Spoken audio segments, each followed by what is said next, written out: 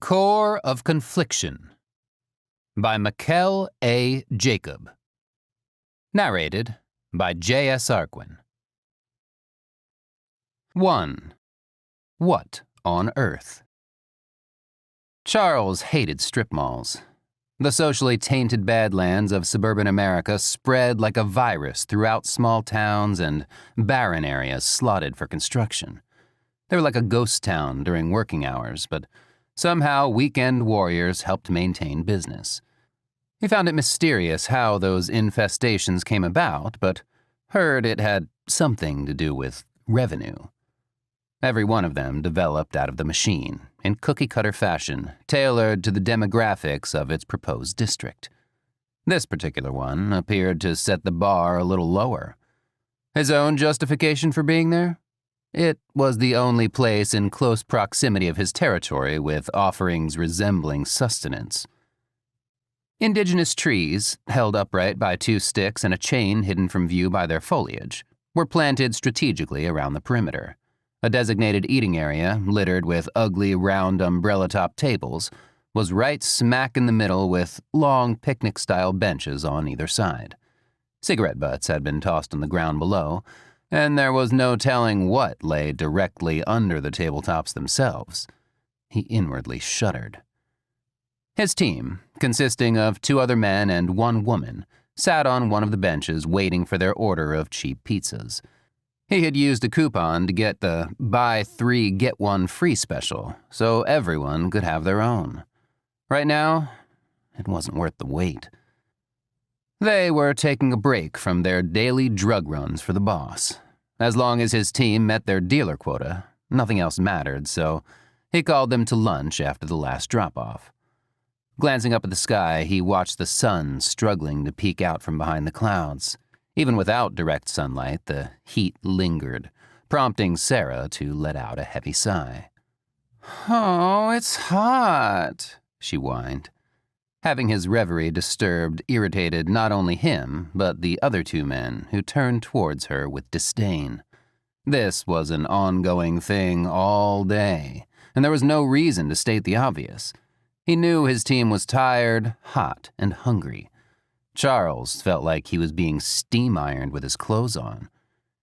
He watched Sarah try to tame her unruly, more dirty than blonde curly hair, fizzing from the heat with an old, tattered hair tie.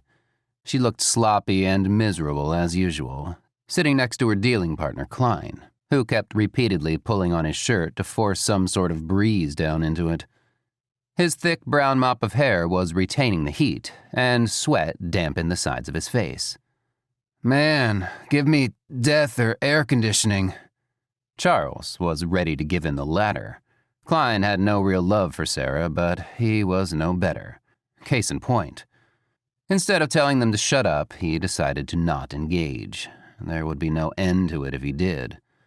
What didn't help matters was having to wear their organization's so-called uniform of dark slacks with a gray polo shirt sporting its logo on the left sleeve. Not a summer outfit by any means. Charles thought all it needed to be complete was a baseball cap and they would look ready to do an armored truck heist. Having the organization's logo in plain sight helped society identify them as criminals. Run by a new crime boss who came on the scene unknown, it had eliminated most of the competition. Many from the old guard now operated under the organization's umbrella. There were factions of Yakuza, Russian Mafia, and Triad members that it commanded. The boss had no qualms of broadcasting his activities. On one hand, it made illegal deals a little difficult in heavily policed areas, or where competitors rolled through territories ready to shoot them on sight. The upside? Not many people messed with them. Their employers seemed to not take anything lightly, even the occasional legitimate arrest. Bodies of innocent bystanders, law enforcement agents, and snitches were found in various forms of dismemberment within the city, care of the organization's enforcers. "So much for discretion," he snorted. An older lady came out of the pizzeria and walked toward the courtyard. Her silver curly hair was tucked neatly under a baseball cap, with an image of a pizza slice embroidered on the front. Her white shirt had the same design on the sleeves. She scooted merrily along, her posture perfect as she carried a large pizza on the palm of one hand. Although one could tell she was older, there was not a wrinkle on her face, and her eyes had an unnatural spark. To the group's disappointment, she made a beeline for the only other people in the area and delivered their order. She headed back into the pizzeria, acknowledging Charles with a wink, before going through the glass doors of Reuter's Pizza Parlor. He was sure it was aptly named for its effect on the digestive system. Another sigh from Sarah was rewarded with yet another look of utter exasperation by the men. "I'm starving," Sarah literally pouted. The youngest of the team, Jared, reached down to pet his German shepherd lounging by his feet. His short dark hair and pale skin with androgynous facial features gave him an exotic appeal. Being underweight for his 5'11" frame made it more so. When Charles had first met him, he thought, what a scrawny woman. The dog yawned and settled further down on the ground.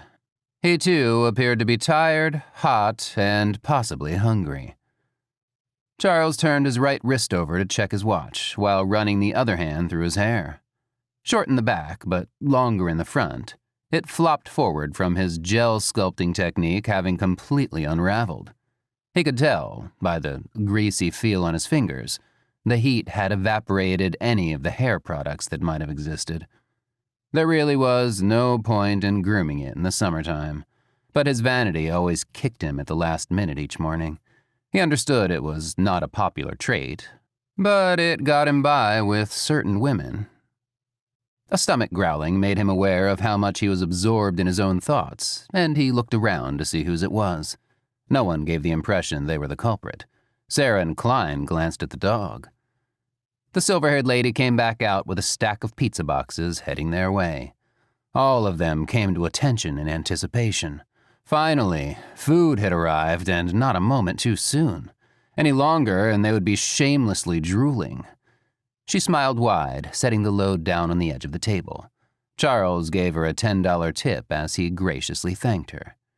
"You are a lifesaver. Thank you so much." "Not a problem, dearie." Her voice sounded younger than her looks.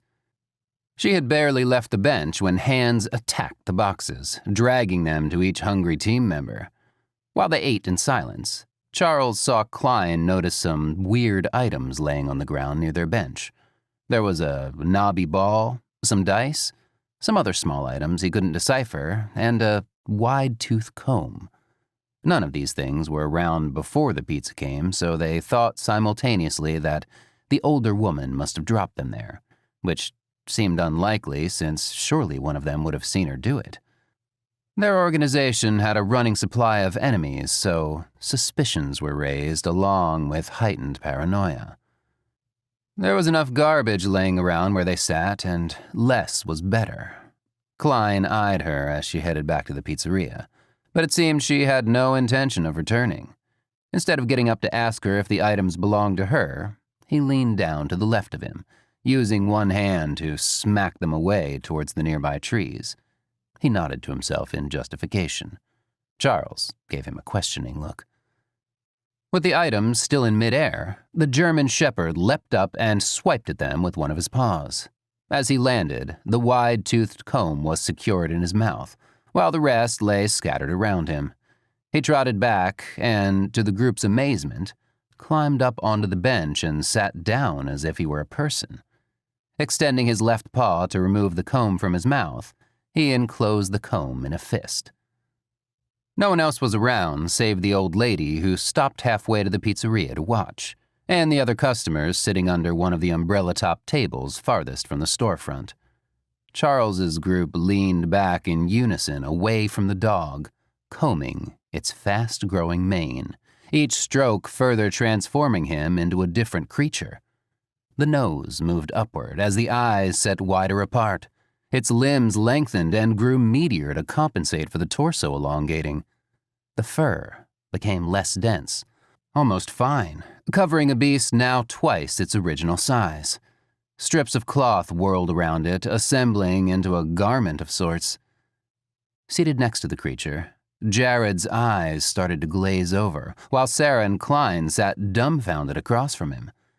The dog was now a 6'4" tall wolf-like creature, wearing a Japanese-style monk's robe. Its lion-like mane was dark brown, cascading down its back with the top adding another 3 inches to its height. "I always wear my hair like this," the creature spoke in a baritone voice. Silence. Not a word or even wind could be heard.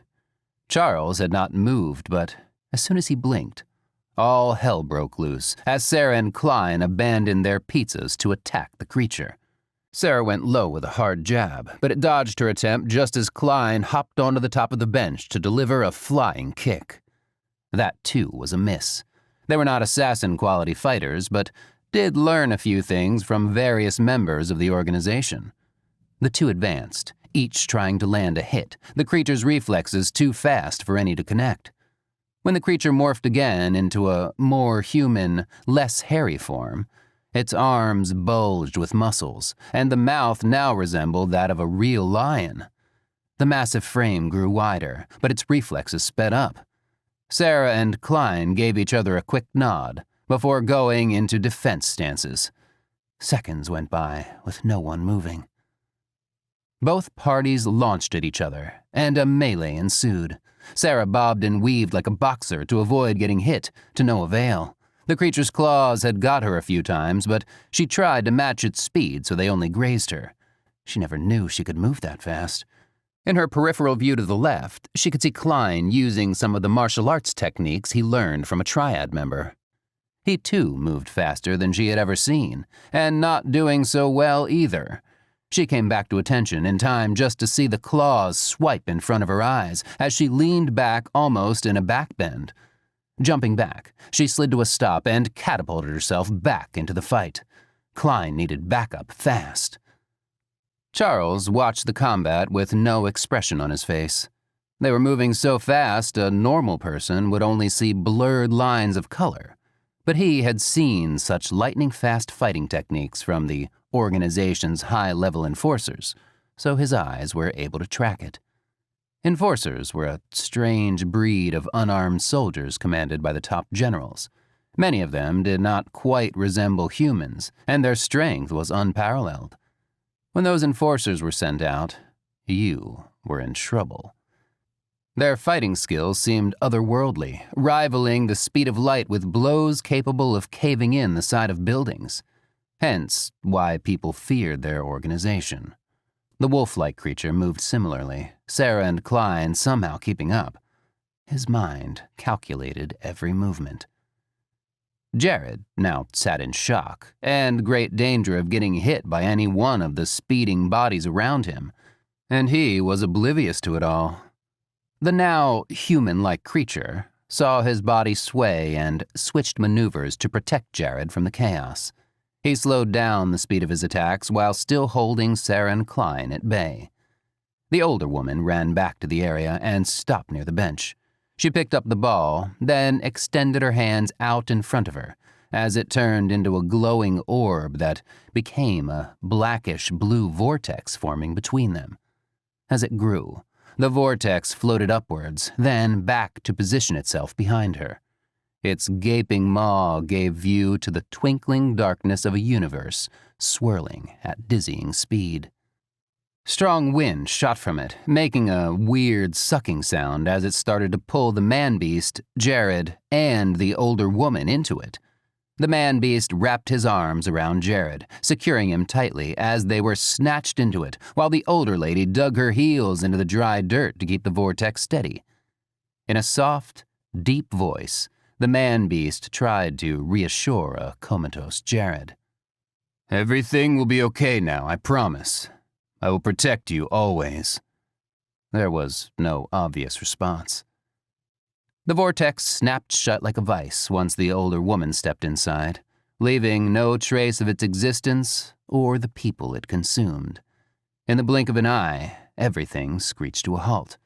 Sarah and Klein stood poised for attack, breathing heavily, frozen in place.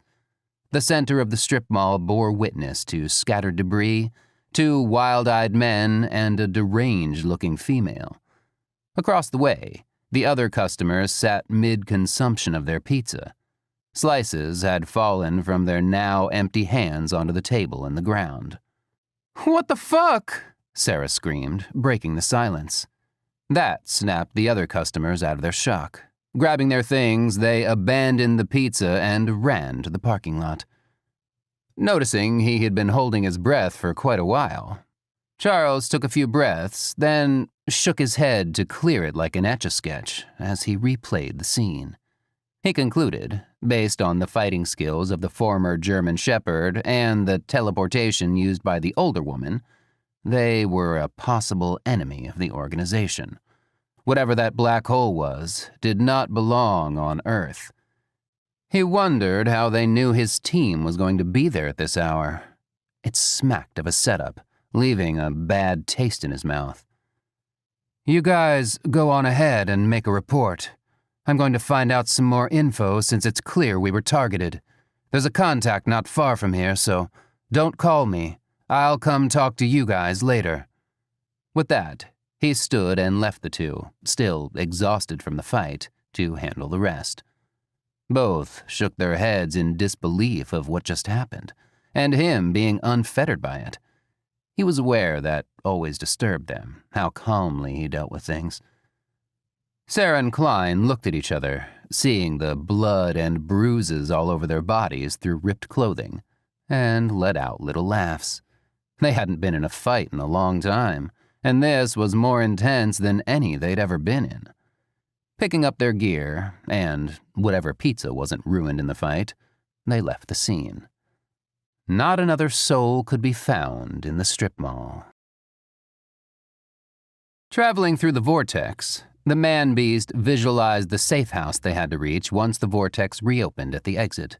He made a mental picture of the room with a small window and bare minimums of furniture, such as a bed, a table, and a chair. As their bodies were spewed out of the vortex, the man-beast softened the landing by sheltering Jared's body with his own before rolling to a stop. Still in shock, Jared laid on the floor staring at the ceiling. The man-beast picked him up gently, then set him on the bed. His form was now mostly human, and he stood at 6 feet 7 inches tall. His dark mane swept back from his face, with eyes the color of molten steel. Setting himself down in the chair across from the bed, he watched over Jared. Charles. Inside the city, everything moved at a fast pace, so Charles had to act quickly. Contacts didn't stay put in one place for too long, and his employer's criminal ties were of that sort. One such place, run by a faction of the Yakuza under the organization's umbrella, was nearby. 5 young Japanese boys, all taller than their native country's average, lounged in front of the restaurant, sheathed katanas in plain sight. Their conversation came to a halt when they saw Charles approach. Regardless of the organization's insignia on his sleeve, they were going to give him a hard time. He knew better than to show up there without permission, and no information of any errands being run for their site today. But his need trumped protocol.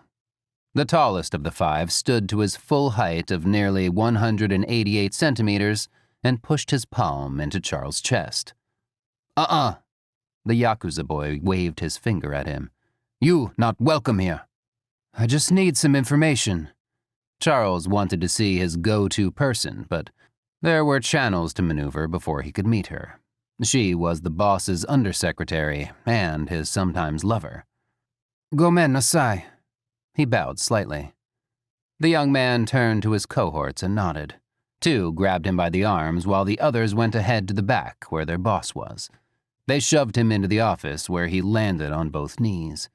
He looked around with just his eyes, not making any sudden head movements. Slight rays of sunlight seeped through the tiny window near the ceiling of the back office, making it look grimy. The boys snickered amongst themselves, hoping for a show when their boss arrived. "Yakuza bosses sure are stylish," Charles thought, when the owner of the restaurant came out from behind a beaded curtain.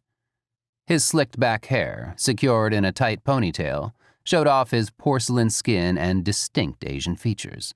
His suit was an Armani, something Charles had a thing for and could identify on the spot. He felt a twinge of jealousy. "How much did that outfit set you back? I'm thinking of getting one next pay." Two of the young boys hit him from each side in the ribs, knocking the air out of him, and he slumped over, his forehead touching the filthy carpet. Addressing the boss directly was stupid, but he never did have a filter when it came to authority. He found their sense of superiority amusing. "What did you come here for, trash?" The owner was just as tall as his errand boys, towering over Charles and looking down on him with disgust. "I just need to get a report to the undersecretary, but, you know." Charles sat up and shrugged in defeat. "No," the owner cracked his knuckles. "I don't." Charles realized his plan of gaining an audience with the owner of the restaurant in order to locate his source was more complicated than he had anticipated. Too many questions were not looked upon nicely, so he was prepared to receive his information with a bloody nose and a couple of bruised ribs. An expected outcome he brushed off, then braced himself, just as the owner plowed a fist into the side of his face. The owner asked him again, "Why are you here?" Charles gave a revised recount of the incident, leaving out transforming dogs and vortexes. "My crew was ambushed in a strip mall by my territory. They got away and took one of my men. I sent the others to give a report." "Is that so?" The boss sniffed loudly, then resumed hitting him. After giving Charles a brief reprieve from getting beaten, the owner nodded to his right-hand man standing near the curtain. He disappeared for about 2 minutes, which made Charles a little nervous about his chances of escaping. When the thug came back, he whispered into the owner's ear. "It seems you do need to make a report. Quickly!" He nodded to the man, who scribbled something on a piece of paper and threw it down by Charles's feet. "Get him out of here!" He turned and went back through the curtain, his thug in tow. Charles left by air, as two of the younger boys stood at the entrance and tossed him out onto the sidewalk. Leaving the lively part of the city for the inner, he made his way to the rendezvous point.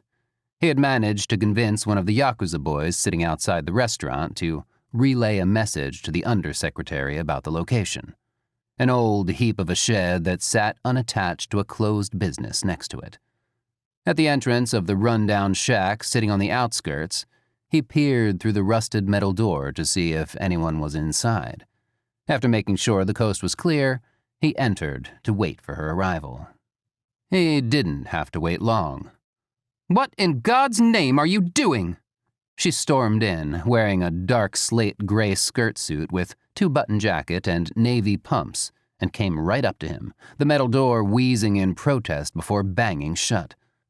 Her straight dark hair lay loose past her shoulder blades, the ends cut perfectly across, as if a line had been drawn to separate her lower body from the upper. Cupid-shaped lips pursed into 2 ruby slits showed her anger. "Good to see you too, Janice." He pushed his hands into the front pockets of his slacks. "This is not funny!" She pointed a manicured ruby nail at him. "Did my guys report to the boss about what happened?" "Yes, we heard, and you need to leave this alone and let us handle this." "One of my guys was taken, and that thing that was our dog." "Look." She moved so close to him that they exchanged the same air. "I know this is all a bit crazy, but just calm down." "I am calm. I'm just angry." She searched his face for some evidence of that, and, as usual, found none. Charles never showed emotion, which unnerved her whenever she saw that dull, uninterested look on his face, like the boss's. "Come with me and lay low for a while, okay?" Her voice was soothing. They touched foreheads for a few moments. He nodded. She could tell he needed some release after all the crazy shit going on so far. As she led the way to her car parked around back, she made eye contact with the 2 enforcers standing off to the side across the street. They nodded to her. She got into the driver's seat and knew they were going to report to the boss's liaison. No one could be allowed to run around knowing about what happened at a strip mall in the suburbs of the city. and was not prepared for an answer. "Somewhere safe, for now." The man-beast stood up and went to his side. His robes made a soft swishing sound as the bottom dragged across the wood floor. Jared reared back further on the bed against the wall. Although he was too tired and too scared to fight, he wasn't so far gone as to submit to whatever came next. "I would never hurt you, Jared." "How do you know my name?" Just as he asked it, he felt stupid. Of course it would know his name, having been his pet German shepherd for so long. "What are you going to do with me? I mean, what the hell is going on?" "We are going to our real homeworld soon." "Who are you? What are you?" Jared was getting sleepy again, his words slurring with the slump of his body back to a lying position. It was all too much for his psyche to bear.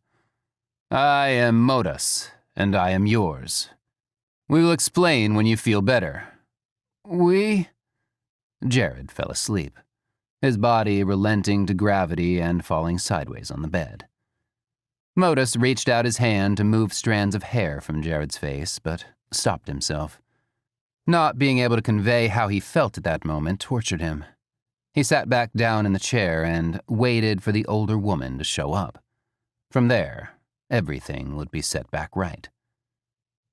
Small tingling sensations ran through his body as it settled into its original form, grateful for not being a pet dog anymore. A demeaning existence, because being a warrior meant more than anything, with the exception of being a father and mate. These thoughts went through his head as he too fell asleep, dreaming of times past and what was to come. Muted sunlight shone down on the fields of flowers, while children ran through them laughing in merriment. Even with a weakened sun high in the hazy ochre-colored sky, some slight warmth could be felt. Near the temple on the hill, a bright orb appeared, shaking the ground. Workers and children stopped with bated breath at the disturbance. Out stepped the old woman with the silver curly hair. She nodded without slowing her stride towards the temple to the guards standing at the console that controlled the transport gate. The children resumed playing in the fields and the workers returned to their duties. She smiled at them, knowing what everyone was thinking when the alternate gate opened. In the temple, she quickly changed clothes, then headed for the garden on the other side of the structure. Many of her people toiled endlessly to keep the garden flush with energy, to maintain the life held in suspense there. It was not a garden of plants. All of the small buds of light were soul cores, rescued after the disintegration of their homeworld. So much life had been lost, but once vessels were found for the cores, they could start a new cycle to rebuild their race. The first step was to find the ones whose bodies were intact but missing their original cores. They were scattered across different worlds and dimensions. Who the race really needed was their leader, and the old woman had found him on Earth, with 3 of his cabinet members. She had also found the monster who had destroyed their world. Bending down to stroke one of the glowing cores, her gaze fell across the garden. Soon, everything would be right. She got up and headed back to the gate for her travel to the safe house, where Modus and Jared hid. Bright light jolted Modus out of his slumber, and the chair he was sleeping in went careening across the room into a wall, as he automatically crouched into a defense stance. Seeing it was the old woman, he relaxed and sighed with relief as the vortex closed. "You frightened me." "Who else would it have been? You are too on guard. No one knows about this place except us." She looked upon Jared. "How is he doing? I see he's still asleep." "In shock still, which there will be more of when we get his core back into him." "You miss her greatly." Modus kept silent. Her statement needed no reply. He, too, strolled through the garden from time to time, checking on some of the cores that remained, knowing which ones were his family. Ghana motioned to Jared, and Modus picked him up, cradling him in his arms. "Let's hurry." "What about our leader? Chardon could be in danger. I know, but my cover is compromised, as is yours, so we must be careful. I am sure you don't want to be a pet dog again. No. Modus shifted Jared's weight closer towards him. I'm ready. Let's go. Janice carefully slid out from underneath the bed covers. Her movements were like a cat as she padded naked in silence to the living room. Finding her purse, she reached in, pulled out her mobile vidcom, and dialed. A face appeared on the tiny screen, revealing one of the boss's henchmen. She leaned in closer to the screen and whispered angrily. What does he want me to do about Charles? He's asking a lot of questions in the wrong parts of town. I can't keep him locked down.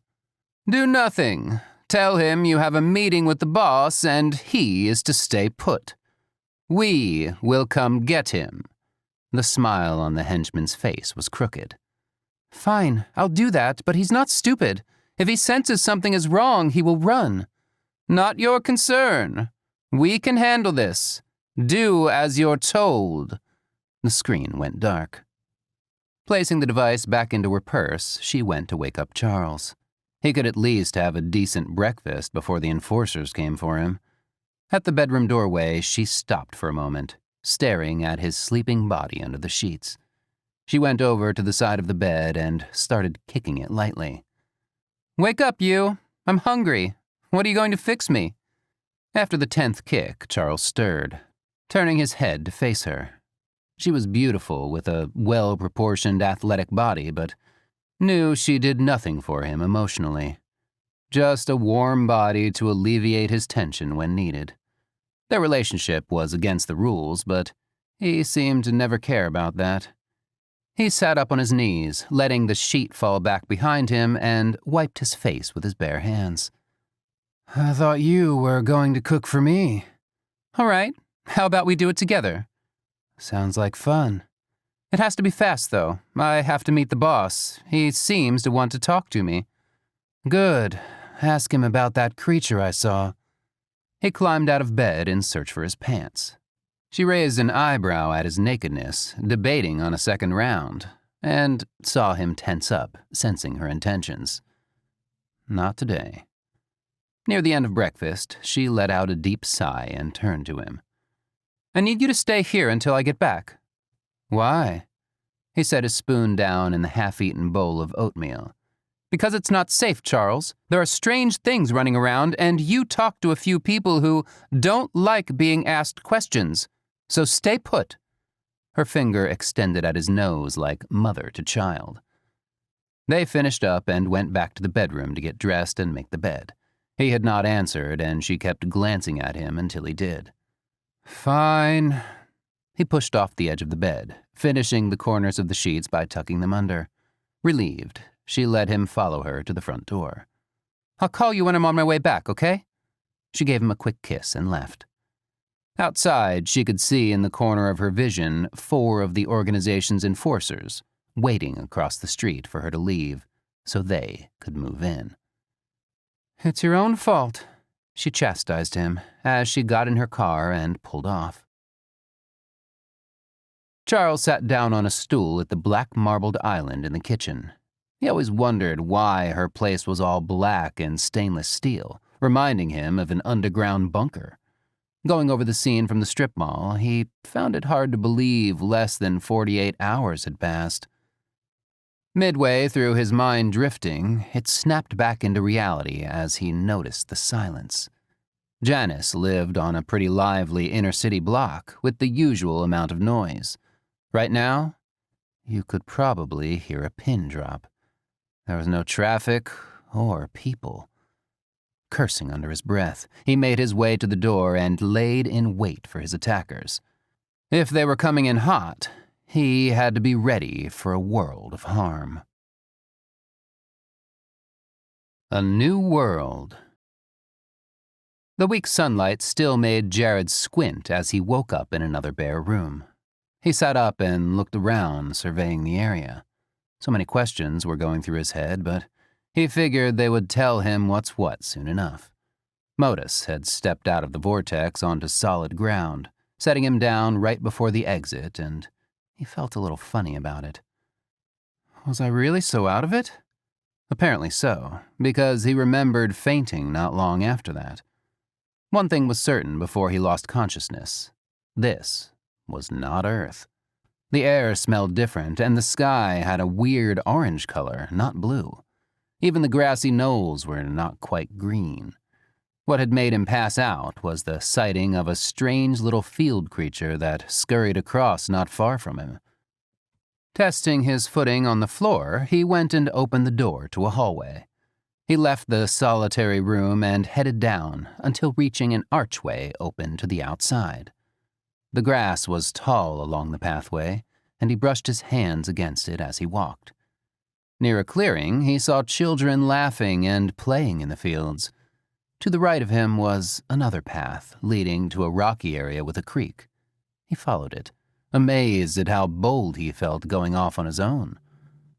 On a huge rock in the middle of the creek sat Modus in front of a waterfall. His mane of hair was swept away from his face and cascaded down his back to his waist. He wore a sleeveless, thin bluish-gray robe over a rough-woven brown long-sleeved one, making him look like a monk. Modus meditated, sitting akimbo, and he was beautiful.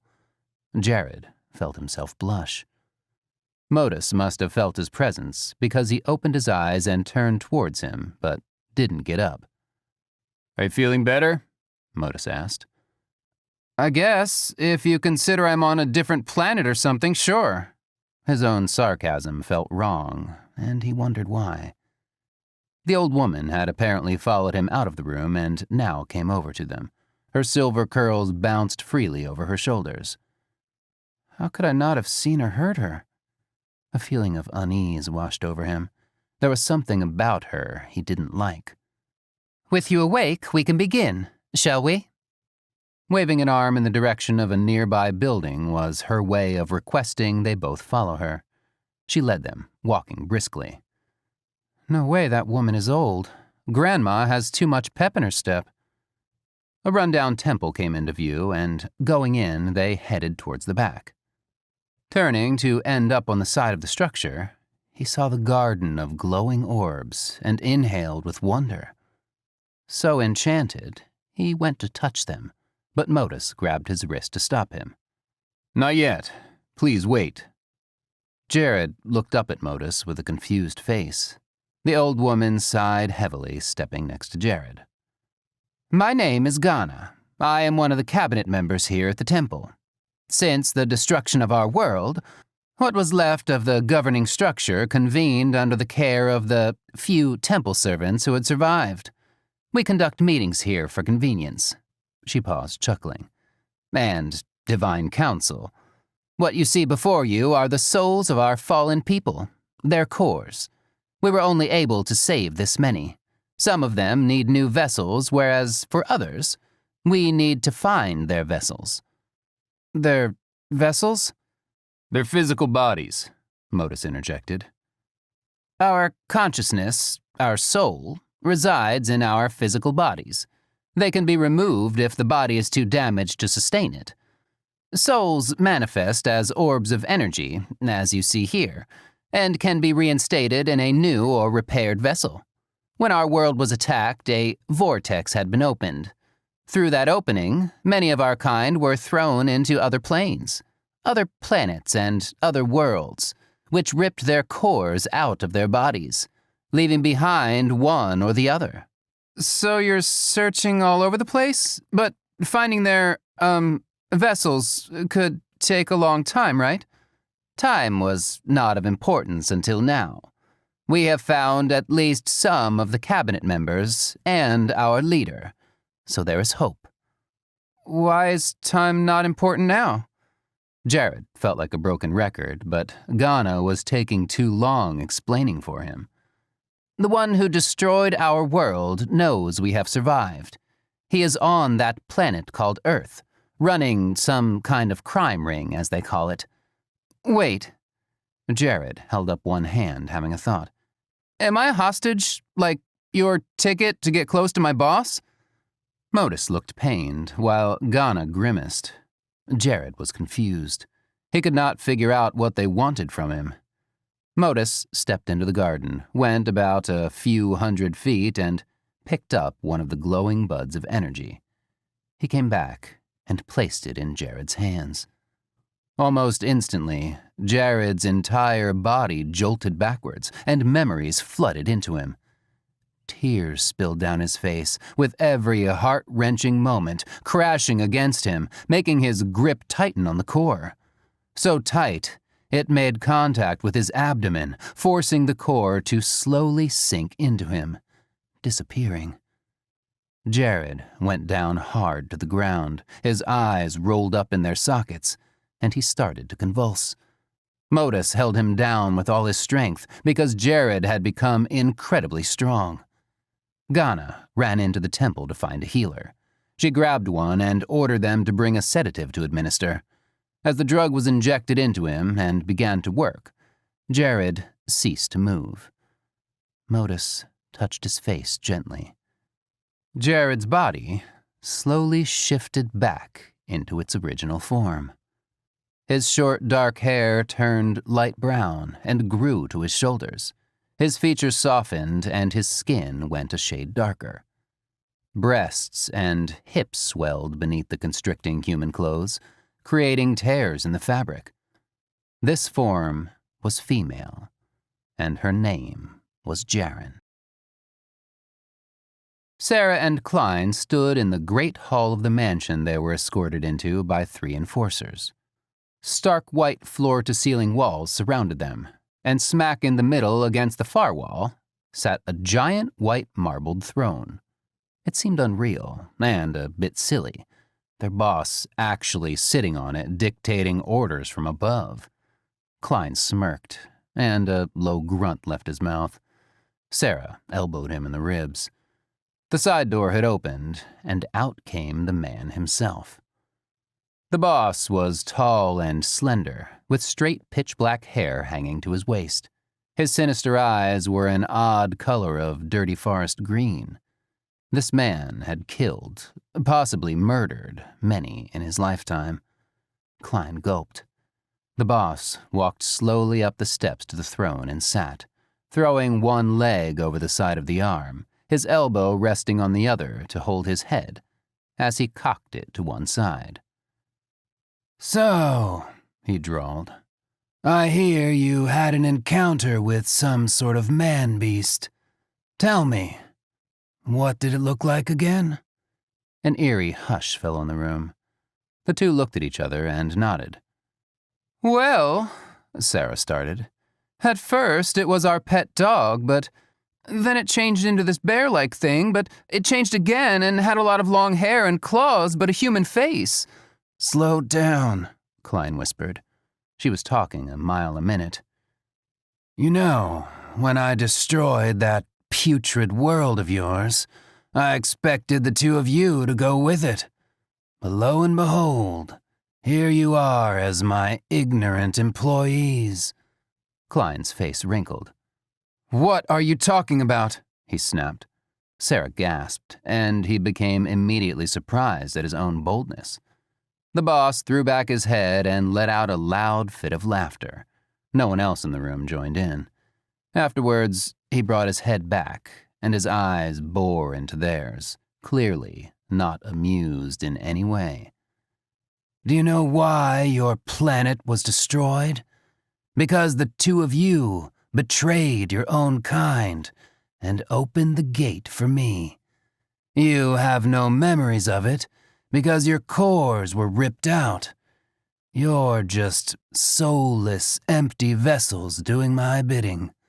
Shameful, really." They both stood stunned like two deer in headlights.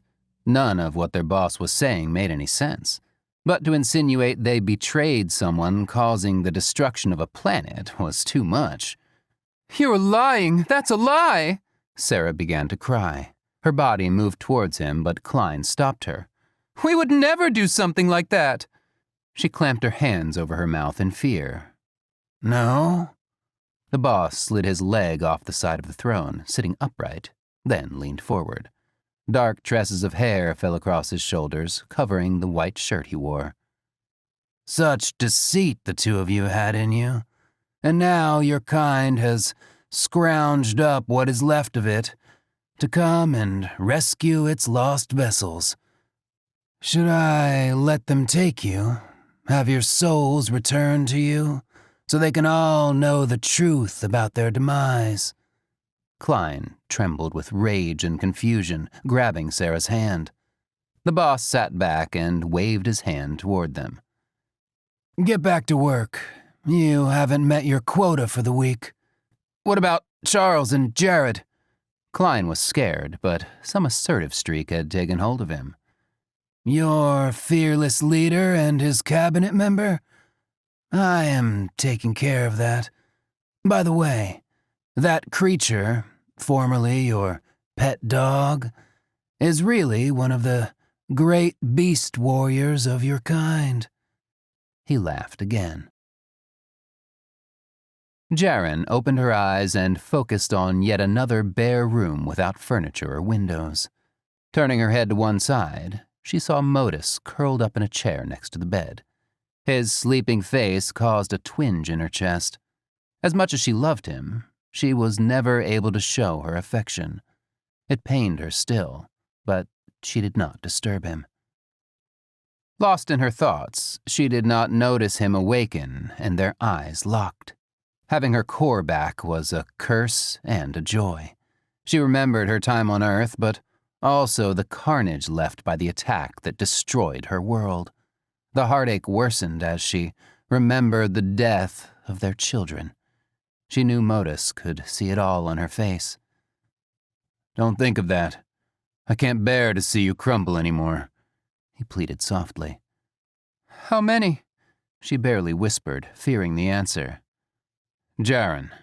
Modus reached up to touch her face. "How many?" she screamed, slapping his hand away. "3. Her face blanched. "Their cores are in the garden." "Out of our 7 children, only 3? Jaren sank down onto the bed and covered her face with both hands. "Only 3? She felt Modus move from the chair and climb on top of her, his body heat too warm. "Please, don't try to comfort me." "I won't let you go." He lowered himself onto her and rested his head in her bosom while she cried silently, his hands tightening into fists as he gripped the blanket beneath her. The Big Boss. Undersecretary Janice paced around the anteroom chewing on her thumbnail. Seeing the boss had that effect on her from the day they met. Something about him was not quite right, like he didn't belong in this world.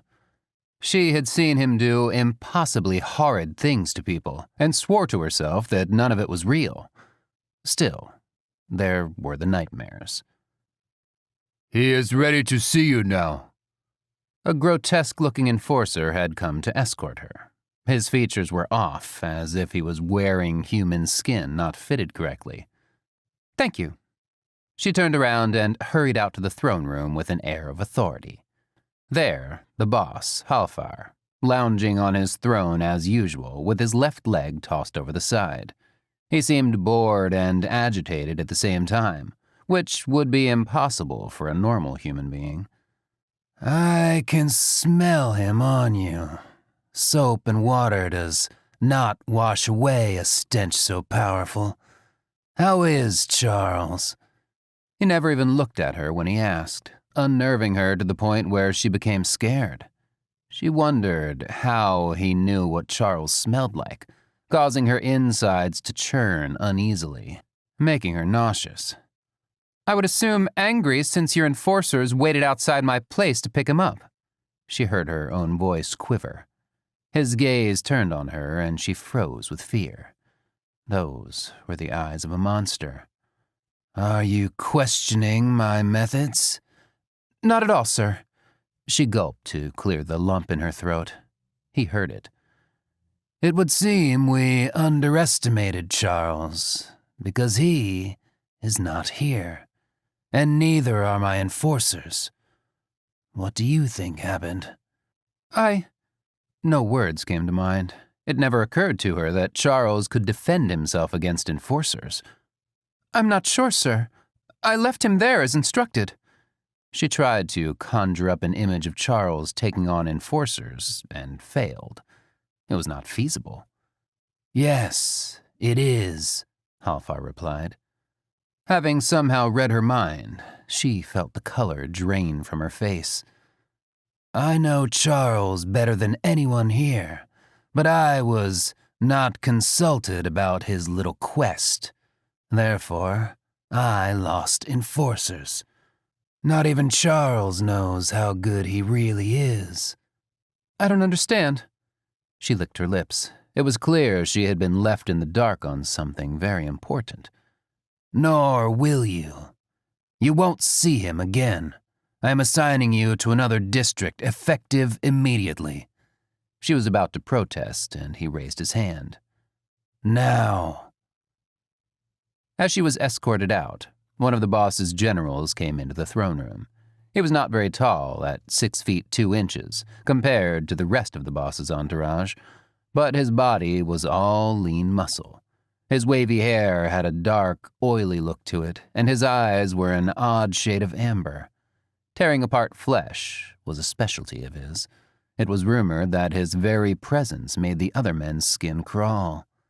Halfar sat correctly on his throne, and a smile crossed his lips. "What do you think, Ras? Shall we prepare for war?" "Not likely." General Ras stood next to the throne and motioned for the room to be cleared. The long robe he wore laid open in the front, but was secured around his waist with a thin sash, exposing his tight tunic and animal hide leggings. "That race is in shambles. It would be years before they can muster up the courage, let alone the numbers, to combat you with an army." "I do not want to let Charles go." Well, it may be beneficial if you do. He is easy to control because his core is missing. But that's not what you want. You want him whole again." "Whole again, yes, but still under my thumb." The boss wagged his index finger at Ras. "Who you need to worry about are those 2 imbeciles who betrayed their own kind. If they're capable of such treachery, there is no doubt they will do the same to you." The boss's right arm morphed into a giant reddish-black claw, with pincers glistening as if dripping with blood, and he snapped them once, the sound echoing within the room. "Then I guess they will have to be sliced in half, Find Charles." Ras smiled hideously, then went back through the door from which he came. Time for him to go hunt insubordinates and bring them back for his own brand of sentencing, which he doled out with great pleasure. "Charles." The boss closed his eyes, remembering the last time they talked. "Chardon." Flashback. A cloudy day, the sky signaling rain which would be good for the crops. He watched Chardon breathe in the fresh air, then open his eyes to stare into Halfar's. As the ruler of his homeworld, he traveled a lot, but he had come to see Chardon for a personal agenda. "You will not accept my proposal." Halfar was tense. "No, I will not submit to your terms just so you can enslave my race. It is not slavery, just safekeeping from harm of other, more powerful forces. That is not what you are doing." Chardon turned away from him, but glanced back. "I can destroy you." Halfar could feel himself shake with anger, regretting what he said. "And that is why you will never win. Listen to me. You know how she is. This will not end well." Chardon balled his hands into fists and whirled on him. "I know better than anyone," he hissed. "No, you don't." Halfar turned and walked out of the room. Not long after that, he sent a planet destroyer through the portal gate Sarah and Klein had given him access to. He opened his eyes, burning with even more regret, and surveyed the empty throne room. It should not have happened. He truly wanted to protect them, but his ego was hurt, so he had reacted like a spoiled child, annihilating Chardon's entire world. To the right of the throne, double doors opened, and Kerr, his other general, entered. His flowing locks of deep green hair bounced slightly around him as he strolled slowly towards Halfar, frowning at the expression on his lord's face. "That is not the face of our cunning ruler. What could possibly make you look this way?" "I haven't killed anyone in over 3 months." Halfar made sure his face conveyed boredom to keep up appearances. "Ah, so I was mistaken, it being a lovelorn look. Surely Ras is not slacking?" His question was drenched in sarcasm. Kerr fancied himself having more flair than the crude and messy Ras. "We must keep it down to a minimum, or we lose allies." "Allies? These disgusting, fragile humans? You must be joking. They are a means to an end for our race to take over and enslave them." "True, but they have a saying here I have grown fond of. You catch more bees with honey." "What does that even mean?" Kerr did not like being confused or taunted.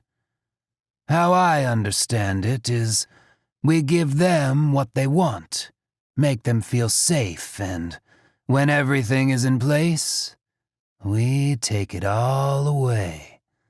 We have to get them on board first." "Sounds lovely. It does have a nice ring to it." Crude, knotty wings, a darker shade than his hair, tore out of Kerr's back, and he knelt down in a launching position. "I shall return with something good for you to play with." His body shot straight upwards towards the skylight, causing a funnel of wind to spiral after him. As he got close to the ceiling, it split open in two, letting him through. Halfar rose from his throne and went to the double doors on the left, leading to his personal chamber. As ruler of his race, he knew what they expected of him, but he was getting weary of being so ruthless and cunning. He wanted peace. He wanted love. Extraction. Charles was cold, hurt, and angry.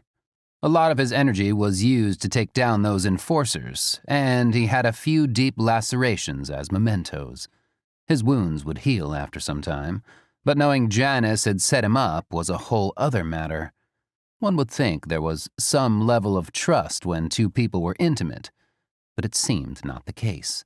An ambush in broad daylight meant the organization didn't care about the laws of the land anymore. As usual, the people in the neighborhood had hid themselves, leaving Charles to fend for himself. The only reason he got away moderately injured was the low level of the enforcer's scent. He realized halfway into the fight how fast he was moving, and how easy it felt. Still, those buggers fought hard before going down. Usually, he did anything for the boss's glory, but Charles was fighting for himself now. Tearing more fabric off his shirt to tend another wound, he rose up and peeked cautiously around the corner. The alleyway hid him well enough, but not if enforcers were lurking. Those monsters could see through walls, and Charles had not yet figured out how they did that. Pulling the piece of cloth tight around his forearm with his teeth, he winced from the pain. At least the bleeding had stopped. It was clear the boss wanted to speak with him, preferably alive, but not necessarily undamaged. "Shit, Charles, you need a plan," he said to himself, as he crouched back down to think. His eyes went blank again, face expressionless. Ghana tapped the side of Modus and Jaren's chamber door frame. She had left them alone for a few days after Jaren's full awakening. According to patients who had gone through the process, getting back your soul was exhausting, and the memories flooding in all at once took a toll. She had never lost her core, so relied on the consensus. "How are you feeling, Jaren?" She found her up and about, fixing the bed covers. "A bit weary, but more than anything, I'm angry." Jaren leaned over the bed to straighten up the pillows as the sleeves of her robe dragged across them. She was wearing the white and blue cabinet member robes. "To know that I was working for our enemy. He must have been full of smug joy ordering us around." "Yes, well, the dire matter at hand is getting Chardon and the rest out of there and back to this world so we can reinstate their cores. That should be easy since they are not in any danger." "We are not certain of that. Since you were brought back and all of you did see Modus, it is safe to assume they reported the incident to Halfar's henchmen. That means Halfar knows we exist and may take drastic measures to keep them." "Then we have no time. Do you have a plan in mind?" "Besides going in blazing? Not really. But I do have a way of pinpointing Chardon's whereabouts. Retrieving him comes first." "When do we go?" Jaren stood upright, ready to walk out with her. "You do not. A small team will go through the gate and get him." Ghana wagged her finger. "Why not?" Jaren yelled. "How are your powers?" Jaren stopped advancing towards her and frowned. She lifted her right hand, where a small orb of light blue energy formed, then quickly shrunk, disappearing in the air. "Damn it!" "Give it time. For now, just rest and try to be nice to your mate. I never understood how he could love someone like you who always ignores him or treats him badly." Jaren looked away and went to hide her face against the nearby wall. Ghana knew she didn't need to tell her that. It was a work in progress, especially now. "Maybe he sees something in you that the rest of us do not." Ghana turned to leave. "At any rate, some bonding time is much needed. I won't need to report. We will all know when Chardon has arrived." With that, she left, realizing she had overstepped her boundaries. Jaren probably wanted to burn her to cinders, but Ghana could care less.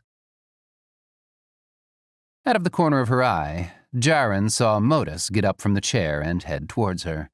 She stiffened for no reason and spun around to face him. He stopped, hesitant to continue, but followed through, grabbing her by the back of the neck to draw her close to him. He kissed her hard. She pushed him away, sending him across the room back near the chair he had just vacated. "What are you doing? There's no time for that." The moment she pushed and yelled at him, her heart felt great pain. Why did I do that? Watching Modus get up with no ill intent towards her made it worse. He just stared at her, not saying a word. "I need to assess the level of my power. Show me a vacant area on this world." Jaren hurried out the door, Modus not far behind. A street vendor dropped the tongs in his cart's hot dog water, mouth gaped open at the sight of a black hole appearing on the road right in front of him. Warping inward like liquid, it enlarged to a size big enough to let 4 figures emerge. Once all 4 were securely on solid ground, the hole disappeared. There was really nothing strange about them, except their entry. He packed up and left the area without saying a word, pushing his cart down the street as fast as he could go. In that part of town, crime was rampant, but no one bothered to notice since anything or anyone that might look bad was avoided. Nothing had been seen or heard if anyone asked. The team nodded to each other, acknowledging the situation was better than perfect. If a fight broke out between them and enforcers, it would be a no-holds-barred brawl. To avoid casualties and witnesses was best. A small ball of light formed in the leader's hand, and they all looked at it to see how far Chardon was from their location. Finding him, they headed in that direction. "I'm just having a really bad day, aren't I?" Charles backed up from the group of enforcers beginning to form a semicircle around him. Come on, guys. It doesn't take this many of you for little old me." They were a good foot taller or more than him. Advanced group. They all morphed at once, and Charles saw what the enforcers really were. Their arms turned into various claw-like appendages, and their faces distorted into monstrous creatures. He looked around and noticed everyone who had been on the streets vanished. So much for someone calling for help. He was in deep trouble. As the enforcers bounded towards him, a blue light engulfed the streets. The team of 4 saw the enforcers a block beforehand and took an offensive position. A surprise attack was the only way to win this fight and get Charles back safely. The fight got brutal as the team went toe-to-toe with enforcers, tearing off limbs and tossing them haphazardly into the street. Their movements were a blur of colors, and Charles had a repeat show of the strip mall fight. He noticed their technique was creating a clear path straight for him. Arriving at his side, the team swooped in and grabbed him forcefully while collectively creating a vortex. Charles had no time to think, as his body was pulled through the vortex. He saw the carnage left behind, and 2 enforcers still intact take pursuit. Whoever his saviors were, he was grateful, but more confused than ever. All this from one little incident in a strip mall. He hated strip malls. Charles found it almost funny witnessing the gate open, but kept his mouth shut. There was no reason for him to laugh in his situation, but all the same, he wanted to burst out loud. Monsters, vortexes, strange powers and whatnot. He felt his body slow down as they approached the exit, and he could see fields of strange, tall plant life swaying in the wind behind a male figure, standing at what looked like a console. As his feet hit solid ground, the vortex closed and the male figure bowed down on one knee to him. "Now I know something is not right." He turned to his saviors and saw they too had gone on bended knees. "Please, get up. This is embarrassing." "It is only fitting that we should bow to our leader." He saw the old woman from before stepped out from the shadows. "Welcome home, Chardon." She bowed down low. "Leader, my ass. What the hell is going on?" He felt a twinge of anger. Being kept out of the loop irritated him. "Forgive me. I will explain immediately." "You bet your ass you will. And my name is not Chardon." Though it seemed to fit him as he heard himself say it. "But it is. Tell me, do you have any memories from before you worked for your organization?" "What? Of course I—" Charles stopped, his eyes wide. He didn't, and it never occurred to him. "Come, walk with me." She held out her arm and Charles took it, letting her lead the way. "This is some crazy shit." Looking around at the environment, he shook his head. The tall grass was a strange orange color, with tiny off-white flowers at the base. Looking up, he saw the murky sky with its weak sun.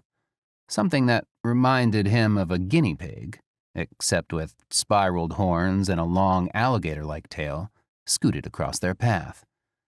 Definitely not Earth. People all around him stopped what they were doing and bowed low to him. He was getting annoyed. As they made their way to what looked like a temple, he noticed the scenery did not match. There were newly constructed buildings right alongside clearly dilapidated ones. Once they entered the temple, she led him to the garden. She began to tell the story of Lassa's destruction, giving the short version as he made it clear he had no patience for details. He remained silent throughout the explanation of how the original planet had been destroyed. His brow furrowed with each word. Afterwards, she moved into the garden of cores. He stood on the edge of the core garden, shocked and saddened, letting the vast knowledge of those glowing buds of energy, the embodiment of souls clustered in one place. His feet moved on their own, steering his body into the garden towards the center, where he stopped in front of a core pulsing brighter than all the others, with a rainbow of energy. With trembling hands, He picked it up and held it to his body. His head snapped back as it slowly melded into him, causing him to fall to his knees in the dirt. All of his memories came in a rush, mingling with his experiences on Earth, making him whole again. An urge to fall unconscious swept over him, and he fought through it, eventually able to stand. His vision altered, having clearer focus. Multicolored energy swirled around him like wisps of smoke, lighting up the fields. Workers and children stopped to witness the event, while Ghana steadily backed away from the buzzing air. A giant orb of light formed from his body outward to engulf 1,000 feet radius, tiny sparks shimmering around the edges. He could see everyone staring, mesmerized by the display. When all the energy and light subsided, Chardon took a deep breath and slowly exhaled. Most usually lose consciousness when they are reestablished with their core. Ghana kept her distance as she spoke. I am not most. Chardon turned to face her. I feel better already, but mostly I am angry. Jaren said the same thing. She wanted to be the one to come and extract you from that world. Is that so? Why didn't she? I seem to have not regained my full power. Jaren came up to the garden's edge as she answered. It will come back soon enough. Are you treating Modus well? He watched the struggle play on Jaren's face. I guess there is a learning curve when it comes to love. We need to get Sarah and Klein, too. I'm sure Halfar is going to have them on a short leash now that he knows we survived. Chardon nodded in agreement, contemplating how to get his other cabinet members out of the demon's stronghold. Halfar was not to be underestimated. There was no way he would turn them over without a fight, and Chardon was not ready for another at the moment. His wounds had healed instantly when his core was returned, but he could still feel them. Enforcers were nasty creatures who obeyed Ras and Kerr more so than Halfar. He speculated it was because Halfar didn't like getting his hands dirty these days. For now, they are safe. Halfar would not jeopardize a potential meeting with me by harming one of my kind. No, he sees this as a second chance.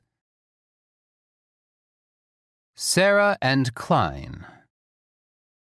Sarah and Klein walked, accompanied by guards, to the throne room again.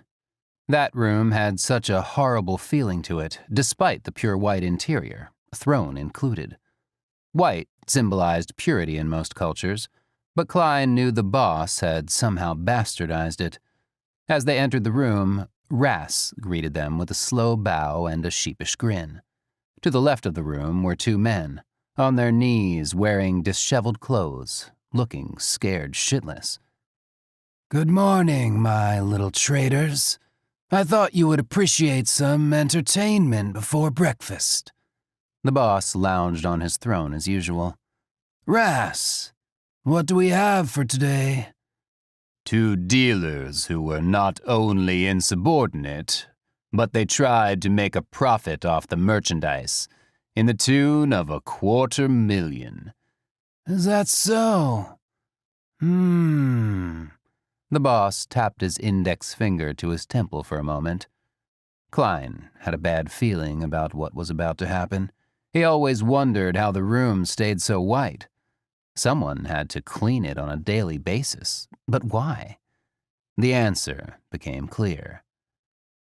Sarah, close your eyes, he whispered urgently. No! You will both witness my judgment. The boss had heard him. Leaning further back into his throne, he declared, Skin them, with no emotion or fanfare. Ras's hands grew into foot-long talons, and just as the first man started to scream, one of the talons pierced his chest, running down it like a scalpel. The other man screamed and cried, begging for mercy as blood from his partner splattered on him in waves. The skinning was done slowly, and when the screaming had gone on too long for everyone's taste, the boss's arm became a huge claw, reaching across the room to snap the dying man's head clean off.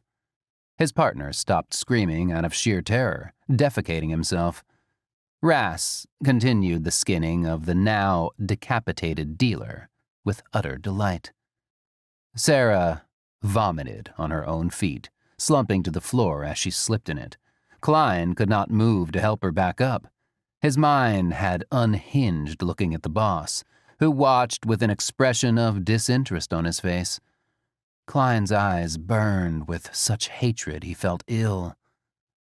Halfar stepped down from the throne, stood in front of the traumatized dealer, and punched through his ribcage with the claw. Tilting up, he snapped the claw shut, cutting the dealer in half from sternum to head. Only the lower body remained. Halfar returned his hands to human form and sat back down on his throne, dripping blood down the armrest. "You see, I do have some sense of mercy, don't you think?" A smile crept on his face. "Monster," was all Klein could utter. "Humph. Go. You'll be late for morning roll call," he grinned. "And breakfast." Two enforcers picked Sarah up from the floor, her body limp in their arms. Two others yanked Klein away to the exit. The left side of the throne room lay covered in red. He felt sorry for whoever had to clean that macabre scene. "Bring in the horde," Rass instructed the guards. There was no need for Klein's pity. The double doors to the right opened to reveal a cluster of hideous monsters salivating from the smell of blood. Upon seeing the carnage, they rushed for it, slopping up blood and pieces of flesh. The sounds were horrifying to the human ears, and Halfar again showed mercy by letting the human guards leave the room. A handful of enforcers stayed to join the festivities. Klein conjured up every grain of his sanity so he could remember this day. Halfar stayed until the end, hating every moment of the barbaric ritual, and it did nothing to entertain him anymore. This was a lashing out on his part for losing Chardon. He should have known a team would be dispatched to get him, and now Halfar was down 8 enforcers in one fell swoop. Deep in thought, he did not notice Kerr enter the throne room. When he did, Kerr was staring at him, questioning. If there was one who didn't need to know what Halfar was thinking, it was Kerr. He averted his eyes in a weary sort of way, to signal that he was bored and nothing more. Kerr was not convinced. He could tell his general felt something was amiss with him since the destruction of that backwards world he favored. Keeping the only known survivors was not Kerr's choice, preferring the entire race be extinct. Not knowing why Halfar wanted to embrace them, he had a hunch the key was Chardon. Kerr left the room, also seemingly bored of the bloody scene, whose screams had lured him to investigate. There was no finesse at all in Rass's punishment. "We have to get out of here!" Sarah hissed her words like a snake. She paced the length of her tiny room the organization supplied to low-level runners and dealers. "He's going to kill us!" Her face, still pale from vomiting, was now clean, and she had changed her shirt. "I don't think so." Klein stood legs wide apart, his right hand cradling the side of his face. "How can you think that? Did you see?" "Of course I did." Her tone irritated him. "Do you remember what he said about us?" Sarah stopped pacing and stared at him, confused. He sighed. She was not too bright to begin with, so probably wasn't listening to the boss. "If what he says is true, then that means Charles and Jared are going to try and rescue us. We can be free of him." "That was just bullshit he was spouting to scare us." Did you not see Jared's pet dog turn into a huge creature and some old lady make a vortex they all disappeared in?" He raised one eyebrow. "But we caused our world to be destroyed? He said that, didn't he? So she was listening to some degree. Klein shook his head to clear out the numbness in his head created by her absent-mindedness. They don't know we're the reason. We're traitors, right? So, Sarah walked closer to him. We can get to our world, get our cores back, and then hightail it out of there before anyone finds out what we really did. You are assuming we would know how to create one of those black holes. And go where exactly? Oh. She looked like a deer in headlights, her mouth slightly open in the shape of her word. Klein now saw how their supposed plan had failed, and an entire race nearly wiped from the universe. This was my partner in crime? Holy Toledo. He decided to make amends if possible. There had to be a reason why the two of them had sided with the boss, betraying their own kind. To figure it out, they needed their original cores. Playing dumb for now would be easy, too, because they really just had the boss's word regarding their treachery. And he took that with a grain of salt. Don't say a word. His mind made up. About what? Sarah's head cocked to one side. Klein rolled his eyes. To Charles or Jared, do not say anything about what we may or may not have done in our original lives. Oh. Again, that deer in headlights look, or had her expression not changed from before? We have chow. Let's go. I am not eating. We still have to go, genius. He pulled her along out the door. Chardon was not happy to see the core count for the garden. So many of his people dead on a tyrant's whim. Entire families wiped out, the planet scorched black. In his memories, it was the last thing known. A creak from behind alerted him to another presence in the room, and he turned to find Modus silently entering. For such a massive beast, he was quite stealthy and dangerous. Is Jaren being unreasonable again? She's just frustrated that she has to work so hard to regain her power. Did she really think it would be that easy? And there is the loss of our children. Chardon looked away. He had heard what remained of their litter. How heartbreaking it must have been to learn that. His wife, Cestus, was also among the dead, her core destroyed with the planet. Luckily, he had no children to mourn. I believe this is a perfect time to start over until most of the vessels are found. We can create new ones for the cores left without one. If you play your cards right, she may be willing. It's not about if she's willing or not. That will happen regardless. It's that she's full of vengeance. Her actions seem desperate. You can't blame her for that. Chardon faced him. I also want justice for all this, and knowing I was a tool, a plaything for Halfar on Earth, makes me angry. Modus nodded in agreement. I've never known you to speak this much, Modus. Only when it's necessary. The man-beast left the room just as silently as he came in. Chardon turned his attention to the barely warm sun that spoke volumes to the condition of their new home. Chardon knew his race needed to adapt for a century or two before trying to find a new world to inhabit. A not-so-great planet trumped a dead one. He still didn't understand how the planet destroyer got through the gate, checking his memories and seeing how the blast came rushing across the land, disintegrating everything in its path, spreading like fire. How did the gate get opened from the outside? Did Halfar figure it out from his last visit to their world? For now, Chardon had one mission: get Sarah and Klein off Earth. They had to be a little frightened by now, since he and Jaren had not reappeared.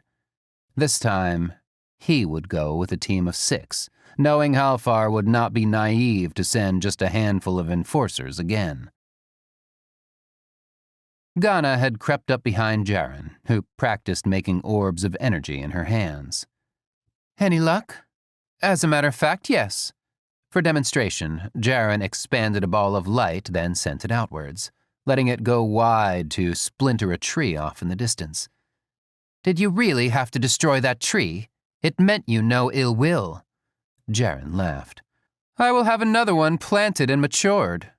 It may take more time on this planet with such a low solar energy." "I had forgotten." Jaren felt a twinge of regret over the former tree. This was not their homeworld. She glanced up at the sky, noticing how it did not harm her eyes. "We can't stay here. It will do for now. Come, we're ready for a meeting on how to get Sarah and Klein back. Excellent. I want to try my hand at eliminating some enforcers." She went around Ghana, and together they headed for Chardon's chamber. Realizing someone else was in the room with her, Modus sat across the room watching her with no emotion on his face. He stared into her eyes, and she saw what real fury looked like. Not the passionate, burning kind, but cold, unfeeling. "He could murder me right now," she thought. He didn't say a word, but it was like he had heard her thoughts, and his eyes concurred. Seeing him so close up, she noticed how large and formidable he was. Where was Klein? Now would be a good time for him to come to her rescue. She scanned the room, hopeful. "Klein is with Chardon." Modus continued to stare at her, his eyes never wavering. She almost said, "Oh," but knowing how much that irritated Klein, she knew it would probably do the same for Modus. Her lips were parched, so she licked them with her nearly dry tongue. It hurt. "Will he be back soon?" "That depends on Chardon." "You know, the boss may have been lying about us being traitors, you know? I mean, we don't have any memories or anything because of our cores or whatever," she rambled out. "Fascinating." Modus rose from the chair in disgust. "What?" Sarah felt like she had been slapped in the face and insulted at the same time. "Even without your core, you are still just as arrogant and selfish as a woman." Sarah sat up straight and turned her nose up at him, trying to appear unafraid. She was about to make a snide remark when it rung in her ear what he said at the end. "Huh?" she hiccuped. 3 medical sages tended to Chardon, bandaging his ribcage and treating the wounds on his back. From what Klein had heard, they would be healed by tomorrow, but they were being cautious. The enforcers who injured him before were low-level and did not cause much damage. In the last battle, they were henchmen of Ras and deadlier. Chardon winced as one of the medics pulled the bandage tight. Klein listened to him vow payback in the worst way for Ras and his band of enforcers. He was glad Halfar himself did not show up, or Kerr for that matter. Klein sat on his knees, silent as the murky dawn. Chardon seemed angry about the treachery, but was more upset about the fact that Klein had taken Halfar's word without argument.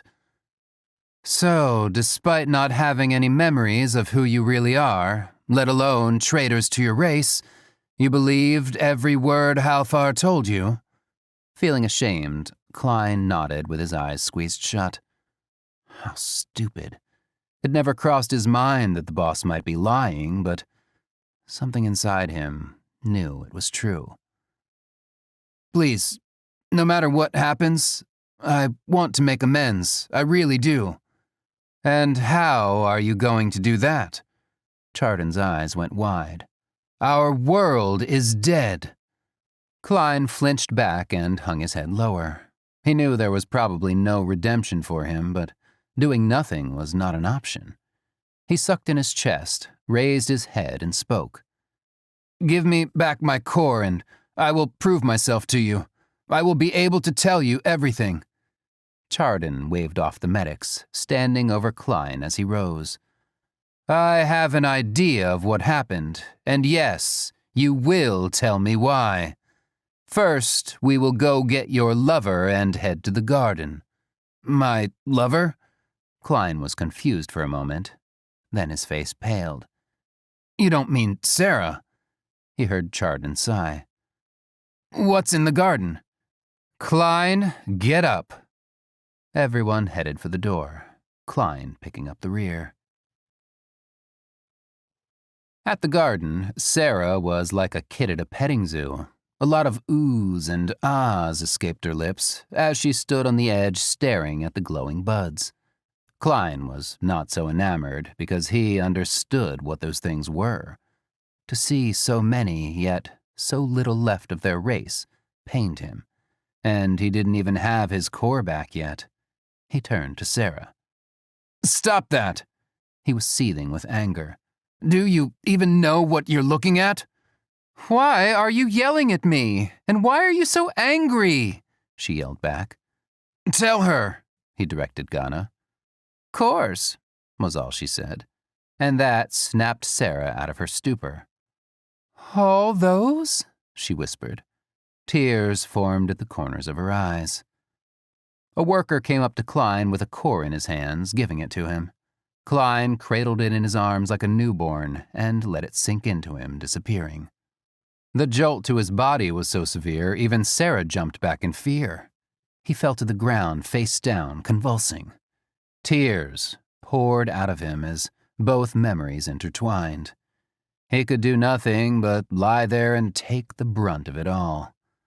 Medics rushed to him and used light energy to ease his suffering before taking him away.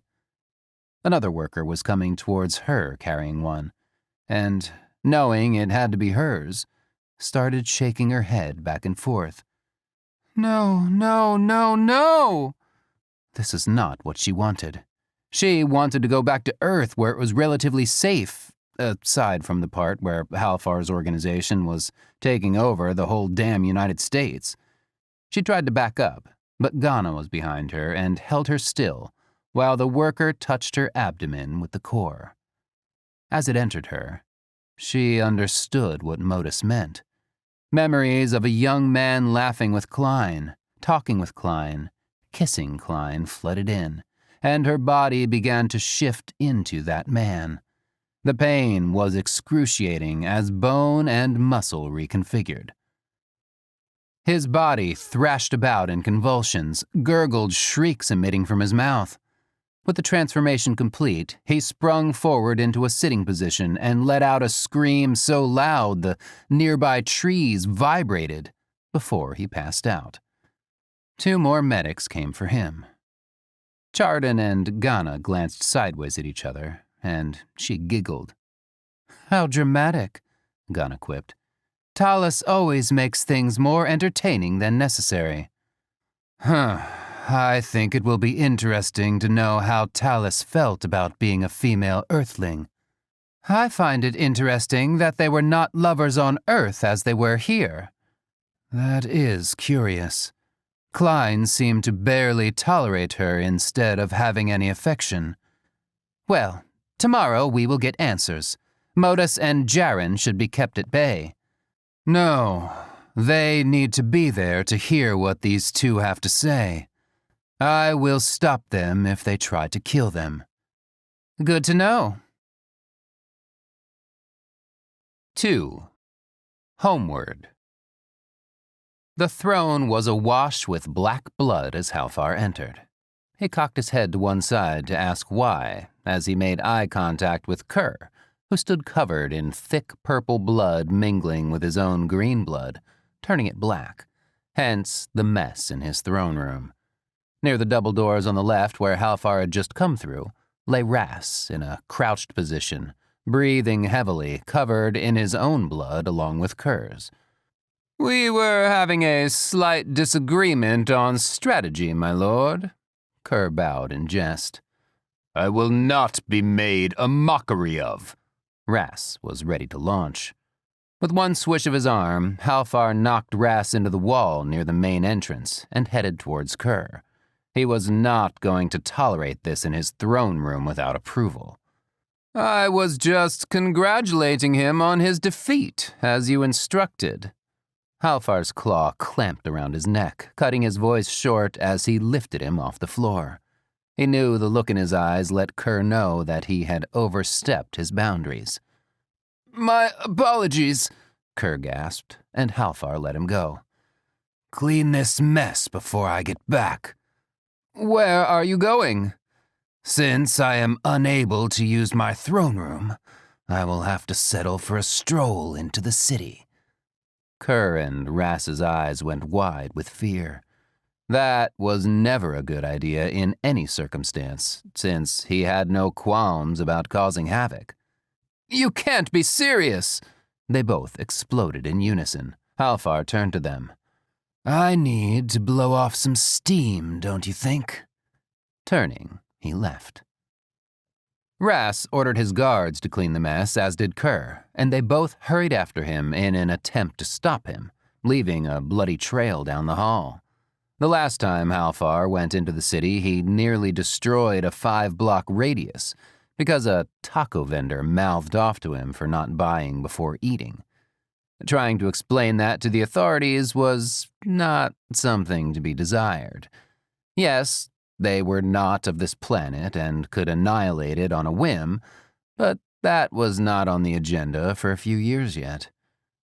Please, my lord, we are deeply sorry. Come and relax for a moment. Rass talked fast. Where would that be? The garden is in full bloom. Don't you want to see how our native flowers are doing in this wretched planet's soil? Kerr also talked as fast as he could. Halfar stopped walking. They were planted? They halted a few feet away from him. Of course, my lord. When? Nearly 3 months ago. Kerr squinted as he thought, guessing. Then let us go see how they are faring before I go out. This way, please. Rass bowed deep and waited for Halfar to pass before following, shooting Kerr a dirty look as they both closed in behind him. Halfar knew they were relieved that some mass destruction had been averted so far. Kellen lay resting on a bed, weary and deep in thought. Halfar must have been amused when he gave him the human name Klein, noting the similarity. Sitting up with the weight of his upper body supported by his elbows, he let his head flop backwards. Every muscle in his body felt strained, and he just wanted to stay in bed. The ruckus going on in the room nearby disrupted his alone time, and if it weren't for that, he would have rested a few hours more. That was now impossible with the thrashing going on next door, and he couldn't imagine anyone other than Talus having a fit. Kellen flung the covers off and marched over to Talus's room. For the love of Lhasa, shut up! There were at least 7 people in the room, him included, and he felt like an imbecile. Everyone stood in place staring at him. Talus, still shaking with fury, advanced on him. Talus, he warned. Too late. Kellen fended him off by putting him in a chokehold before he could get any closer. They wrestled to the floor, and as Kellen held him steady, he said, It's all right. There's no need to fight. He felt Talus relax, then start to sob quietly. I would ask if this was a good time for your confessions, but it seems that is not the case. Chardon entered the room, followed by Jaren, Ghana, Modus, and 3 other cabinet members. Jaren could hardly contain the rage pouring from her entire being. There is no good time for it, so now is better than never. Talus lifted himself from Kellen, wiping away tears, to confront them head-on. I know what we did was unforgivable, and it cannot be fixed. All I can do is pledge my loyalty to my kind, never to waver under promises and false hopes. So I beg you. Talus went down on his knees and bowed low, his forehead nearly touching the floor. Please, forgive me. Kellen, still on the floor, sat awed by Talus, especially when Jaren stepped forward to look down on him and slammed her fist into Talus's face as he looked up at her. Everyone else in the room flinched. Do you feel better now? Chardon asked Jaren. No, not in the least. Jaren stormed out of the room, Modus in tow. Shall we begin? Chardon motioned for everyone to take a seat within the chamber, instructing Talus with a finger to wipe the blood from his mouth. He looked toward Kellen and nodded. The agenda. Lhasa, 50 years ago. Once more, Halfar came with his entourage in tow to negotiate some form of submission to his armada. The cabinet members were angry but kept their tongues. All but one, Talus. Due to his outbursts, Chardon had ordered him out of the council chamber, and the meeting adjourned for a little while. Cestus, Chardon's mate, found Talus pacing in a full rage near the grain field. "You know this will end badly," she said sweetly. Talus halted his pacing and regarded her with contempt. "How dare that monster speak to me?" He did not move an inch as she came closer. As revered as she may be, Talus knew she was capable of awful things. He just didn't have any proof.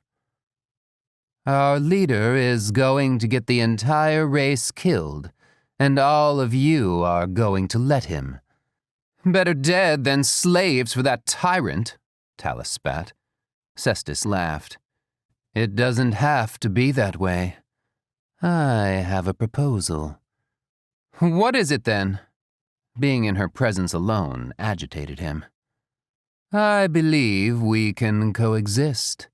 I propose there be a delegate to oversee our kind to ensure it continues." "We have a leader." "One who does not see reason and humiliates one of his own cabinet members in front of the enemy?" She shook her head, looking mournful. Talus's eyes went downcast, and he clenched his fists at his sides. "That was uncalled for, to say the least." She moved closer to Talus. "I believe you can make him aware of his shortcomings." "How?" Talus seemed uneasy. This was Chardon's mate, but did she really have their race's best interest at heart? He asked himself. "When Halfar invades this world, I shall negotiate to appoint you and one other to rule over our race. Chardon will be at Halfar's palace and no longer leader. That would put him in his place, don't you think?" "You would do this?" "Of course, but only if the invasion is a success." Cestus walked off into the distance towards her entourage of handmaids, who were just released from the council chamber to fetch her, and smiled. Talus stood in the same spot for a long time, delusions of grandeur dancing in his head.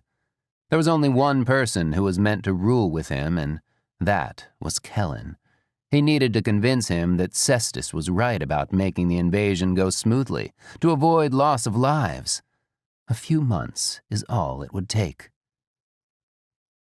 Explanation in flashback. "You will not accept my proposal?" Halfar was livid. "No, I will not submit to your terms just so you can enslave my race. It is not slavery, just safekeeping from harm of other more powerful forces." "That is not what you are doing." Chardon turned away from him. He was not amused. "I can destroy you," Halfar shook with anger. "And that is why you will never win. You will regret this." Halfar hurried off with his entourage, escorted by Modus's personal army to the gate. As they waited for the Guardian to open a vortex, Talus and Kellen motioned him away from the not-so-watchful eye of the Guardians towards them. "I take it didn't go too well." Kellen was not surprised. "It can still be accomplished." Halfar seemed to have a monstrous idea in his head, but did not reveal it. "If you can open the gate in 3 days, I can send my armada through with directions to help you with transition." "Transition for what?" Talus was anxious. "For the cohabitation, of course," he replied sweetly. and the naming of their new rulers, making sure to stare at them until they got the point. 3 days? 3 days. Halfar saw the gate had been opened. His entourage and he marched through. Are you sure this is what we want? Kellen stood over the guardian he had knocked unconscious as Talus worked the console. This is the best way to ensure our survival, and plus, we will be able to rule over our race however we see fit. Chardon won't have a say anymore. Let's just hurry and get this done. A vortex began to form at the center of the gate, and they braced themselves for the armada that was sure to come in full force. Children played in the fields, warriors were in the middle of their daily training, the High Council was in a meeting, and the sun shone down on them all, unaware that Kellen and Talus were opening the gates of hell. Both stood proud, ready to greet their new allies, when Chardon felt the vortex opening while tending a fruit patch since he skipped the council meeting. The gate opened. Heat shot forth past Kellen and Talus, scorching ground and air behind them. Screams were short-lived, as many were incinerated on contact. Ghana knew instantly that their race was about to be extinct, so she coordinated with the other council members to rescue as many as they could, while she opened alternate gates with random destinations. Anywhere was better than what would now be a dead planet. Chardon rushed to the console to try and close it, but it was too late. He felt his core ripped out of him as his body was sucked into the vortex. Jaren tried to reach for him, but the same happened to her, along with Talus and Kellen. The last thing they saw before their souls died was the bomb going off in the distance, scorching the entire planet, along with the remaining population black. Truth sets you free. Chardon thought by hearing the truth he would be more objective. He was wrong. His heart raced with an emotion of hate, despair, and shame all rolled into one. But he knew the one responsible for it all was his mate, Cestus. Talus and Kellen were just pawns. How stupid can you be? Jaren had come back to hear the confession. You thought the two of you could rule over us? She moved to strike, but Modus stopped her, shaking his head. It was not worth it anymore. Kellen began to say. Don't. Chardon raised one hand up. Loving someone doesn't mean following them blindly. You should have had the common sense to deter Talus from such deceit. I understand. Do you, Kellen? No matter. What's done is done. He got up from his sitting position on the floor and made eye contact with everyone in the room. None of this leaves here. The last thing we need is our people hearing that Cestus had a hand in this. He left, as did the rest of the cabinet members, leaving Talus and Kellen alone to think about what they wanted to do next. Atonement was not going to be easy. Chardon paced the length of his chamber, doubt welling up about how to deal with Talus and Kellen. Somewhere deep in his core, he knew to some degree that he was to blame for their actions. His race would probably have been enslaved, and the death toll, although intolerable, would have been minimal. Most of their race would be alive instead of nearly extinct. He had been unwilling to submit to Halfar under any circumstance, and this was the result. Back then, Cestus acted like a tyrant when she visited other worlds to establish their place among the galaxy, spouting her own agenda without asking anyone's opinion. His passive-aggressive, power-hungry mate never turned away from new ideals because it kept her in high standing with the other councils. Instead of seeing the obvious as to what kind of manipulative female she was, he remained blind by some sense of accomplishment. All of it fell apart when he met Halfar at one of the interplanetary conferences. How could I have let this happen?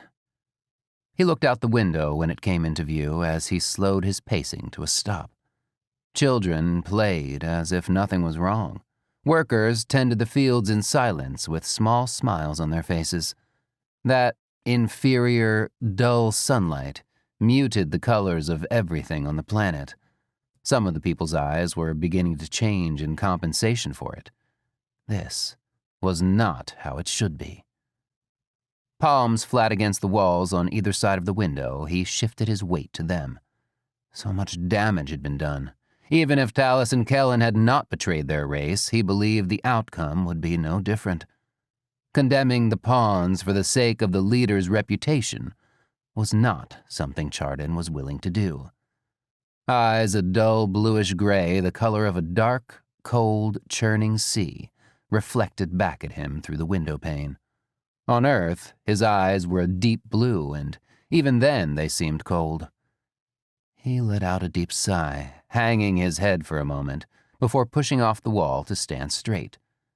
This time, he would make better choices, and right now, he needed to find a way to fix this planet for longevity. They would no longer run from their enemies. Modus stood behind him silently, and Chardon jumped with fright as he turned to leave, nearly running into him. Such stealth in someone so massive still amazed him. "Modus, please refrain from entering my chamber without permission." My apologies. I felt it would be better to come unannounced to clarify what you intend to do about those two. Absolutely nothing. Not even an apology? Chardon began to shake a little. I can't do that. Why not? Because then they would ask me why. Tears started to form in his eyes, but he refused to let even one drop. I will make it right in my own way. You can't make it right, Chardon, and you can't keep secrets forever. Modus stepped aside so Chardon could flee out of the room before him. He was the only other one who knew the reason for what happened thus far, and would keep it to himself as long as Chardon wished. There was no need to cause more chaos and distrust among their race. He headed back to Tallis's temporary chamber to break the good news that all was forgiven. Unlike Chardon, he held the two of them responsible, for the simple fact that they opened the gate for Halfar's armada. Chardon may have wounded Halfar's ego, the outcome possibly the same, but there was no way that planet bomb would have succeeded without a doorway to go through. For Modus, Chardon's conscience was clean. Tallis and Kellen's were not. He knew Jaren felt the same way. Tallis jumped up from the bed with an expression of joy. We are forgiven? Really? According to Chardon, yes. You can both regain your status as cabinet members. But not by you. Kellen could see it in his eyes. No. Modus left the room. Tallis was left standing with an awkward, half-opened smile on his face. He closed his mouth and sat back down. It occurred to him that would be the case. Their race needed them, but Jaren and Modus could care less. Most of their children were dead. No cores or vessels remained. Kellen, there is nothing we can say or do to make this right. We need to come up with a plan to get this planet right for our race and find a way to defeat Halfar, because he will not stop at Earth for conquest. He knows we have a new home, and if he is still angry, he will come after us out of spite. I'm not so sure. Tallis leaned toward Kellen. Did it seem odd to you that Halfar was not too interested in the bloody mess going on in that throne room? He watched Kellen think back to it. I believe he wants to get the whole conquest over with. Leave it to his generals and abdicate. We could use that to our advantages. Kellen had ideas swirling in his head. That we better mean the entire council and not the two of you doing something stupid on your own, resulting again in the destruction of our race. Jaren came in as she slammed the door open. With such force, the bang echoed throughout the compound, making them both jump back in fear. Of course not, Talus mumbled under his breath. What could be at our advantage? Jaren asked. Ghana, Modus, and the other council members had also returned, so Kellen explained the killing ritual Talus and he had witnessed in the throne room. They all listened, their stomachs made ill. He left nothing out, because he wanted them to know just how frightful a creature Halfar really was. Disgusting. That's their idea of entertainment. One of the councilmen shivered. If he is so detached, then it may be possible to actually negotiate with that monster. Jaren rested one elbow in the hand of her other arm and tapped her fingers to her lips. We first need to know what it is he seeks. Chardon, Modus blurted out, at the same time the man himself entered the room. No one realized his blunder except Chardon, and his eyes narrowed at him. Yes, I am here. Chardon used the opportunity to shy them away from it. I wish there was a way to sneak onto Earth and take them all out quietly, but he can sense a vortex opening anywhere in close proximity. The problem is those enforcers are kept partially evolved. Therefore, they have no real mind of their own. Whatever their leader orders, they obey. Chardon could still feel the wounds that were no longer there. To stop the enforcers, we must first stop Rass and Kerr. That was an unpleasant thought for everyone present in the room. Hideous creatures, the both of them in their true forms, and deadly. Maybe more so than Modus in close combat. Nothing, short of tearing them apart, would suffice as victory. No way do we get to Halfar without doing that, Talus added. How many warriors can we have within the next 2 to 3 Earth years? The timeline was short. With our dwindled population, possibly 200, another female council member speculated. That's plenty. Kellen was shocked, expecting somewhere around 50. Chardon looked up at the ceiling, contemplating something. All eyes were on him. When he looked back down at them, he made a proposal. We send only 50 to Earth. The rest will stay to defend this planet if necessary. The 50 will be split into 4 squadrons, surrounding Halfar's palace from all sides. That's an odd number for a 4-corner enclosure. No, it's not. 10 for each squadron, and we will go into the main entrance to confront Halfar. We? Jaren tilted her head. You, Modus, 7 warriors, and I. Do you think that wise? Ghana interjected. It was started with Halfar and I, so it must end that way as well. And the 4 squad leaders? Kellen was curious, but could feel it in his gut. Jaren, Talus, Ghana, and you. Council heads bobbed collectively in agreement. Better this way than the recruitment of council members with no combat experience. They would stay on the planet and oversee everyday expectations. Bloodshed was not their forte. We must go through the vessels that were saved and see how many match the cores in the garden. All the ones that do not have one or the other should be made compatible to ensure every core and vessel is consumed. From there, we can have a more accurate population count. Ghana did not like that last suggestion. Forcing a core into a vessel not naturally its own could be dangerous. At the same time, having empty vessels and homeless cores was not an option either. I will oversee that myself until it is time for deployment to Earth. Come, she gestured to the other council members. Modus? The tone of Chardon's voice was a warning and a beckon. Modus went to his side. Kellen and Talus sat back, watching Modus and Chardon whisper to each other, while Jaren, still elbow in hand, paced, staring unwavering at them. Kellen saw the cold rage in her eyes as they focused on Kellen, deepening when she caught Talus's. She had every right to wish them dead, so he did not flinch this time, and neither did Talus. If she had the means to murder them without inciting Chardon's wrath, she would. Jaren, let's go. Modus was done talking with Chardon, and they both waited for her to leave with them. She hesitated at first. We have work to do, Modus insisted. As the room cleared once again, Talus released his tension by exhaling a deep breath. Kellen seemed perplexed. They were both silent for a long time. Talus broke it. What are you thinking about, my love? Kellen glanced sideways at him. The "my love" sounded condescending at best. He chewed his lower lip for a moment. Something was amiss.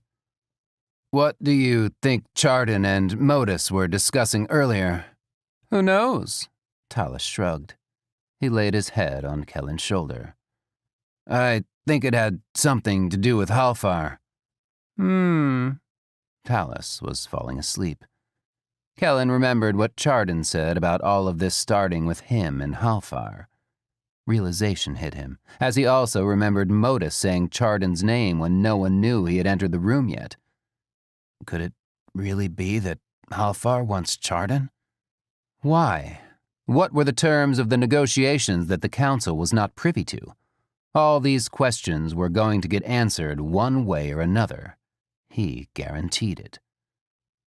Talus was asleep on his shoulder, and for the first time since they were made whole again, he stared at his sleeping face. Talus was never beautiful as Sarah, but now he was a stunning sight to behold. How he must have hated being an unintelligent, weak-minded female earthling. Kellen put his arms around him, pulling him closer to breathe in Talus's natural scent. It wasn't that Halfar didn't like conquering worlds. He just found Earth to be banal. Humans were so easily manipulated by power and greed, they forgot to assume their enemy's endgame. For now, Halfar gave them power to attain status and money. But that would all be for naught once his armada moved in. The ones who defied him were smart to rebel. He smiled a little before frowning. Kerr had, yet again, crept into the throne room unannounced to catch him in some unruler-like mood and started to get annoying. Does that smile preclude good news on our timeline? Kerr asked. It does. In another 2 years, we will be able to lock down this continent and move into the next. I look forward to getting off this world and on to more challenging ones.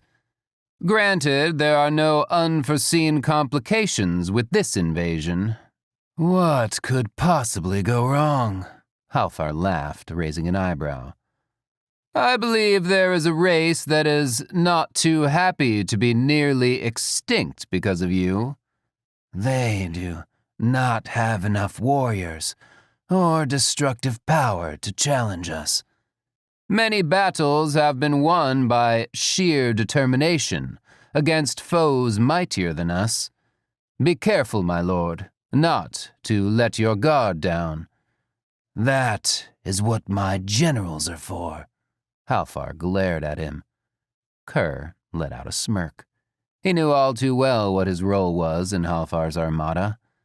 Leaving, he strode past Ras as he entered the throne room. Halfar watched them give each other hateful smiles of acknowledgement. Soon, he would appoint one of them to be in control of his armada. It was just a matter of who and how. Modus slid onto the bed, hovering over Jaren as she slept on her side. He listened to the even breathing escaping her partially open lips. How beautiful she was laying there, unsuspecting of his intentions at this very moment. He pulled the covers off her in one move, startling her out of sleep. Jaren curled upwards, glaring at him in distaste for waking her in such a manner. He didn't care about that. Grabbing her by an ankle, he pulled her flat below him. Stop it, you beast! Let me go! Jaren tried sitting up to strike him, but missed as her center of gravity was off, and she landed flat on her back again. No. That was Modus's reply, as he used one hand to remove her robe, and the other held both ankles down. Their mating usually happened this way, Jaren protesting half-heartedly, and Modus being passive-aggressive. He moved closer towards her so that the weight of his lower body held hers in place and removed his robes. For one brief instant, Jaren stopped fighting to gaze at his massive, muscular body. She was tempted to reach out and touch him, but restrained herself. Too late. He saw the look in her eyes and with one movement pulled her legs through his and spread them around his waist. "Stop!" Jaren swung at him, her wrist caught in midair to be repositioned above her head. He entered her roughly, his weight bearing down, forcing her legs open wider. They were eye to eye, and he did not disconnect his gaze, even as she turned her head to the side, trying to bear the pain and ecstasy without him knowing. Being so close and connected to her was almost too much for him. But he could not and would not stop until he had his fill of her. He grabbed her by the back of the neck and turned her to him, kissing her hard. She finally submitted to him and buried her fingers deep into his thick mane and returned his kiss. The sun had not set yet. Ghana had followed Modus in an attempt to discuss battle plans, but stopped outside of the bedchamber door when she realized he did not notice her. He had another agenda on his mind. She heard sounds of mating coming from inside and lingered a bit before leaving. Not surprisingly, she figured they would produce a litter soon after returning. Ghana smiled. Assessing the damage done. To start over and create new vessels would be Chardon's first choice, but he knew that option was a last resort. For now, the matching of core to vessel would take precedence to ensure a pure race. The process would take nearly a year to complete, and after that, preparations for the attack on Halfar would begin. Just seeing the garden made him feel helpless and guilty. A small gust of wind blew his ever-growing hair into his face. Now past his shoulders, it almost hit the middle of his back with slight waves. He remembered it being as long before their world was destroyed. Running his fingers through his hair, he saw an image flash before him from long ago. Halfar, in full regalia, standing in front of him, with his hand tangled in Chardon's hair, against the backdrop of an aqua-green sky. Chardon knelt down next to a row of cores, staring into the soil, mesmerized. He could still see the look of longing on Halfar's face, his strange, murky green eyes narrowed in frustration. Not wanting to recall those moments, Chardon shook his head in defiance.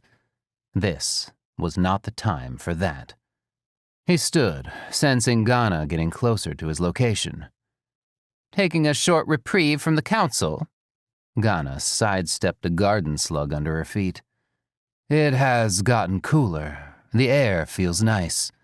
You seemed far away a moment ago." "Just thinking about the past. Did you get to talk with Modus?" Ghana's cheeks flushed, and Chardon raised his eyebrows, questioning. "He is preoccupied with mating right now." "Oh." Chardon was a bit taken aback, not expecting them to do that so soon. "I guess it can't be helped. Even though they were always together on Earth, it was much different."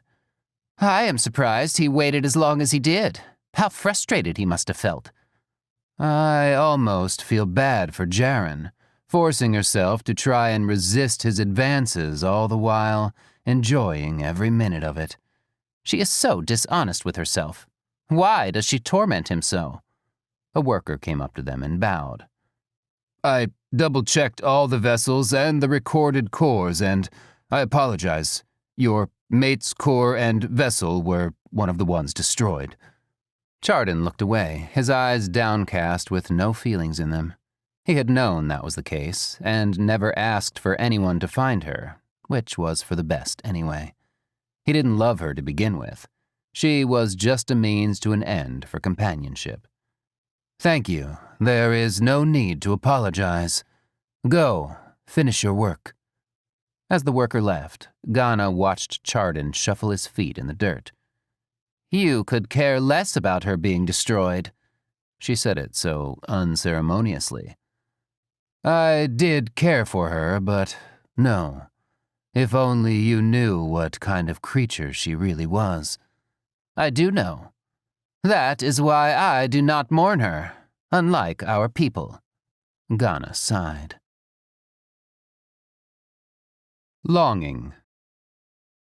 Ras could see that Halfar was in no mood for entertainment that evening. His lord's facial expression was of someone far away in another land. He had an idea of where and who he was thinking of, because a bond like that could not be easily broken, apparently. He motioned his enforcers to drag away the carnage into an adjacent room to finish up, and stepped closer to the throne in earshot of Halfar. "Does the sun not shine on your precious planet?" Without noticing who was asking, Halfar answered. "It shines no more, since the planet is now dead." He blinked, hearing his own voice, and saw Ras so close to him. "As I thought, you still want Chardon back. What is it about that inferior species you can't seem to break from?" "You would not understand if I explained it." "Explain what, my lord?" The voice of his second general echoed in the room. Kerr slowly waltzed into the room, his longsword swinging in its holster behind him, causing his cape to flow out. He might have passed for beautiful if his smile wasn't so menacing, sending people running in terror at what it communicated. "Good of you to check in, General Kerr." Ras was taunting him into a fight to steer from the conversation, since it would not be in Halfar's best interest for Kerr to know any more than he already did, which was plenty. Kerr was not fooled, but decided to play the game. "I always make sure our ruler is up to date on my success. Tell me, how many sectors have you claimed this week?" He smiled. Two grunt workers came in to report an uprising in one of Ras's sectors, making him curse and hurry out of the room. Kerr watched him go, a look of pleasure that his little prank had come to fruition, then turned to Halfar. That faraway look had returned, and Kerr seemed to not like it. "So, my lord, what is it that needs explaining? Does it pertain to our campaign?" "No, it does not. You need not know." Halfar rose from his throne and exited to his private chamber. Kerr's curiosity rattled him. He needed some time to think. In his bedchamber, Halfar laid down, closing his eyes. He drifted off to a memory long ago when Chardon traveled to different worlds, gathering information just like he had. They were collecting data on new technologies and other resources that could benefit their race. Some of the other rulers tried getting what they needed through manipulation. Halfar was ruthless and blunt, where Chardon tried the honest approach, although he was constantly undermined by Cestis. She was just as manipulative as the others, only with a superficial sweet nature. On those off days where no trade negotiations commenced, Chardon and Halfar talked. Dreridian system, long ago. "This world reeks." Chardon covered his face with a sleeve in an effort to ward off the stench. He eyed the large metal structure spewing pollutants into the air only a few miles away. The landscape reminded him of some poor species' guts thrown onto it, then coated with liquid metal.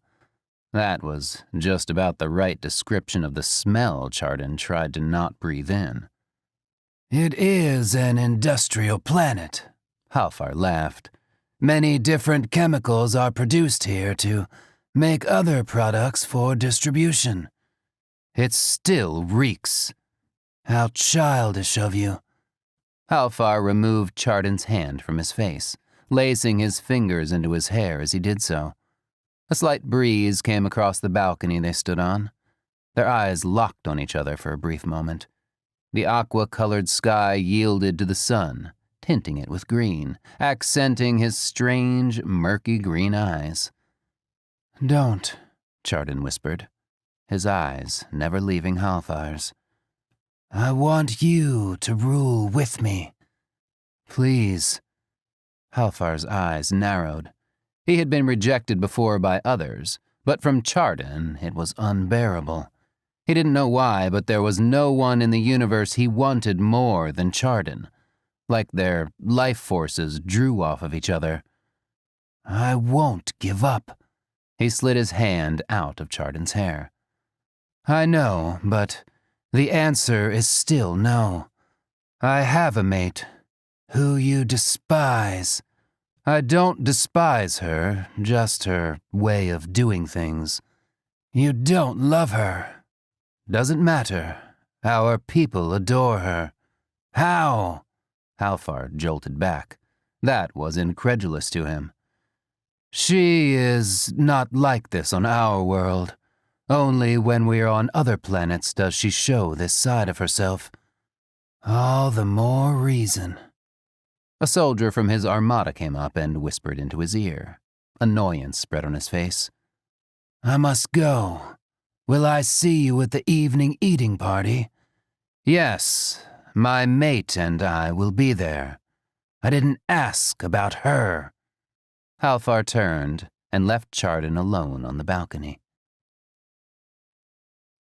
He still remembered how soft and smooth Chardon's hair felt on that day. He wondered why he thought of that day in particular, and immediately remembered how their minds were linked, meaning Chardon had thought of that day as well not too long ago. Laying his hand on his chest, he took a few deep breaths. Thinking of Chardon made his blood race. Pregnancy made Jaren moodier than usual, so everyone, except Modus, steered clear of her. She had a tendency to hiss at anyone who came near her. Modus was not affected in any way by this. He still stole kisses from her and climbed atop her in the middle of the night, with her protesting at every turn. Jaren could not fathom why she did all this. She loved her mate more than life and cared deeply for her race, but her emotions were all over the place. It didn't help that she felt heavy from carrying Modus's litter inside of her. There would be 4, possibly 5 little ones, with either Modus's traits or hers. The thought made her smile a little. She felt the presence of some children nearby and turned to give them an icy cold stare. They stopped dead in their tracks, eyes wide, then ran from her. That also made her smile, but in a mischievous way. "You need more nourishment than that." Ghana stood beside her, pointing to the small bowl of raw fruits and vegetables on the ground by her feet. Yes, I know that. This is just to hold me over until sunset meal." Jaren grabbed a fruit and took a big bite out of it, chewing noisily. "It's a good thing they're tiny little creatures because I could not haul them around like this, feeding them constantly." "You make it sound so unbearable." Ghana clucked at her. "Really, Jaren?" Swallowing the chewed-up chunk of fruit, Jaren replied. "I know." A look of sorrow replaced the frustration on her face. "Why do I act this way and say things I don't mean?" From the other side of her, Modus set a plate of steaming meat simmering in its juices next to the bowl of produce. He stepped away and sat down on the grass nearby, waiting for her to eat it. There would be no argument about it. Jaren used her fingers to tear apart a piece of meat and put it in her mouth. "Well, I will let you enjoy that wonderful offering of nutrients from your beloved mate." As Ghana walked away, Jaren glared at Modus. When he didn't acknowledge it, she sighed and continued to eat. Both sat in silence, neither moving from their positions. "Why do you even put up with me?" Jaren asked with a mouthful of food. You mean everything to me. Modus came forward and kissed her deeply. At the last moment she turned, pulling away from him. Immediately, she hated doing that. He could probably tell by the way she tried to act like nothing happened while still eating. See you at home. Jaren gave birth to 5 little ones. 3 were tiny balls of fur not yet ready to uncurl and open their eyes, and 2 were smooth-skinned, crying infants. She kept them close to her body for warmth, shooing Modus away whenever he came to try picking any of them up. Some days her level of territorialism was high. Other times she would wave Modus away with them as if they were a bother. As the little balls of fur uncurled, she could see their tiny noses, tightly shut eyelids, and partial mouths. They resembled baby hedgehogs she had seen on Earth. Their fur ran from the top of their heads to their feet. Once they started growing, the fur would recede up to the middle of their spines. Jaren wanted them to open their eyes so she could see what color they were. Usually, the entire litter had the same eye color, which was never guaranteed, so she hoped they had Modus's eyes. Chardon watched the workers carefully move the 3 vessels with their cores into the cryochamber. Depending on how well the vessels could regenerate, determined how long it would take for them to fully awaken. 2 were badly mutilated and the other was partially scorched, meaning it would take some time. But he knew their cores were strong. Revival of those 3 in the first wave was necessary, because he needed them as warriors. Swiping his hand gently across the chambers, he whispered, "Your arrival will be much celebrated, young ones." With that, Chardon left the medical bay for sunset meal. 3. Tribulations. Government sectors fell instantly in the region of North America as Kerr's enforcers laid waste to entire districts as a warning to officials who dared defy Halfar. An invisible barrier had been erected that enclosed strategic areas of the continent for easy targeting. Safe assumption was that the next country would not fare well against Halfar's armada, and yet he dragged out the assault for the sake of entertaining his generals with new missions to conquer. But even they began to tire of them. Maybe we should just leave this place and send a planet destroyer, Ras stated. He appeared to be up to the task. How tasteless! Kerr shook his head in disgust. That would not be dignified. Your aesthetics towards bloodshed are getting tiresome. Both drew weapons with one hand and morphed the other arm into pincers. As the clashing of hard shells rang through the halls, Halfar ended it. Enough! He was irritable at best and had no tolerance for their foolish taunting. Where are the reports from the inner city? Ras sheathed his weapon and bowed to him, his arm reverting to normal. The people outside of the district are unaware of the chaos. Dealers are still making a profit. They just have no idea where the merchandise is coming from. Good. Let's keep it that way for the next few months. Are we not moving the timetable up? Kerr seemed baffled. There is no rush. Halfar assumed his lounging position on his throne. Kerr glanced at Ras, who shrugged, and they went to dispatch more enforcers to a region 3 states over, per his previous instructions. At least, they were being kept busy for now. Modus reached into the sandbox to pick up the rowdy furball by its midsection. It tried to make itself into a ball again by curling around his hand. He carried it over to the climbing rock, a black monolith that reached towards the heavens, and planted it on the surface. Tiny claws came out to grab onto the rock. Now use up that energy of yours with this. He watched the little one sniff at the rock and readjust its claws. Go on. It inched upwards a bit, making a shrill coo sound, then went a little more. I will call you Trinan. His son turned towards him and cooed again in approval. Modus smiled. They were so much fun while that tiny. What are you doing? Jaren came screaming towards him. It was terrorizing his siblings. So you stick him on that giant monolith so he can get hurt? He's not hurt. Trinan lost his grip and fell onto the ground with a high-pitched yelp. Oh. Modus saw blood on his tiny claws as Trinan mewed in pain, rolling around back and forth. Jaren glared at him as she picked up her tiny son and held him close to her breast. Monster? Modus checked the claws. He will learn how to do it without falling. When he's older. He's fine. Trinan was already struggling to get out of his mother's grasp. Did you name him? Trinan. She held him high while he still squirmed. Modus could see her emotions going haywire again, but knew she understood that Trinan would be protected, just like his siblings. The little one was feisty, to say the least. She handed him over reluctantly to him and went back to tend the others. Modus raised him in the air the same way she had done. Trinan liked it even less. Modus brought all of the little ones to the field so they could roll around as they pleased, while he and Jaren kept watch.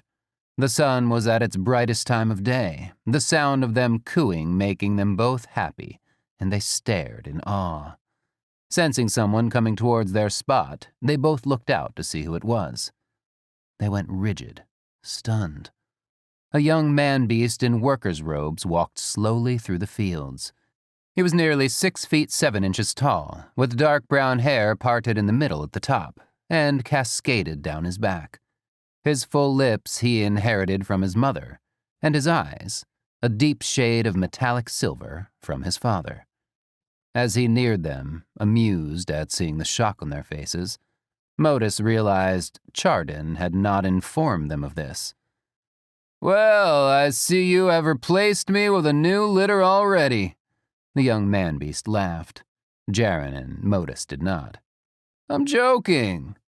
Tears welled up in Jaren's eyes. Please don't do that. Trinan rolled into his foot, so he stooped down to pick him up by his midsection. He held him up high and grinned at the squinty-eyed, rebellious face. Moda, Jaren was able to say. At least you remember my name. He set Trinan back down. That's not funny. Sorry. He went to her and hugged her tight. I didn't think I would ever see you again. Nor I. Jaren cried into his chest. Her face showed hope that it wasn't a dream, glad it was not. Modus stood with his hands clenched tight into fists. He did not know what to do or say. One of their children, known to be dead, was standing here in front of them. It was too much to bear. Moda looked over at him and grinned with a face he always had, even in bad times. He took everything in stride and nothing too seriously. When Jaren finally disengaged, Modus hugged him. My apologies for not telling you sooner, Chardon said loudly as he came up the hill to stand next to them and bowed humbly. You conniving! Modus stopped Jaren from advancing towards him, arm raised. I thought you would be happy. That's not the point, Jaren yelled. Isn't it? Chardon stepped closer to her. Jaren lowered her arm. Even you cannot be so heartless as to suggest he is not wanted. There's more. You need to tell them, Chardon, Moda said, while taunting Trinan in the sandbox. Stop that, Jaren commanded him. Turning to Chardon, what else is there? We were able to find 2 other vessels of your children. They are still regenerating. Moda seemed to recover faster than we hoped. Of course he did, Moda said matter-of-factly. I was a bit of a mess, though. My last memory was not pleasant. Speaking of which, I need to get you up to speed. Can you swear to no retaliation on your part? Chardon was being serious now. Retaliate? Against who? Moda snorted. Let's just say your mother and father do not agree with my decision. Moda glanced from mother to father, questioning them silently. Modus was aware how apparent their anger was regarding Chardon's decision. I can't say that, but I will hear what you have to say. Good. Follow me. Moda flicked Trinan's tiny nose hard and laughed while he mewed in pain. Moda! Jaren went to soothe Trinan. Toying with the little ones was a fun pastime of his. The others rolled away or crawled from him, but Trinin was not backing down, and Modus felt he would suffer for it. "Sorry." He left the room with Chardon. "Will he be just as angry as we are?" Jaren asked him. "Probably not." Modus knew his son well. "I'm trying to forgive them, but I will never forget." "As it should be." He circled her waist from behind and kissed the back of her neck. Tethered. Mirrors fascinated Halfar. Humans were so vain to care about such things as clothing and appearances. There was only one rule for his race amongst others: be presentable and wash when needed. In battle, there was no time for primping to impress the enemy. He stood in front of the huge, embellished oval mirror across from his bed and stared at his reflection. His skin had darkened due to the intense sunlight on this planet, and his hair had gotten longer with lighter streaks in it. All in all, he was more than presentable for this planet, even strikingly handsome, as he heard some females say. One who needed no help to look perfect was Chardon. Halfar thought of him more than usual lately, perhaps due to the fact that he knew Chardon would come personally to stop his conquest of Earth. He looked forward to seeing him again as his true self, not Charles. That image of him on the balcony was replaced by a different memory. He knew the movement he heard in the chamber ahead was Chardon. Nearing the door, he noticed it was ajar and entered without announcement.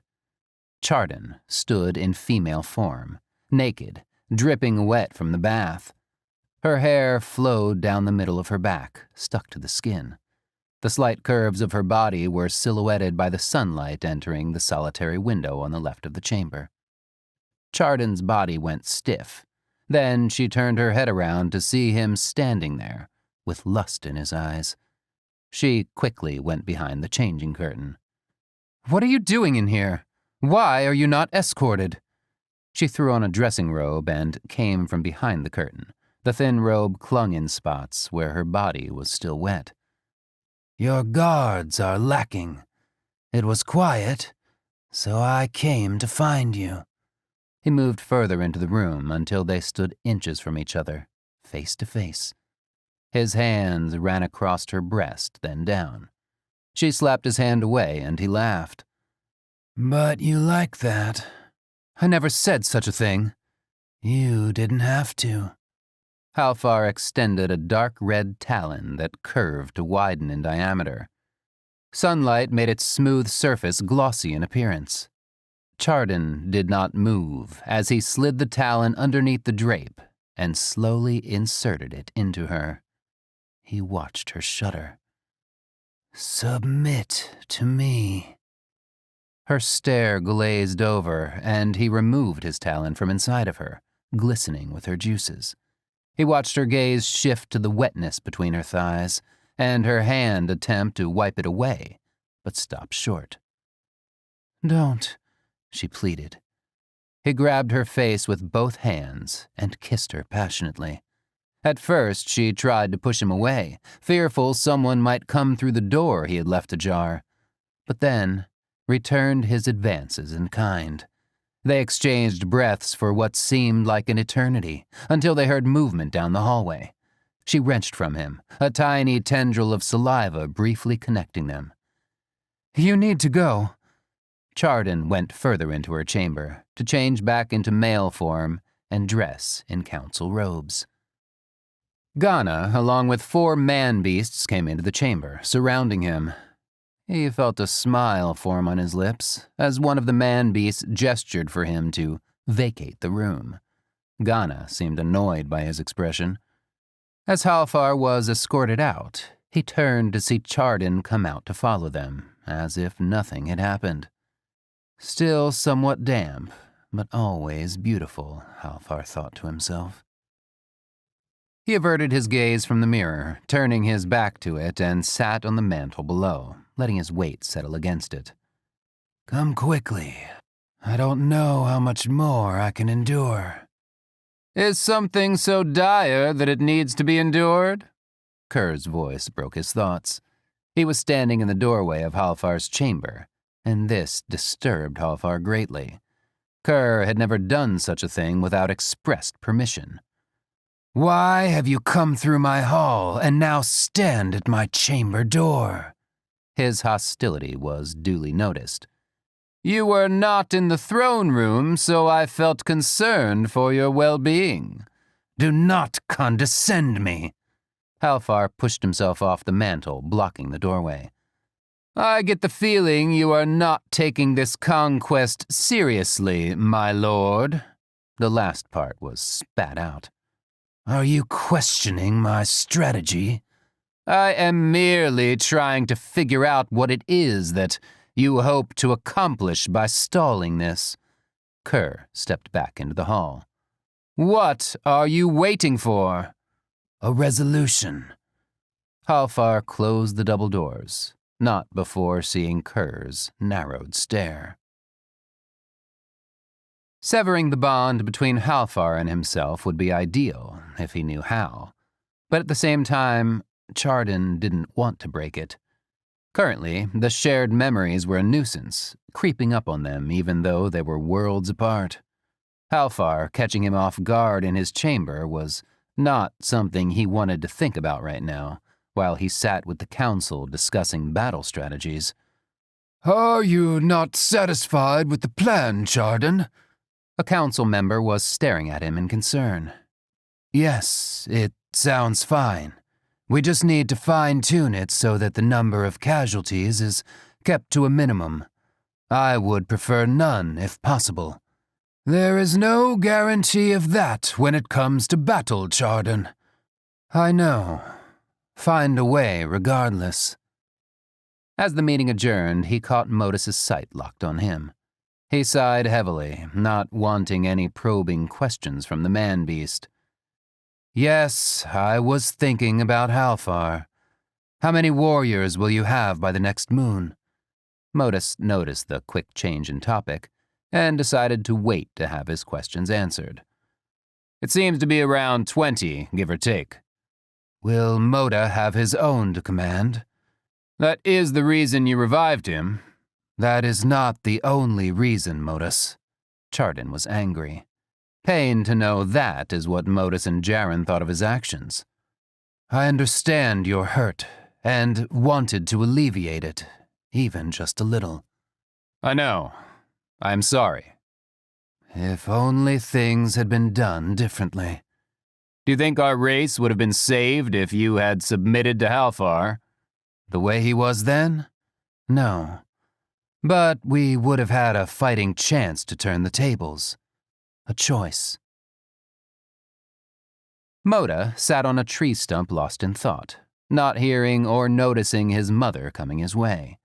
She stopped a few feet away. He could feel the question coming from her body language. It wasn't that he wanted justice or anything like it. He wanted peace. But to cause such conflicts with their own race never made much sense. On the battlefield was different.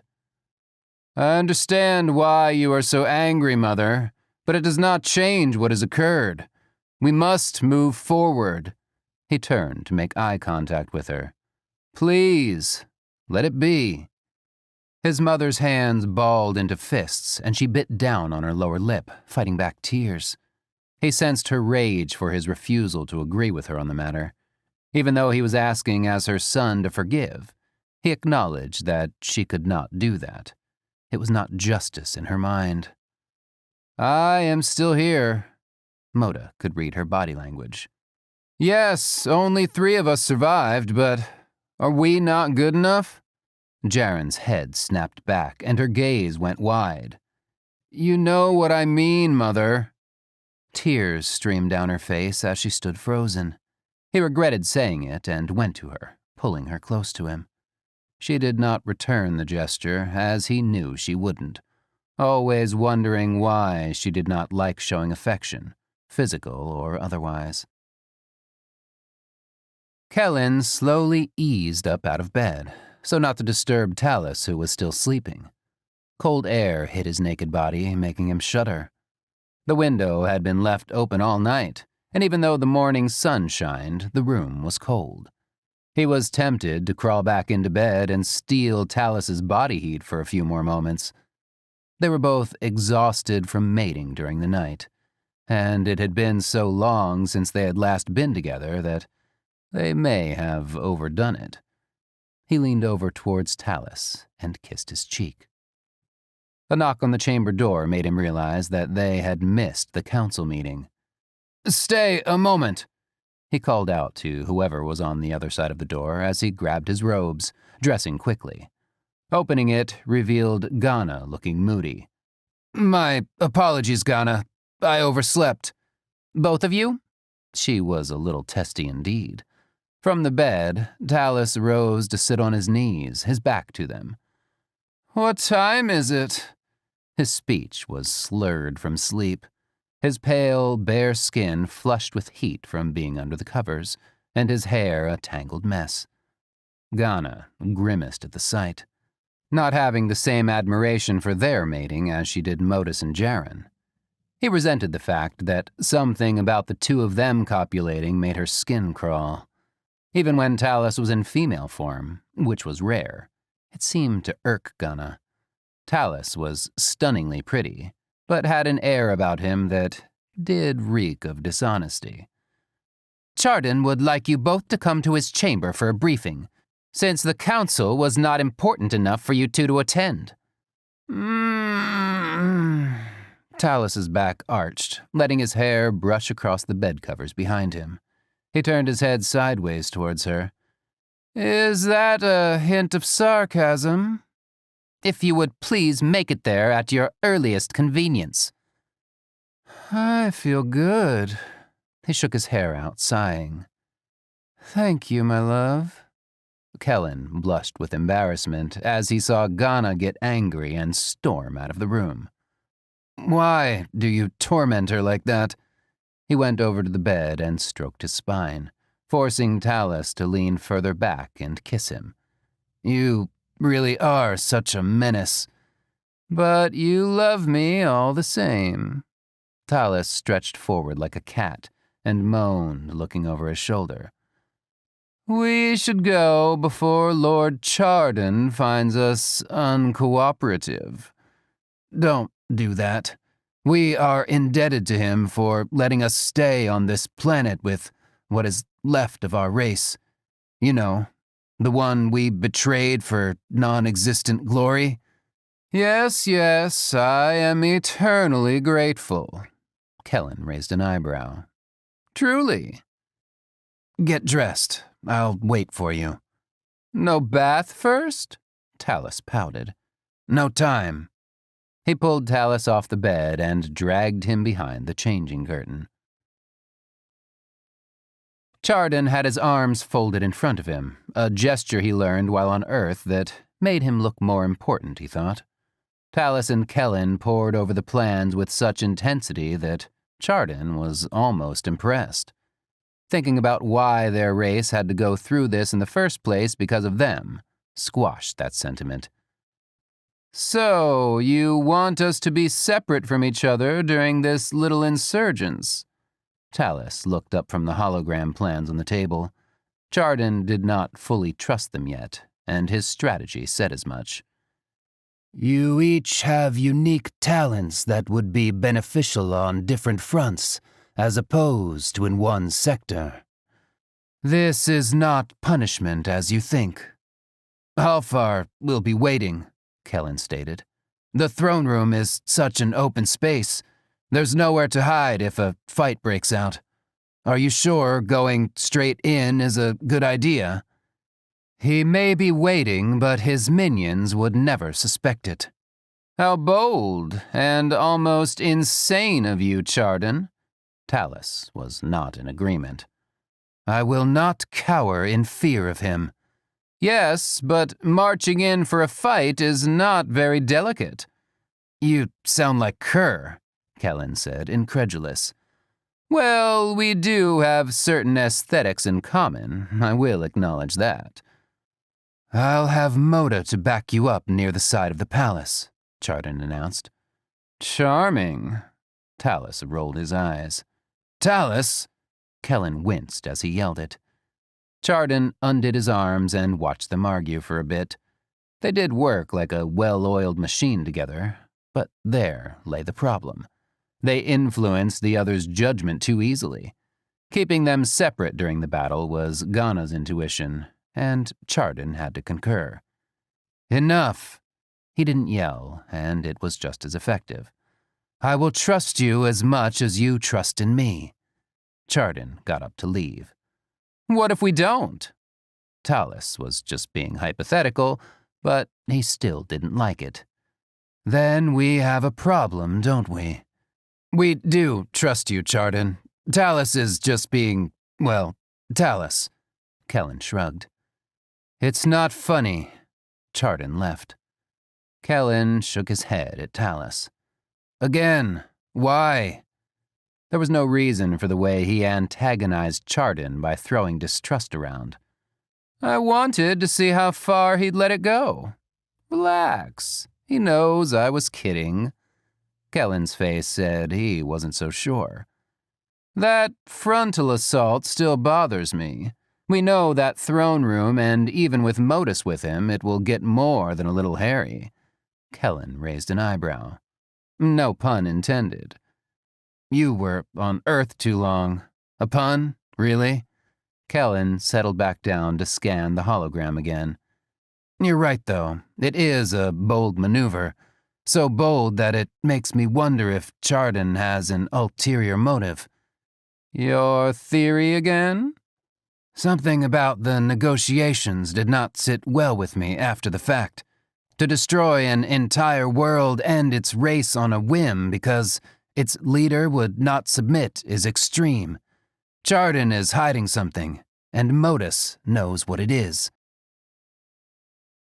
Jaren could not believe her daughter, Mara, lay in a cryochamber almost completely regenerated. Her body, previously scorched black on the entire right side, now lay sleeping with new skin. She watched her bare bosom heave up and down as she breathed, wishing she could reach into the chamber and feel the warmth of her body. Her daughter's light brown hair was splayed around her head like a giant fan, her long body lean with muscle. She was nearly as tall as Moda, minus 2 inches. The air from her opened pink lips fogged the glass. On the opposite side was her eldest son's vessel, also in a cryochamber, but she could not bear to watch his regeneration. His body had been blown apart, so the medics arranged the pieces as best they could to resemble a full body. The regeneration was nearly complete, with only a few body parts needing to reattach themselves. As his mother, it especially hurt to see. Moda strode in with Trinan wrapped around his arm, the little one's tiny teeth embedded in Moda's forearm, obviously in retaliation for whatever torture Moda had subjected him to. Is my sister not ready to grace us with her presence? He reached over his mother and wrapped the glass. Trinan disengaged for a moment to view his older sister, then resumed trying to inflict pain on Moda, who just laughed at him. What have you done to him? She pulled Trinan off of Moda's arm. And don't hit the chamber. I'm sure she doesn't mind. He glanced over at Trinan. He's just sensitive. I didn't do anything that I haven't done already. That's the problem. He's getting bigger, you know. You can't treat him like a baby beast much longer.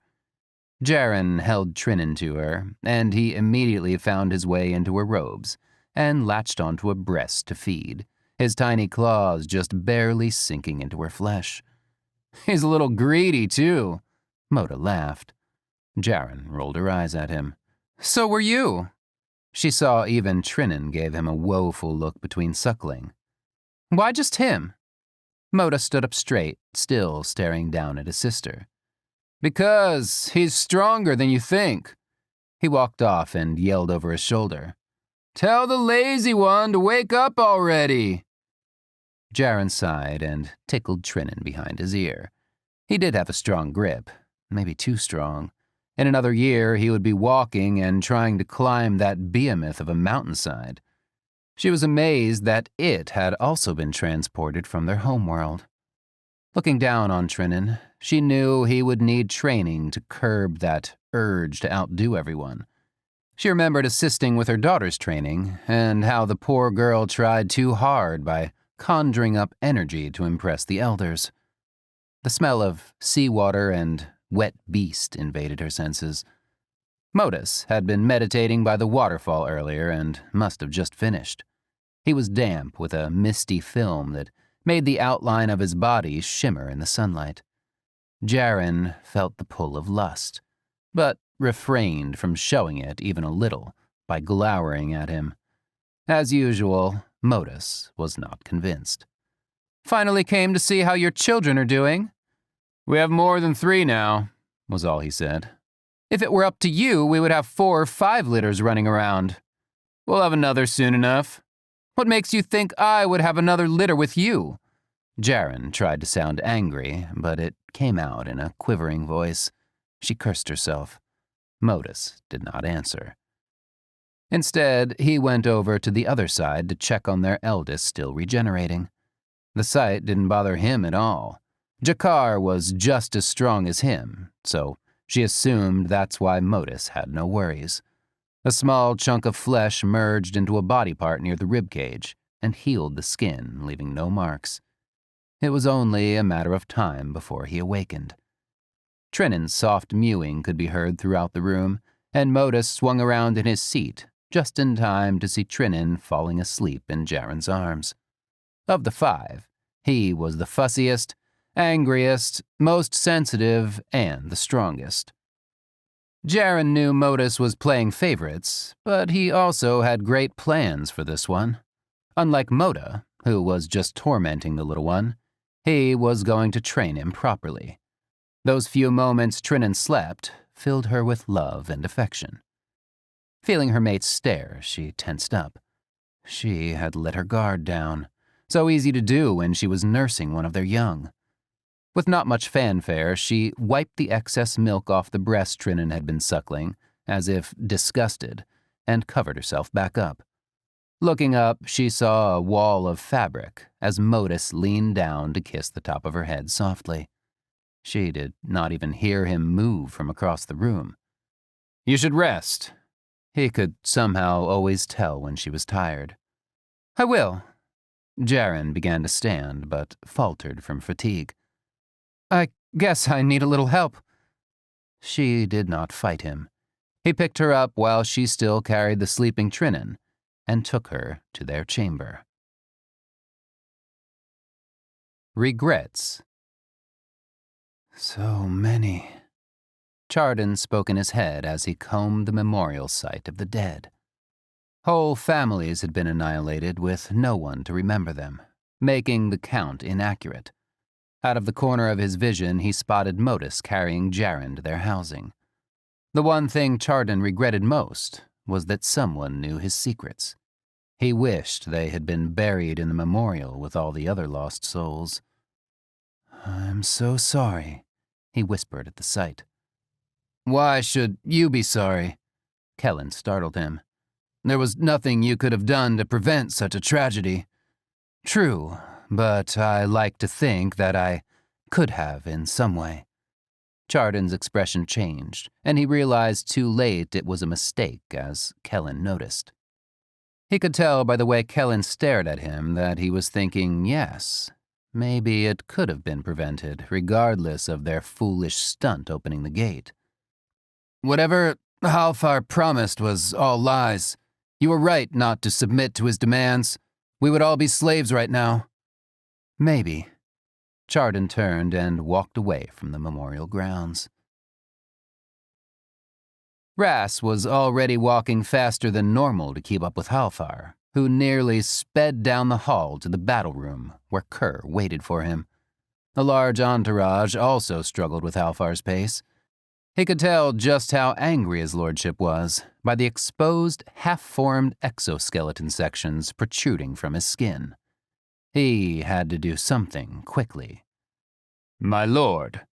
"I will not be made a mockery of by my own subordinates." "My lord." Halfar was about to turn the corner that led to the battle room's hallway. Stop! Everyone in the entourage halted, the enforcers stunned. Halfar, incredulous, turned slowly and walked back to where Ras stood in the middle of the hall. Did you just command me to stop? Halfar had one arm formed into a pincer. Please, my lord, come walk with me. Somehow, the way he said it made Halfar pause. I need you to listen to me right now, before you go in there. Everyone, stand and wait, he ordered, going with Ras. I know how frustrated you are with Kerr and his solo antics, but that is what he wants. The more riled up you get, the better his case to eliminate you. I know why you are stalling, and I wish you success. Do you? Halfar stopped walking and faced him. My success would mean leaving the Armada behind, to live on whatever world she is on. Conquering Earth was not your idea. It was Kerr's. And now not even he wants to be on this wretched rock. The invasion will grind to a halt, and then we leave. So, if I were to storm into the battle room in a rage? Kerr would have his enforcers cut you down, without so much as a witness to his treachery. It would be glorious. His words, not mine. Then what would you have me do? I can handle Kerr. Just focus on your agenda. Halfar relented and slapped a hand on Ras's shoulder.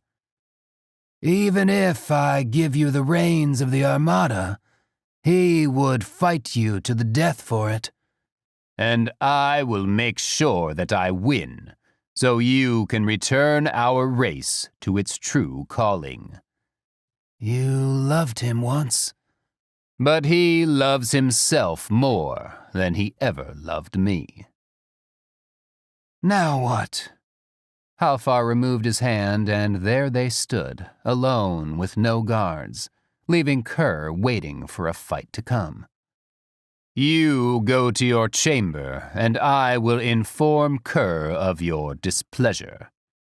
Can you really defeat him? You, more than anyone, know of my power that I keep hidden. That is not what I mean, Ras. He probed his face for acknowledgement. I know. Yes, I can, if it is the only way to stop him from pitching our race into ruin. He headed towards the battle room. My lord. Ras bowed deeply mid-stride. Halfar began to realize just how deadly the situation had become. Kerr was now the enemy, and there was no letting his guard down for a second. What bothered him more was Kerr being near whenever he didn't want him to be. There was a way to avoid him, but that meant going out into the streets incognito, and he knew Ras would help him with the logistics of it. Well, Kerr, let's see how well you fare against me. A small troop arrived to escort him to his chamber hall. As they marched onward, Halfar had a vicious plan in store for Kerr when the time came. No one defied him and got away with it.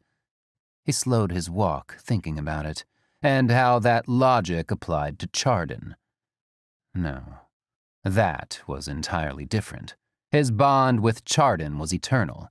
His connection to Kerr was based on military might. In his chamber, he stripped off his battle gear and robes, to stand naked in the middle of the room. The cool air engulfed his body, and he stretched upward. Crawling onto the bed, his thoughts drifted to Chardon on a faraway world he had yet to find. What he had done lingered. Once he arrived back on his own world from the last meeting on Lhasa, Halfar turned to Ras and Kerr, eyes burning with rage.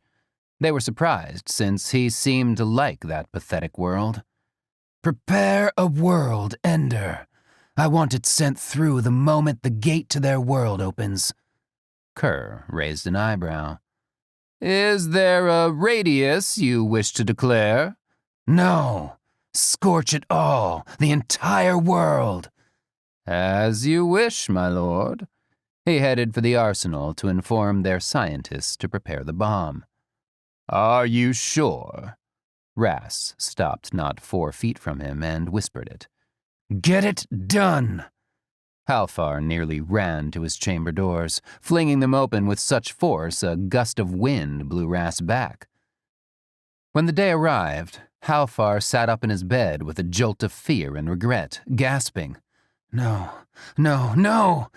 He hurried out into the corridor and screamed, Wait! What is it, my lord? Ras came briskly to him. Chardon! You need to get Chardon! I am sorry, my lord, but the planet destroyer is already traveling through the vortex. Grabbing Ras by the neck, he lifted him off the ground. You will do this!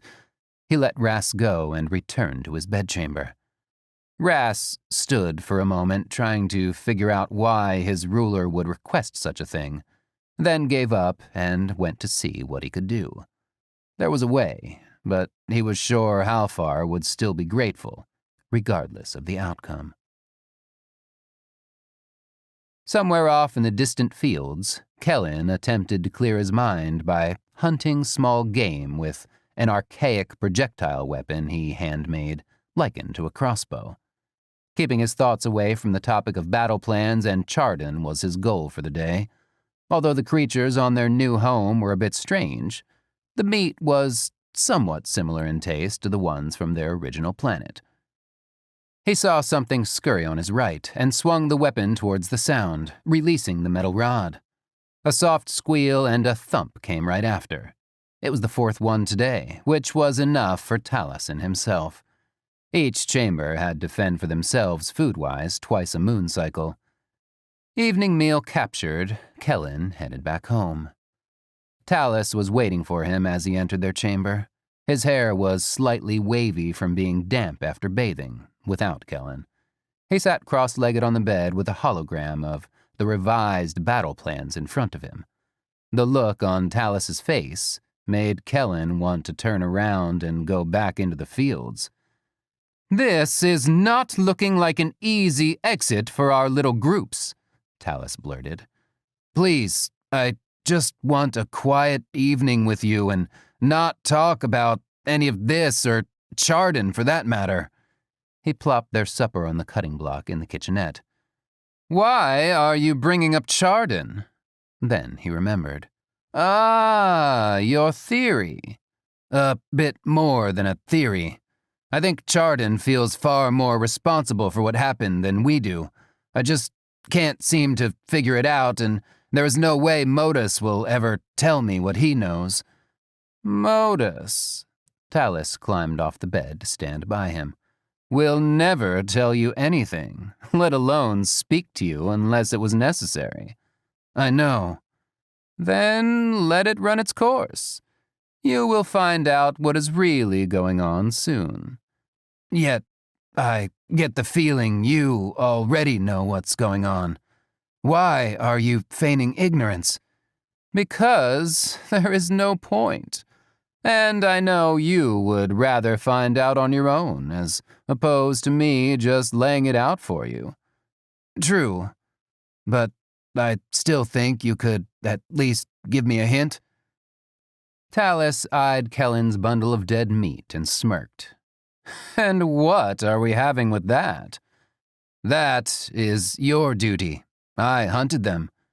"I don't think hunt is the word for such tiny creatures." Kellen washed his hands in the basin behind the changing curtain, then flopped down on the bed, exhausted. The topper molded around his body, and he started to drift off into sleep when Talis whacked him on the thigh. "You're filthy! Go bathe, at least." He forcibly pushed Kellen out of the bed, and they both laughed. Loud screeching filled the chamber, forcing Jaren and Modus awake from their midday slumber. They ran to the sandbox that housed the little ones. One of the male baby beasts, Und, had Trinan by the face with his tiny claws, a look of frustration. The last screech had come from him as a battle cry. Trinan had Und by the mane, refusing to let go until his opponent yielded. "Stop that!" Jaren could not believe the scene before her. The others just laid there in the sandbox, watching with disinterest the everyday ordeal it had come to at some degree. Modus had stopped at the edge of the sandbox and knelt down on one knee. He, too, had the same look as they did. She reached in and tried to disengage them. "Let go this instant!" Moda came from behind her, flicked both of them hard on the head, then drew Trinan out. Both little ones wailed loudly, tears and blood on their faces. The clear aggressor had been Trinan, wiggling all over the place in an effort to get out of Moda's clutches, without success. When Moda turned him over, Trinan bit into the meat of his bicep, not hurting him in the least. "Why is this happening?" Jaren demanded. She turned to Moda, knowing he was to blame. "And why are you doing nothing?" This was directed at Modus, who just glanced up at her. "Have you forgotten what it was like when I was a baby beast?" Modus smiled. "That is not the issue." Modus grabbed Und by the back of his mane and turned him so they were nose to nose. The little one stopped crying and mewed at him. Good. He set his son back down in the sandbox with his other siblings.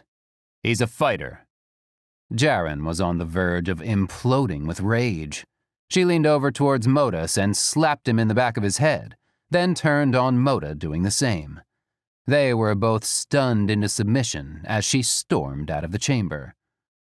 "Father, I believe we must start training them sooner than later.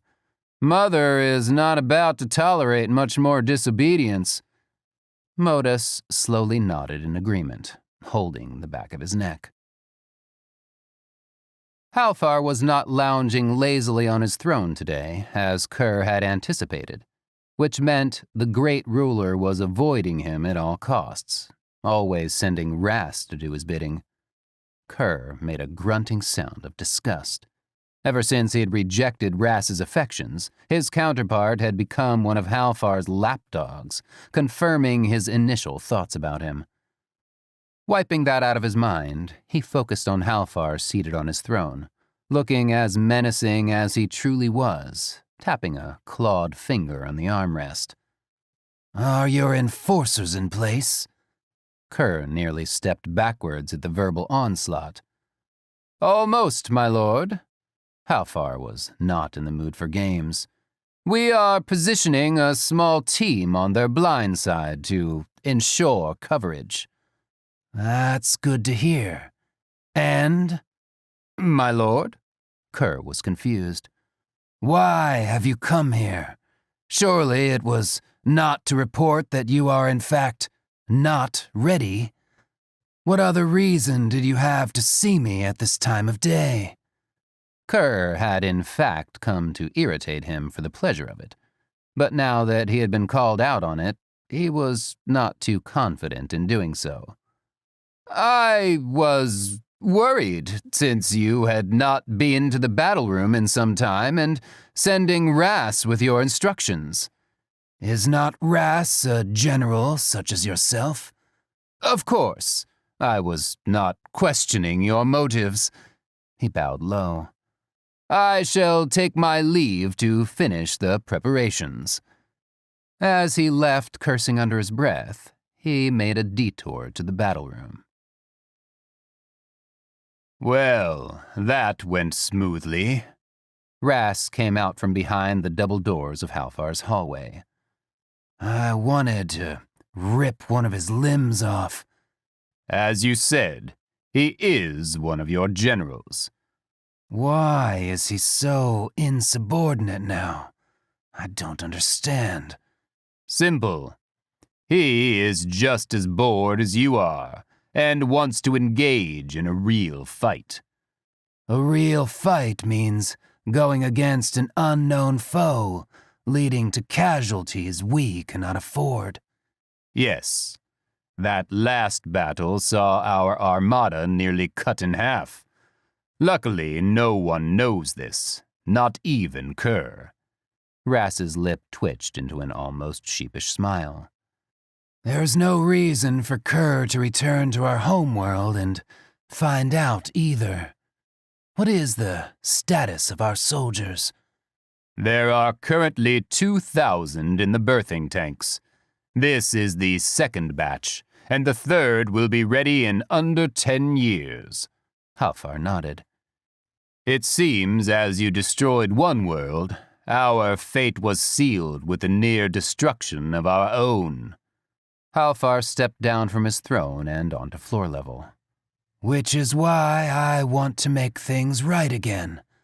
I wish you would stay with me when I find what world Chardon is on. I could not live with that race. Rass laughed. Why not? I like things a bit messy. You're right. It's not a good idea. The moment they open a vortex, trace it before it closes. I need to be able to get there shortly after. As you command, my lord.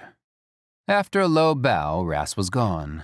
His boots echoed in the hall.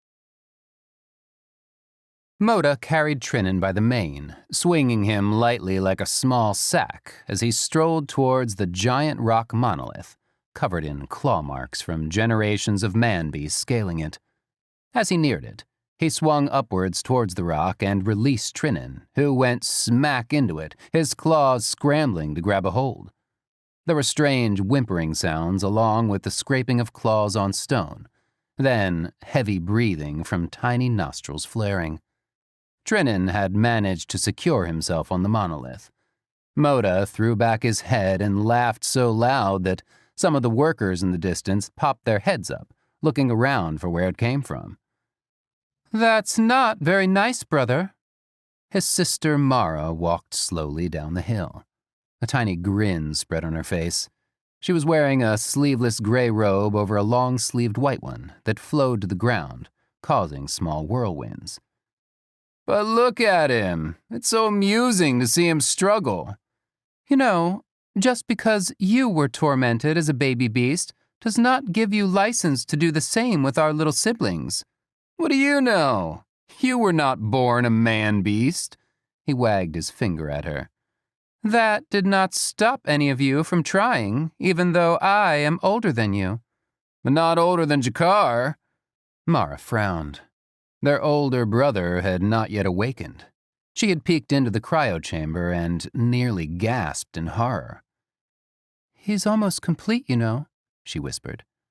Why is everyone so sad? He is so much stronger than any of us, so let's not fool ourselves into thinking he will need some sort of pampering. Moda watched Trinan inch his way up. "That's not what I meant. Moda, you exasperate me." She moved a lock of hair that the breeze had whipped into her eyes. "I would have said the same if it was you in there." I was in there, sister. He turned to her with softened eyes. This was not supposed to be this way. I understand how you feel. I really do. They hugged each other for a brief moment, disengaging when they heard a yelp, followed by a thud. Trinan had fallen. "He is adorable." She knelt down next to him. "Look at that face." I know, right? Moda stood by her, and they both watched Trinan wiggle to and fro on the ground, until he came up on all fours. His eyes burned with anger, and he shook his whole body to get rid of dirt embedded in his fur. I can't wait until he starts walking. Moda stood nearby, watching them torment Trinan, and did nothing to alleviate him from their idea of entertainment. He couldn't wait either. Many plans went through Modus's head regarding the training he would have his children endure. He nodded his head to no one and sighed. Ghana couldn't stand to see any more of Talus's amazing fighting skills. He was so good at battle, yet his personality reeked like a long-dead animal carcass irked her to no end. What made it worse was that he smiled whenever he defeated an opponent. "Narcissistic pig," Ghana muttered the phrase she had learned during her stay on Earth under her breath. "What was that, my sweet?" Talus may have not quite heard her, but he knew it was directed at him. "I am not your sweet." "No," Talus moved toward her. "You certainly are not." "Stay away from me, you—" Talus grinned. "Betrayer? Coward? Tell me what you think I am, Ghana."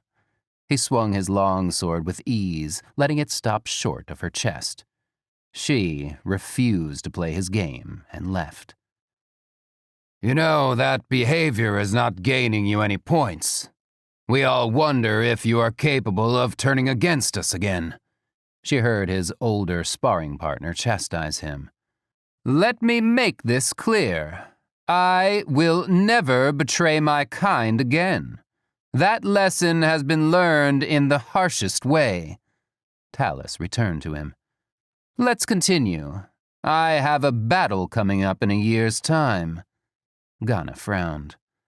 "I hope you get gutted like an animal," she cursed him. Secrets. Her body arched high above the bed as her hands dug deeper into herself. A sharp intake of breath was the result of her fingers finding that one spot inside, making her juices flow out to drip onto the bed coverings below.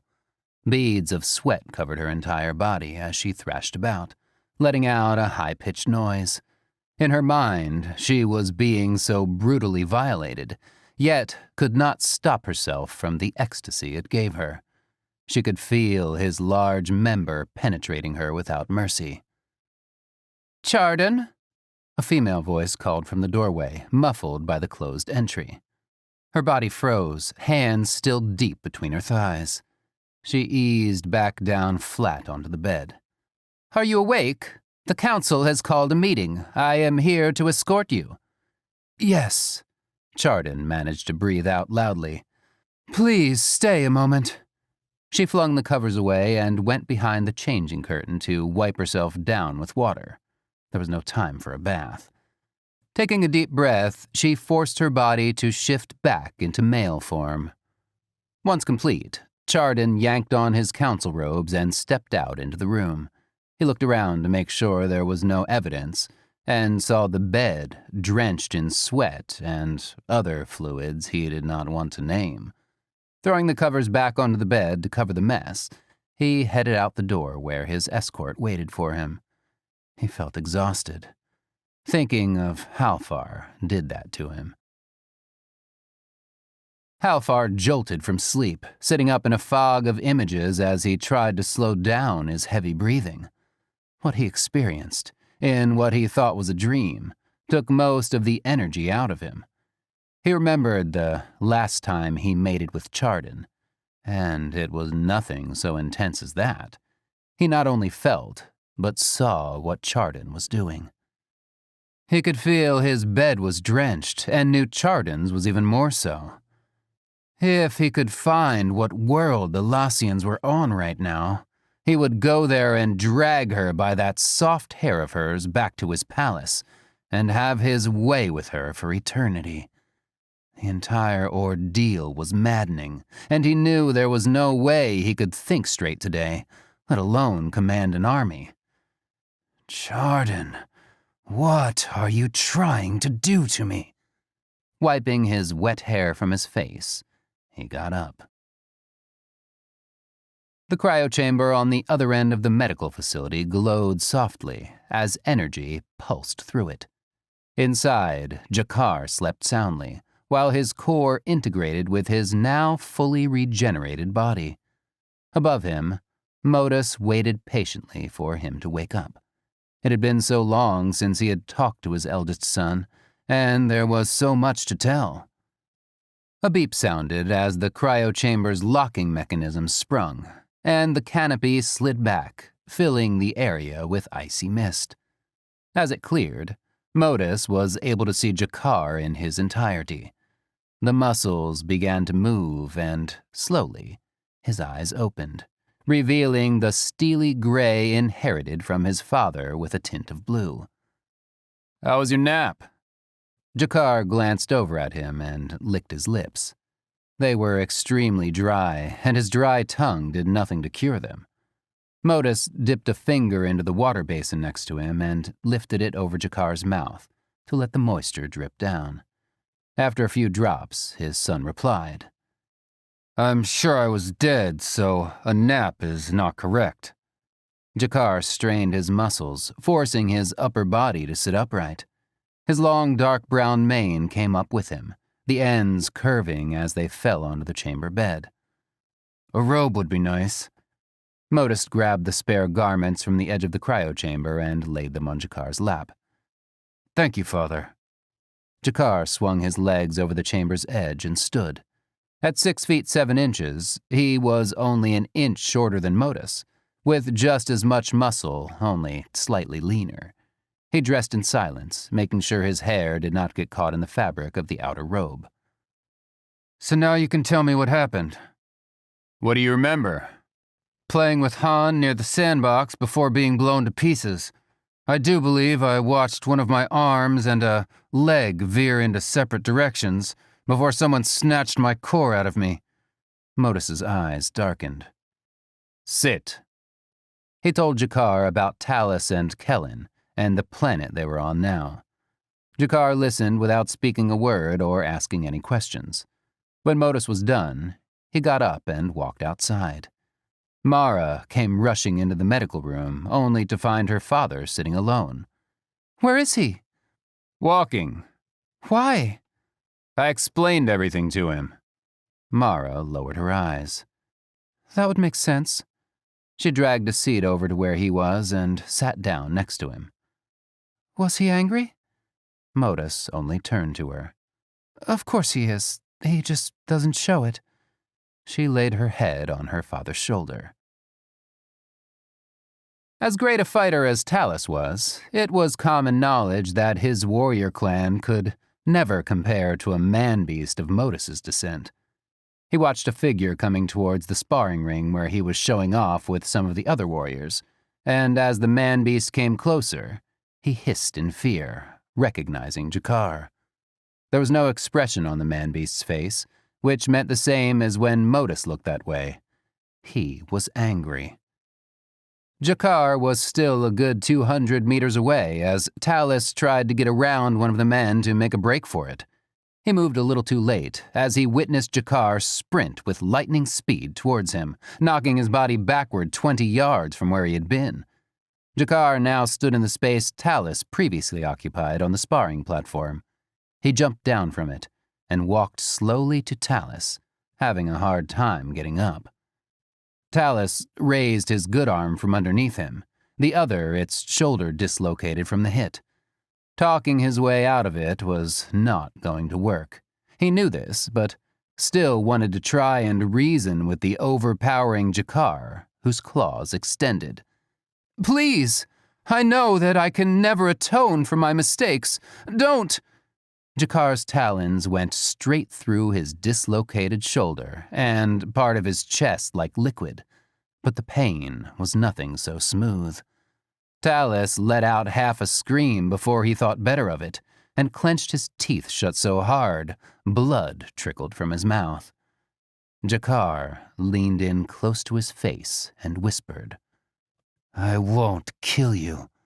He retracted the claws and stood back up, towering over Talus, malice intent still in his eyes.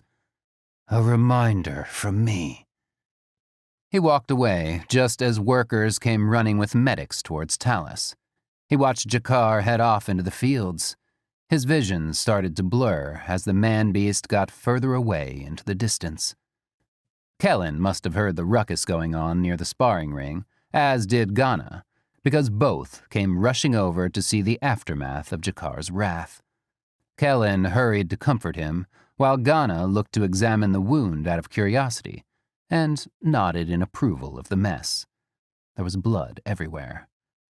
"Nicely done. The wound should heal perfectly, but it will leave a scar.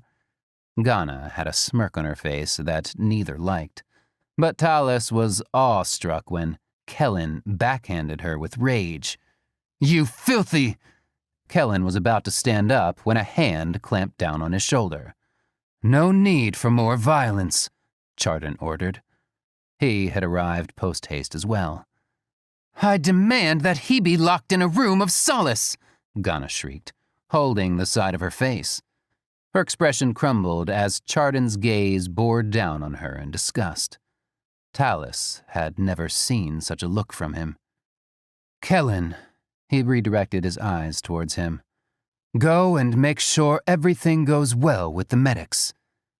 As everyone dispersed, Chardon swung around to face Modus coming up the hill, in no hurry to explain, with Mara in tow. Talus watched their eyes follow the entourage of medics and soldiers helping him. "Was my decree not clear?" Chardon also glanced back at Ghana still on the ground. My apologies. "That is not acceptable, Modus." Even Mara flinched from the hostility in Chardon's voice. Ghana crept further away from him. Modus and Chardon stood face to face, a few inches apart, and a silent battle raged. Jaren, Moda, and 3 council members stared in awe at the 6 feet 8 inches tall man-beast and their leader, who was just above 6 feet 3, square off.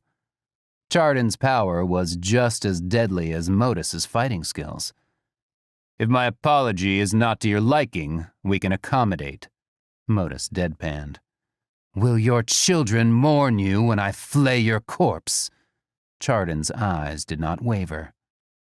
Just as they stepped back into fighting stances, Jaren and Mara threw up an energy barrier between the two. The look of fright and horror on their faces made Modus and Chardon stop. Everywhere around them, people had halted their activities, ready to run if necessary.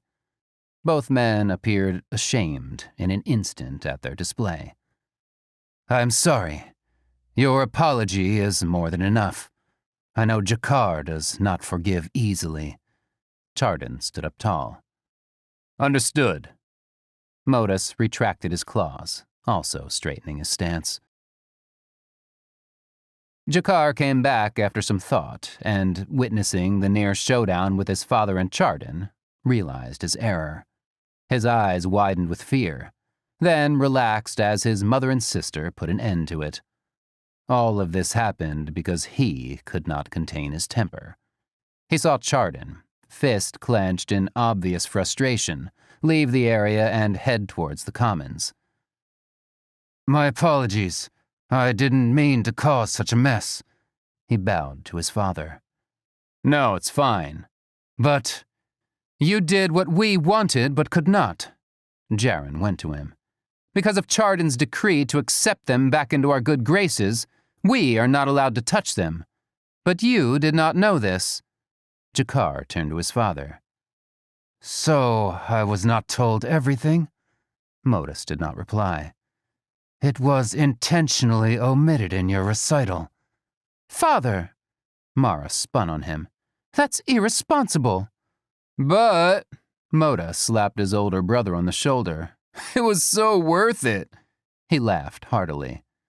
Jakar felt a pull at the corners of his mouth. "It did feel liberating. It was the first time I was able to use my claws since waking up." They laughed loudly for a moment, then stopped, noticing Ghana was still there. She picked herself up, looking distraught. Seeing them, she understood her anger and meddling was petty compared to what they had gone through. "Excuse me. I have to go check on Talus to make sure he is comfortable before surgery." Her steps were a bit unsteady, so she corrected her center of balance. She could feel Jaren watch her with disdain, knowing the woman only tolerated her for her medical expertise, but nothing more.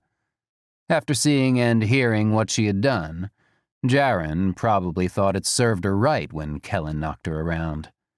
There was no love lost between them. Ghana had lost no one important because she had always been alone. She liked it that way. Sometimes. A final backwards glance revealed Jaren stepping closer to her eldest son and craning her neck to look up at him. This can never happen again. Like his father, Jakar's answer was, "Understood."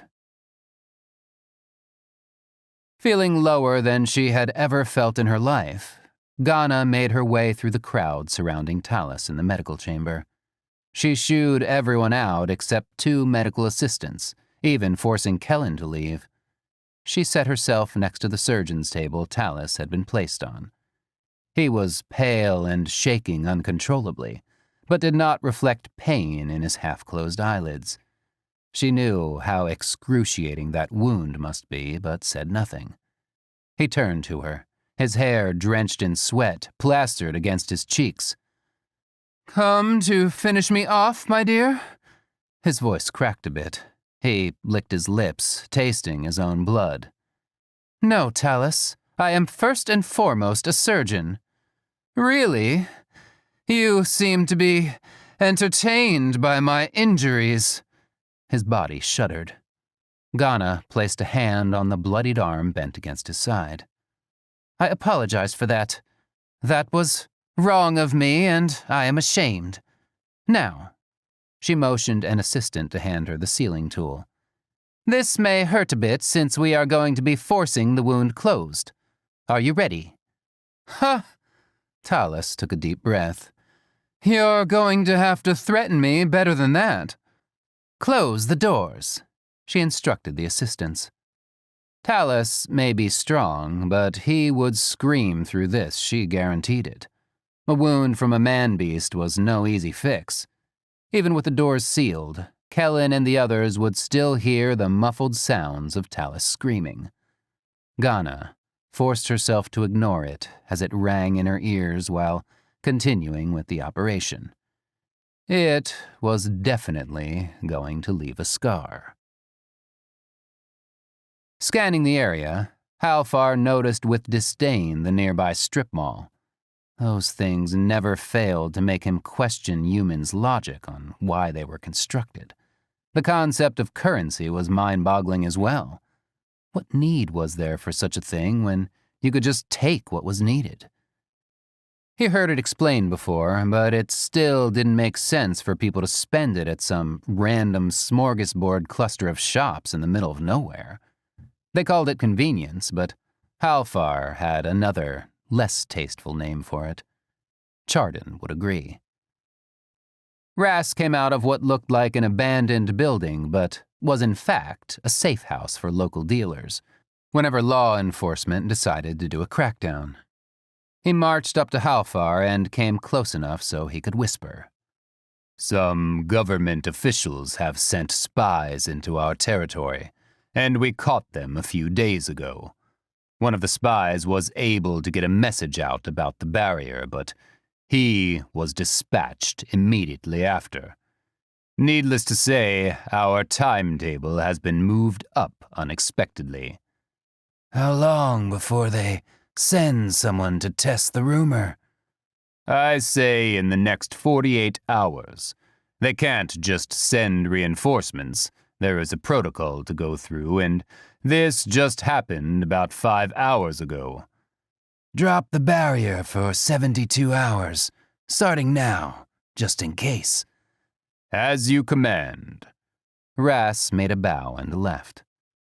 Outside among the humans after such a long while reminded him why he stayed in his throne room. The air on Earth reeked. He could never figure out where it came from, but it was all over, even in other countries. Maybe a planet destroyer would do it some good and cleanse this whole ball of wretchedness. On his left, he saw a drunk couple stagger out of a bowling alley and into the clothing store next to it, and an ice cream parlor. It was 2 p.m. Halfar shook his head in disbelief, along with the human patrons who bore witness. The official verdict? He hated strip malls. Down on the ground with his weight on the balls of his feet, Chardon planted his hands deep into the soil and retched until vomit spewed from his mouth. Knots had formed in his stomach from being so enraged, causing nausea. Spitting the last of it out, he let his hearing focus on distance, and heard the muffled laughter of man-beasts along with Jaren and Mara. He felt played for a fool. His fist slammed into the dirt, and he felt ready to weep silently. It was bound to happen. Kellen stood a few feet from him, looking haggard. His sudden appearance and speaking cut Chardon's self-pity short. Was I wrong to grant the two of you lenience? Chardon rose, brushing dirt off his robes, then wiping leftover vomit and spittle from his mouth. His eyes were bloodshot, so he didn't turn around. No one needed to see their leader in such a state. We are grateful for it, but the people may not have agreed with your decision. How is Talus? Screaming his heart out while Ghana seals his wounds. I am sorry. He could sense Kellen frown. Hearing it sounded like he was apologizing for more than just Talus. As if picking up on it, Kellen stepped closer. What exactly were the negotiations for back then? Just like we had discussed.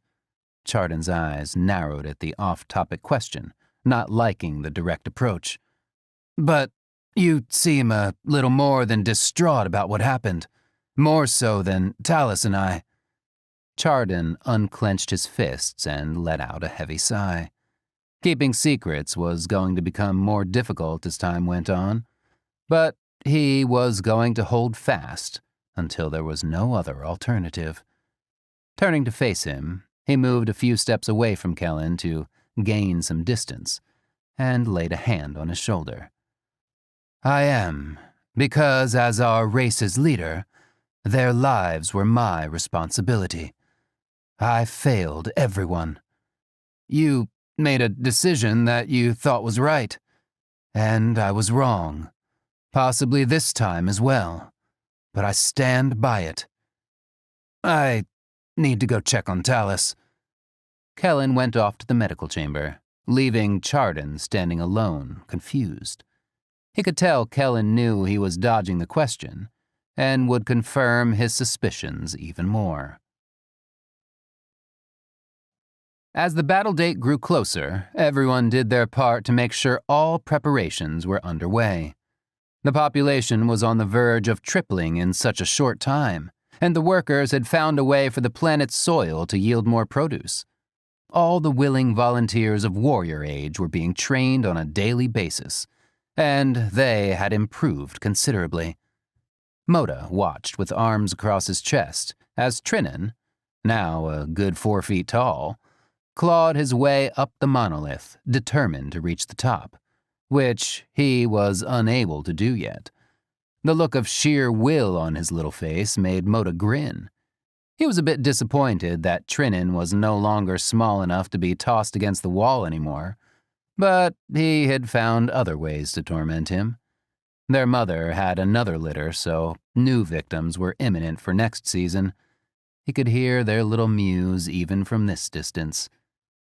Back to watching Trinan, he noticed his progress had taken him halfway up. Too far for him. If he fell, all his bones would be broken. So Moda jumped from where he stood and landed a few inches above Trinan on the wall and snatched him off.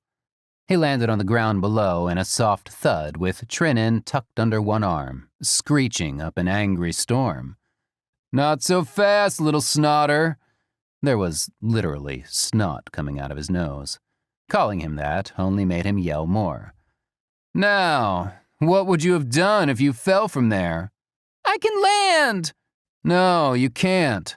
I have seen the way you land, and it is not a pretty sight. Why don't you go pick on Und? He's almost a quarter of the way up. Und may not be able to climb as high as you yet, but he knows how to land. Trinan pouted and started to try and wiggle his way out of Moda's arms. He flicked him hard in the forehead, making him yelp and bringing tears to his eyes. Und stopped climbing to look their way, a dead expression on his face. He hung securely from the wall almost lazily. This apparently made Trinan jealous and angrier. He had yet to master digging his claws in deep enough to hold on like that, even though he could get up quite high really fast. His thoughts were so transparent that Moda flicked him again and carried his crying bundle to the washing chamber for the little ones. Trinan was filthy, covered in gravel and sweat. He also stunk, which kept Moda from bringing him forward for Jaren to see. Their mother had a sensitive nose these days. Once they entered the washing room, Moda fought trying to undress him. The wailing between flicks and roughhousing brought their mother into the chamber, looking annoyed at the noise. She bent down and came nose to nose with Trinan.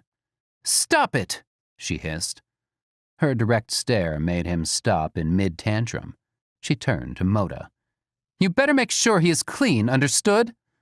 Moda also went speechless, so nodded his head. Jaren left the room. "That was scary, huh?" Trinan gulped and nodded. There was no more fighting while Moda washed him up, but there was some protest when it came to cleaning behind the ears. Und came in and observed the scene from the doorway, amused to see the dynamic between his two brothers. He was more like their father, quiet yet fierce, and that's why Moda didn't spot him on the wall much. If anyone came to check on his progress, it was Jakar. Und could see why everyone focused on Trinan. If he could master his climb and landing, he would be just as great a warrior as their father. His temper needed some work, though. For such a small man-beast, Und prided himself on being more intelligent than his siblings. He sat on the dirt floor at the entrance and waited for them to finish so he could bathe alone. Without knocking or announcing his entrance, Modus entered Chardon's chamber to find their leader soaking in the large circular basin built into the floor. It protruded at least 2 feet above the floor, making it 4 feet deep. A ledge ran the perimeter on the inside of it. Chardon was in female form, with her head thrown back and eyes closed. Her skin had an almost golden sheen to it, blending with the incoming sunlight. He noticed because she was flushed with ecstasy, making his skin crawl knowing who she thought of at that moment. Speaking, he jolted her out of her reverie. "The council wants a meeting." Water swished out of the basin onto the floor as Chardon abruptly sat up in surprise. Her eyes burned with anger when she acknowledged his presence. Modus stood motionless. She eased forward up out of the water, exposing her full nakedness, then leaned over to grab her covering robe on the opposite wall. Chardon never bothered to dry off, and wringing water out of her hair was good enough most days. "I really don't appreciate you coming in unannounced." "My apologies. It's disrespectful and obviously intentional." "That is not my—" "Didn't you all have a good laugh at my expense?" Chardon, back in male form, turned around to face him from across the basin. Modus narrowed his eyes. "I did not find it amusing." "But your family did." He came around to the changing curtain and dressed in his council robes on top of the covering robe, apparently having no inclination to stay with the council any longer than necessary, and returned to his chamber after the meeting. "Let's go." He didn't wait for Modus to answer him. "You trimmed your hair." Modus noticed it as Chardon came towards him to leave. "Yes, well, it would have been a nuisance during battle." With that, he left the chamber.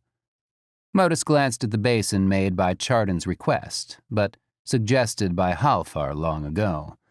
It was the first time Modus had seen it, let alone being used. Walking after Chardon, he could tell his leader was struggling with demons of his own. Secrets were something that could tear a planet apart, but he knew why he had to keep this one. Chardon's mate was not who she had seemed. Modus wanted to kill her many times over, but she made sure her reach was long in the galaxy. All of it a ruse for her being a loving mate to Chardon, who she despised for his diplomacy. Halfar falling in love with him was probably inevitable. Their race could not know just how horrid their beloved Cestus was, on top of their leader being a shifter in love with the enemy who nearly destroyed them. They reached the council room, and Modus took his place by the doorway to stand guard. He remembered when he had first learned of Halfar and Chardon's secret rendezvous. Late afternoon found everyone involved in the negotiations taking a much-needed rest. Modus had just finished escorting Halfar and his entourage back to the gate, but the council wanted to have another session to discuss the proposals Halfar suggested, and he could not find Chardon. On a whim, he headed to Chardon's personal chamber to see if he was in there. And Chardon was there, in female form. The fact that she was naked didn't bother him. It was the smell coming off of her that permeated the room. She seemed to have been in the process of trying to clean herself off, but had passed out. Candles flickered, even though it was not yet sunset. "What have you done?" Modus covered his nose with the sleeve of his robe. He fought the urge to gag, feeling his throat contract from nausea. Chardon turned her glazed eyes towards him, her body still flushed with sweat from mating. She tried to sit up, but her body would not listen. One arm flung out from under the bed covering to dangle over the side of the bed. Modus braved the stench to get closer to her, so he could hear her speak. Her lips were moving. "You can't," was what he heard.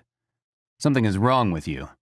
He turned to leave in search of help, and Chardon's iron grip held him by the wrist. "You can't." Her eyes pleaded with him, even as he saw them go off far away, and her body arched slightly on the bed.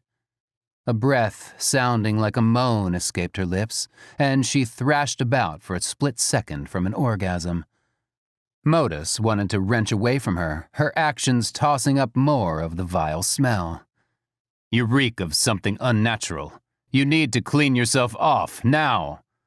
"I'm trying." "The council is reconvening by sunset to discuss Halfar's proposal," Modus hissed at her. "Help me up." He yanked her out of bed and into the washing station next to the changing curtain. "I'm sorry," she whispered. "Thank you." Her eyes glanced back at him. "I'm still beautiful, am I not, Modus?" A mischievous smile crept on her lips. "I'll wait outside." He stopped. "We have to eliminate that stench."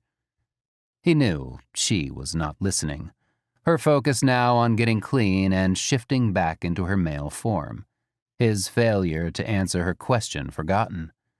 From the window, he saw the field of herbs nearby and dashed out to grab a handful. Back in Chardon's chamber, he burned the herbs and waved them throughout every corner of the room. A small amount he didn't burn went into the wash basin Chardon was using.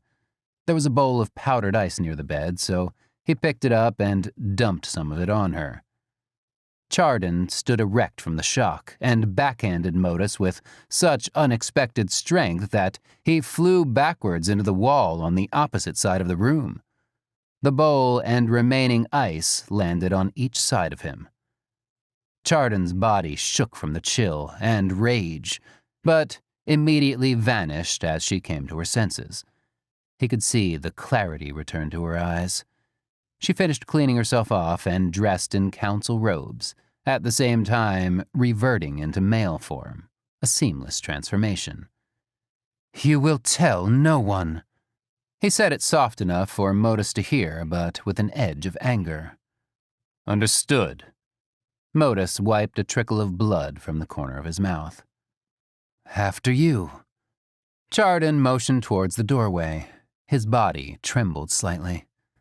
Modus closed the door after them and helped Chardon whenever he faltered. To rest until the end of the day would have been better, but the council was waiting for their leader. Pale skin ran the lines of the now closed wounds where new skin had begun to form. Talus studied every section and decided it wasn't so bad. The patterns left from the scars made them look like animal imprints in his skin. His admiration was witnessed by Kellen, standing near the changing curtain. Does it make you proud to have survived the wrath of the man-beast? He is right about it being a reminder, but not the way he wanted. It gives me resolve. Talus twisted his naked body to get a better view in the harshly made mirror. The surface was not as clear as the ones on Earth, but they made do with the resources their new planet had to offer. Not to your liking, my beloved? Kellen walked over and traced the white scars with his index finger. He went around from back to front until they were face to face. Nothing can ever take away your beauty, he replied softly. How wonderful to hear. Talus encircled him in his arms, and they touched foreheads. By the way, I was right. About what? My theory about Chardon. Talus leaned back. How do you figure? He basically avoided answering my question. He is just as guilty as we are. You asked him outright? It was a window of opportunity. I think you should have waited a bit longer. What secret is so dire that even Modus has to keep it? Talus pulled away from him and, dressing in a covering robe, sat on the bed. Does it not seem odd to you, Chardon not mourning the death of his beloved mate? It's as if he could care less. Kellen's eyes opened wider. For someone to not mourn their mate seemed extreme. No matter how much you may disagree, that person was still your mate, and Cestus was beloved by their people. Her core and vessel had been destroyed, but at the memorial ceremony, her name was never mentioned by Chardon or anyone else from the council. I think you need to figure out what is really going on. You'd think we would have had a separate mourning for Cestus by now, but we didn't. No one has brought it up yet, so we all just continue forgetting about her. He saw Kellen's temple wrinkle deep in thought. Was it something that Chardon did, or was it something Cestus did? Kellen paced. Maybe both. Talus shrugged. But she was harmless. With her soft nature, she could do no wrong. Just so you know, she was not all that soft. Kellen whipped around in shock. What do you mean? I saw her grab a little one and shake him until he went limp, all for running into her while playing with some friends. They were chasing each other, and he was on the tail end. No one saw it happen but me, I guess. That's... Kellen advanced on him with such speed, Talus fell backwards on the bed. Kellen was on top of him, eyes boring into him. Why would you not say anything to anyone? He yelled. No one would ever believe me. I was not well liked to begin with, remember? So our beloved Cestus was some sort of monster? But what does that have to do with Chardon's guilt over our world being destroyed because of our stupidity? If Halfar saw my displeasure in Chardon's decision-making, don't you think he would have gone to Cestus as well? She felt Chardon was being too steadfast with the negotiations. He was not going to budge. We were just pawns in a big scheme? Kellen frowned, then a new expression replaced it. Talus almost laughed at how adorable Kellen looked, all confused and awestruck when he asked it. Afraid so, my beloved. But, Talus sat up, his lips so close to Kellen's. You must not confront anyone with this. If they think you know more than they think you do, it could get messy. I need you to stay safe. He kissed him softly, teasingly, until Kellen settled down on top of him. They both knew there was no point in arguing at this junction, since mating was far more important. Impatience. He could feel it, the agitation of knowing Chardon was coming for him soon. Halfar paced his bedchamber slowly, making sure to plant one foot in front of the other with every step. This had to be done since the last time he paced around thinking of Chardon, he nearly injured himself running into the edge of the bed, and he was far from clumsy. Chewing on his lower lip became an annoying habit he could not seem to break over the past few years, but he'd never let anyone else see him do. There was movement outside his chamber hall, forcing him to instantly cease his inner deliberations. He stood at the doors and waited for what he assumed was a troop of Kerr's enforcers, escorting their commander to him. And he was right. The doors flung open, and Kerr nearly knocked Halfar down, except he came face to face with him and halted, a look of despair washing over his face. He obviously meant it to be an ambush. As they both stood eye to eye, Halfar tilted his head to one side, not disengaging the stare. He saw the enforcers in the hall ready to strike, and from Kerr's back, his talons protruded out. Kerr had a look of disbelief as he looked down at his chest and saw Halfar had indeed run him through. You seem to have come unannounced yet again, despite my orders to not do so ever again. My lord, Kerr managed to get out. Now, I am willing to forget this matter if you are ready to obey me. Kerr was having trouble breathing, but replied, Of course, my lord. The enforcers were confused. Halfar withdrew his claw, and Kerr collapsed into a heap, unconscious in the doorway. Take him away, he barked at the enforcers. 4 of them hurriedly grabbed their commander and dragged him down the hall as they headed towards the healers. A thick trail of dark green blood streaked the white floors. The rest turned in unison and marched back down the hall from whence they came. Ras! Halfar summoned in a booming voice. My lord? Ras was at the end of the hall watching the retreat and carrying of Kerr. That was entertaining. He came forth. Make sure he is well guarded and well maintained. You wish to keep him on as a general? For now, yes. Glancing at him. Why did you not stop him? I was certain you would handle the situation quickly. Why would he do something so detrimental to his well-being? Ras stepped past Halfar and sat on the edge of his bed. When you shut down the barrier, Kerr was in position to take control of a nearby city in one of his regions. The barrier revealed them almost instantly, so he probably assumed you had done it on purpose to dispatch him. Paranoia. Understandable when you are trying to overthrow your ruler without anyone suspecting. But that was...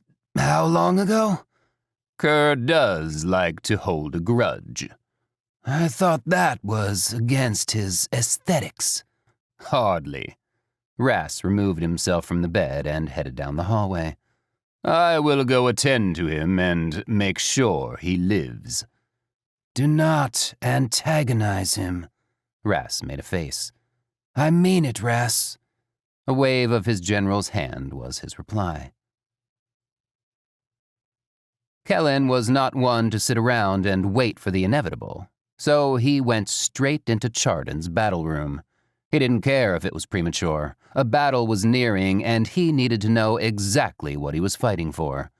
Slamming his fist down on the table to get Chardon's attention, he demanded an answer. Tell me, Chardon, what kind of tragedy did Cestus bring upon us? I now know for a fact that she wasn't the sweet-natured regent everyone thinks. Chardon's shocked expression was enough for him to continue. Don't you think we deserve to know? Chardon cut him off right there. To know what? That she was a monster? That our world became a target because of her actions? Are you going to tell our people, who loved her more than they loved or trusted me, their leader? Slack-jawed, Kellen moved away from the table. The ramifications never occurred to him, and Talus had warned him each time how sensitive the matter. Their people may not believe anything he or Chardon said, But the other side of the coin was, they would hate her. Hate was a strong emotion, needing no fuel since their world was destroyed, and what was left of their race now resided on a planet with an unsustainable sun. But Kellen was now lost for words. A wish to grant her a memorial has come up. I tried to avoid it by averting everyone from her memory. But with the new harvest, the workers wanted an offering since she loved the field workers.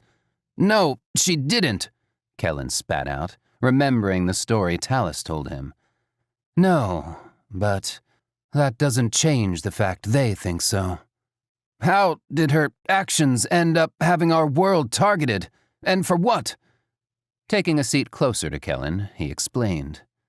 When we went on diplomatic visits to other worlds, Cestus would use her charm to manipulate, blackmail, and connive her way into getting whatever she wanted.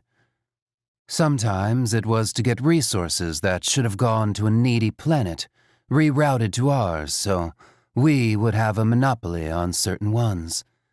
She did all of this in my name and our race, boasting of our unique powers. Over time, animosity brewed, and when they threatened our world, she did not back down. In fact, she welcomed their wrath. That's insane. Wait, Kellen shook his head. How does Halfar come into this? Halfar saw what she was doing and didn't like it. If our world was going to be conquered, better it was him to ensure our race than a hostile one, hell-bent on vengeance to wipe us out. But he was the one who ended up nearly wiping our race out of existence. Negotiations did not go well. Because of Cestus? Incredible, Kellen said to himself. Yes, Chardon sighed heavily. Kellen saw that was all he was going to tell him. There was no reason to say any more. Kellen saw exhaustion on Chardon's face all of a sudden. Sorry you feel this way, Chardon, but the people have to know eventually. He walked out of the battle room in turmoil over what he had discovered. Every scenario he ran of what the secret could be wasn't that bad. Knowing this, he hoped Chardon could postpone the memorial as long as he could. Back with Talus in their chamber, he relayed everything that was discussed and watched Talus start to pace. At first, he was angry at his mate for pushing the subject, then listened more intently. Such insanity! Talus was flabbergasted among other things. Who else knows this again? Chardon, Modus, and now us. You mean Jaren and Ganna have no clue? I'm not sure, but I think they are the last two who need to know. No. Our people are the last who need to know because it would be chaos.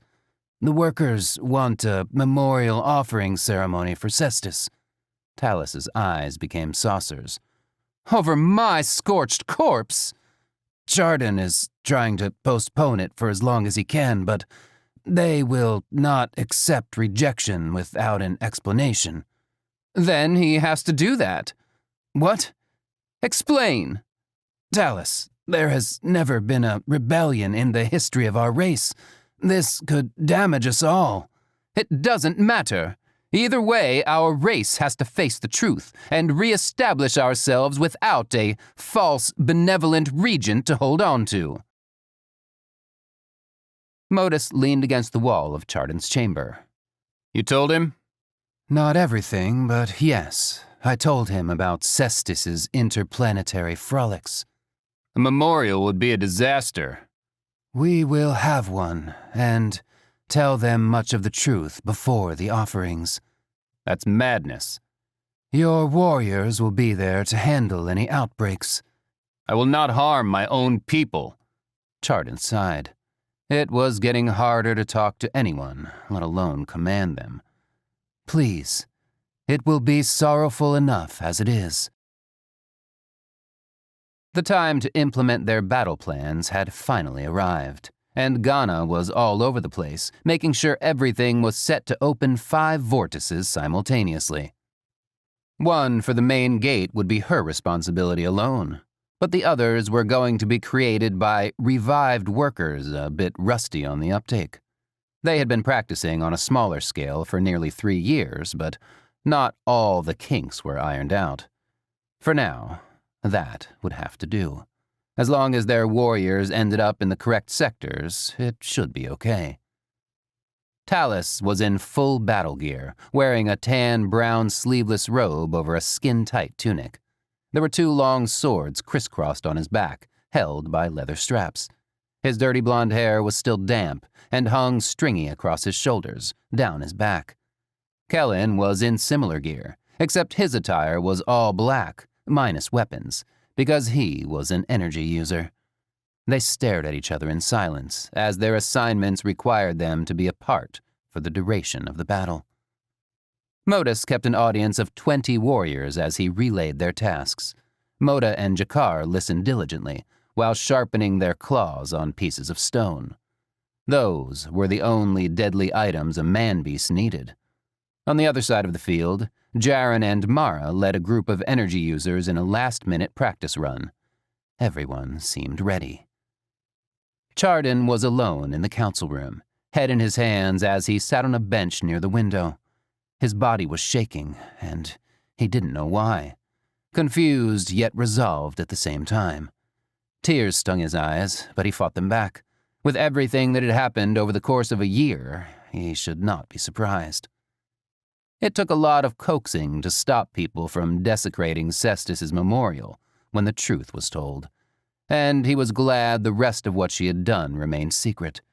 He took a sharp intake of air that forced him to look up, and he saw the muted sunlight trying to illuminate the room. He stared at it for a long time. Multiple vortex openings identified, Rass reported. The throne room was eerily quiet without Kerr's enforcers running around, and Halfar liked it that way, giving him time to think. He glanced over at Rass, still bowed low on one knee. How many? They have not been pinpointed yet. Halfar tapped his index finger to his lips. Focus on any signature close to the palace. Then what? Nothing. It would be the one Chardon appears from. With a troop of warriors, one possibly being that man-beast. No. When you intercept the signatures, you are going to do a bit of rearranging. You mean as soon as all parties are outside of the vortex, we transport them? Random? No. Halfar half turned to him. Make sure the 4 of them are back together, without Modus. Ah. Rass had an inkling of what Halfar had in mind. They should be given an explanation after all that has transpired. I only need 10 enforcers and you in the throne room to ensure no one does anything... He paused for the right word. Foolish. What about the other vortex signatures? I'm sure Kerr and his enforcers will keep them busy. As Rass left to do his bidding, he thought of how Kerr would fare with the man-beast. He had no doubt of Kerr's capabilities, but a man-beast was something else entirely. Kerr might actually enjoy this battle and forget about the incident where he tried to kill his ruler. The vortex on the east side of the palace ripped open to produce Talus and his army. They were 10 strong and ready for a fight. Just as Talus set foot in front of the east wall, he was attacked, with his men not getting any better treatment. He drew one of his longswords and headed straight into the middle to gain leverage. After taking out 3 enforcers, a burst of light engulfed him, and he vanished. His army, surprised, was caught off guard and vulnerable to attack as enforcers clambered down the walls towards them. On the north, Kellen suffered the same fate while going head-to-head with some of Halfar's more formidable human servants. A few enforcers were mixed in, and he was able to take down 2 of them before being taken and replaced by Moda. Their well-structured plans turned into chaos. Kerr sent his enforcers to intercept the intruders from all sides. All along the palace's perimeter, a battle ensued, causing destruction to its walls and the area surrounding it. Kerr made his way down to the west side and had to bend backwards to avoid a wide-angled swipe of talons. Stepping back, he caught a glimpse of Jakar before the man-beast came at him relentlessly. Kerr was pleased to finally let off some steam and fight the way he wanted. He was having fun. At the palace main entrance, Chardon, Jaren, and Modus stepped out of the vortex, along with 7 warriors that included Mara. In an instant, they were ambushed by Ras and his enforcers. Modus took a group of 4 on his side, while Mara used her energy to create a shield for Chardon. Mid-air, about to strike a fatal blow to an enforcer, the man-beast and Mara were swept up, vanishing in thin air, to be replaced by Talus and Kellen. Once again, all 4 were together under the Earth's sky. "What's going on?" Kellen hollered in fear. He was still in attack stance, enforcer blood spotting his robes. Modus was transported to Talus's regiment, and right in the middle of an attack. He had no time to regroup, so used his might to drive the enforcers back. In the recesses of his mind, he cursed whoever did this, to leave Chardon vulnerable. They may have their differences, but he was sworn to protect his leader with his life, if necessary. Slicing an enforcer in half, black blood splattering over him, he advanced into the horde to find a way out and back to the main doors. Moda fared no different as he appeared where Kellen had been, only to find himself surrounded by a large number of enforcers along with human servants. Some had sharp, thin longswords which made them part of the Asian crime syndicates Talus and Kellen had referenced. He extended his claws and dropped down into attack position.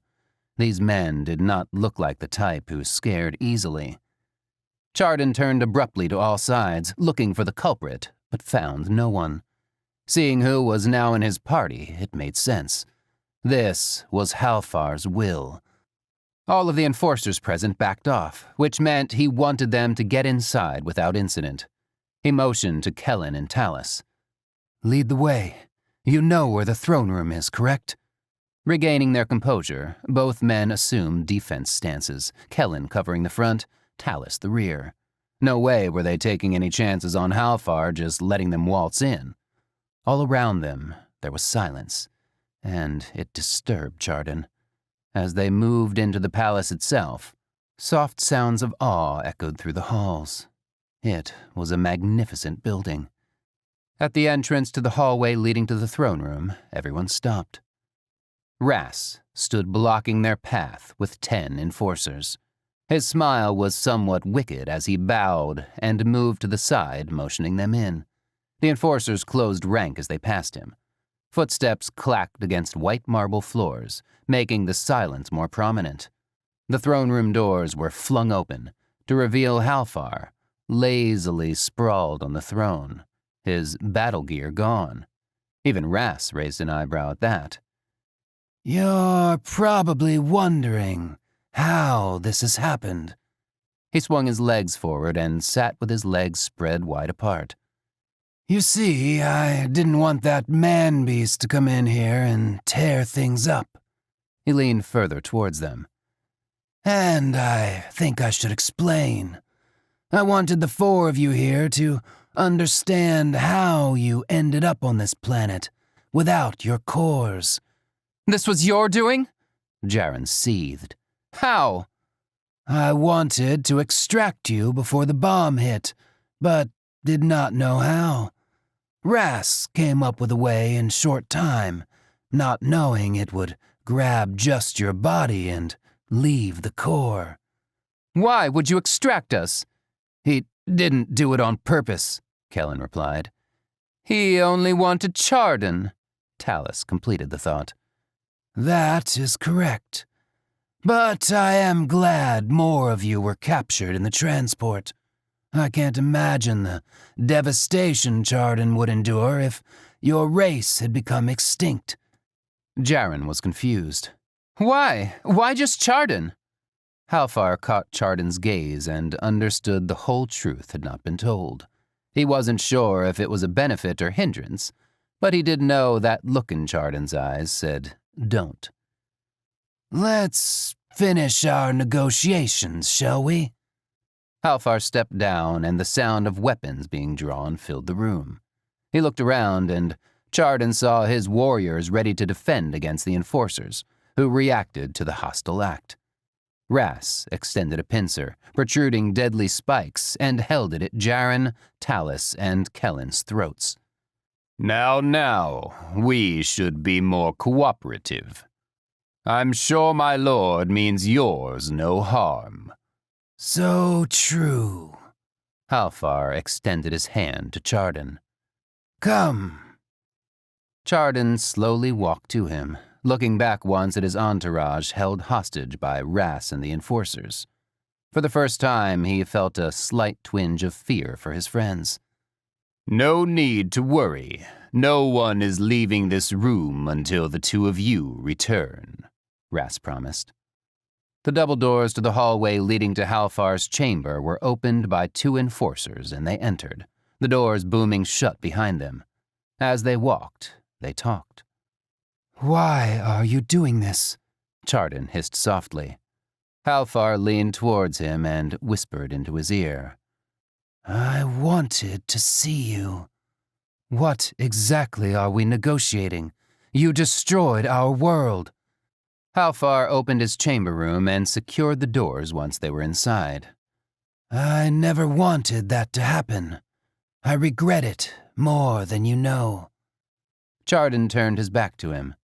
"When I realized what I had set in motion, all I could think of was saving you over anyone else." Chardon swung around and backhanded him. The Force tilted his head sideways. "I deserve more than that." Halfar saw Chardon's eyes full of fury and understood.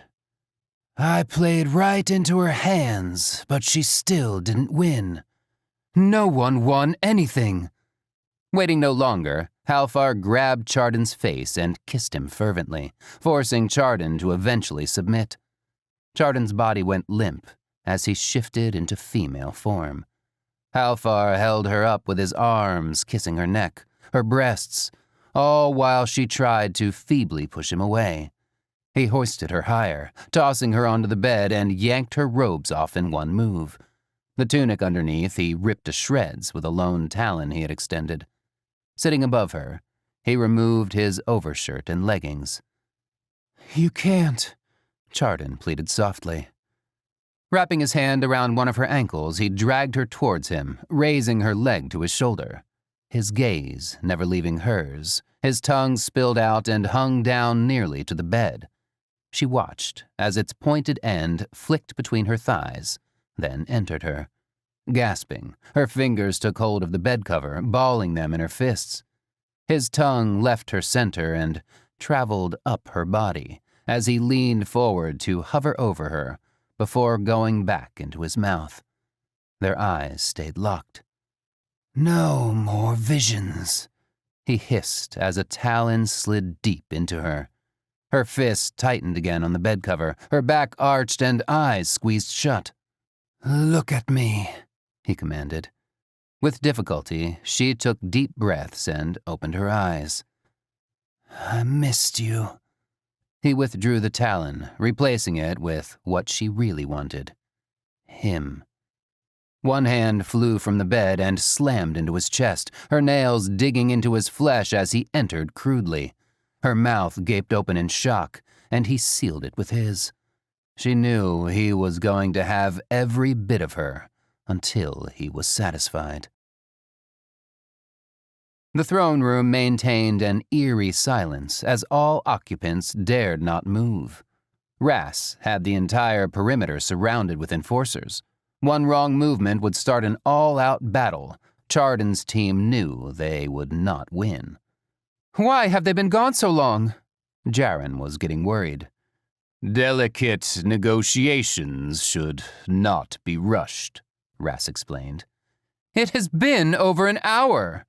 Talus almost reached for his longsword again. Until they return, you will behave. Thirsty? Ras turned to a human servant outside the main doors. Bring some refreshments, please. Something is not right. Kellen kept looking around for clues. Whatever they wish to discuss is not of our concern. Ras leaned against a wall, arms crossed.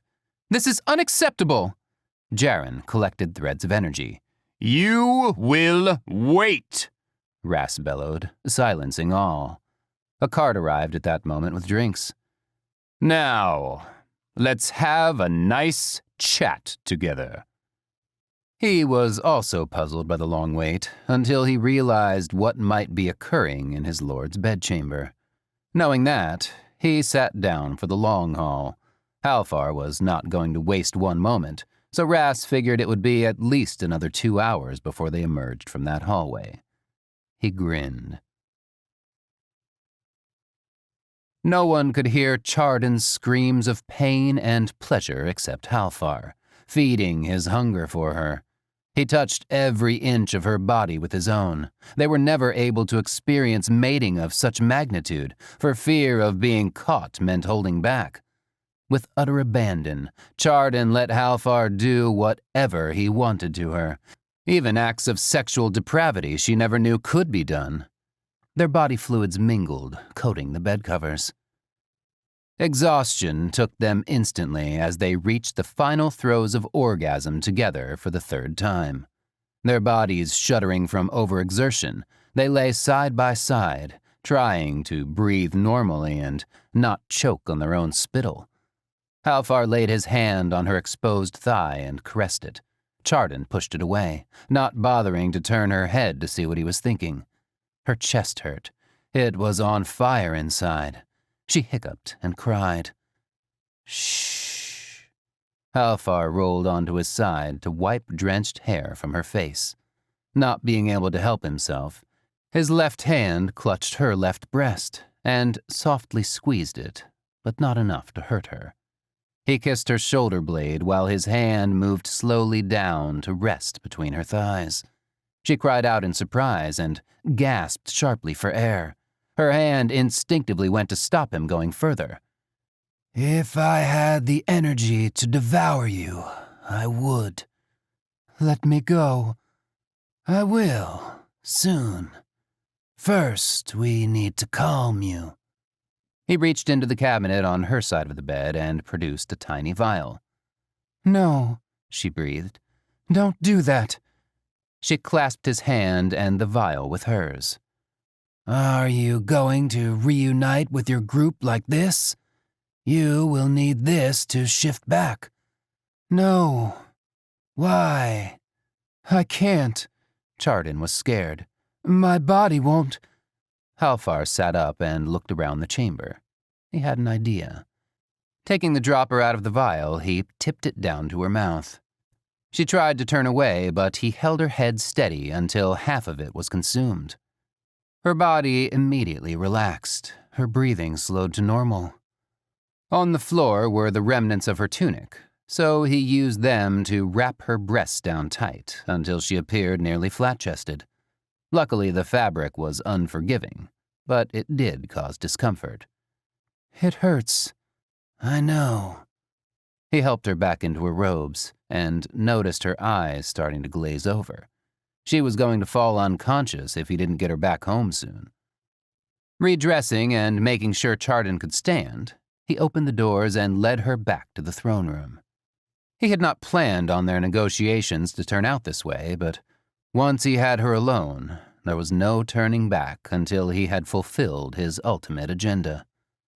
The double doors opened. Ras stood and bowed while Chardon's entourage retook their defensive positions, with weapons drawn and energy spheres formed, ready to strike. Seeing this, Ras motioned with his head and his small army encircled him. Glancing over, he could tell Chardon was not well. What have you done to him? Jaren demanded, raising one hand with a spinning ball of energy. Halfar smirked. Your leader is just fine. Chardon moved away from him to his group. We must leave. Chardon! Kellen made ready to strike. Now! Chardon continued forward, his group surrounding him as he went, keeping an eye on Ras and his enforcers, who also watched them retreat. There's no time to regroup. Outside of the palace, Jaren created a vortex as fast as she could and closed the opening right as the last man stepped into it. She would send a signal for Ghana to open vortexes to retrieve the others. Gears of Change. Back on New Lhasa, Jaren tried to get Chardon to speak to her, noticing something was not right. Chardon ignored her pleas to go to the medical chamber. Tallis and Kellen were no better. Both of them just kept giving each other strange looks as they watched Chardon go directly to the housing commons.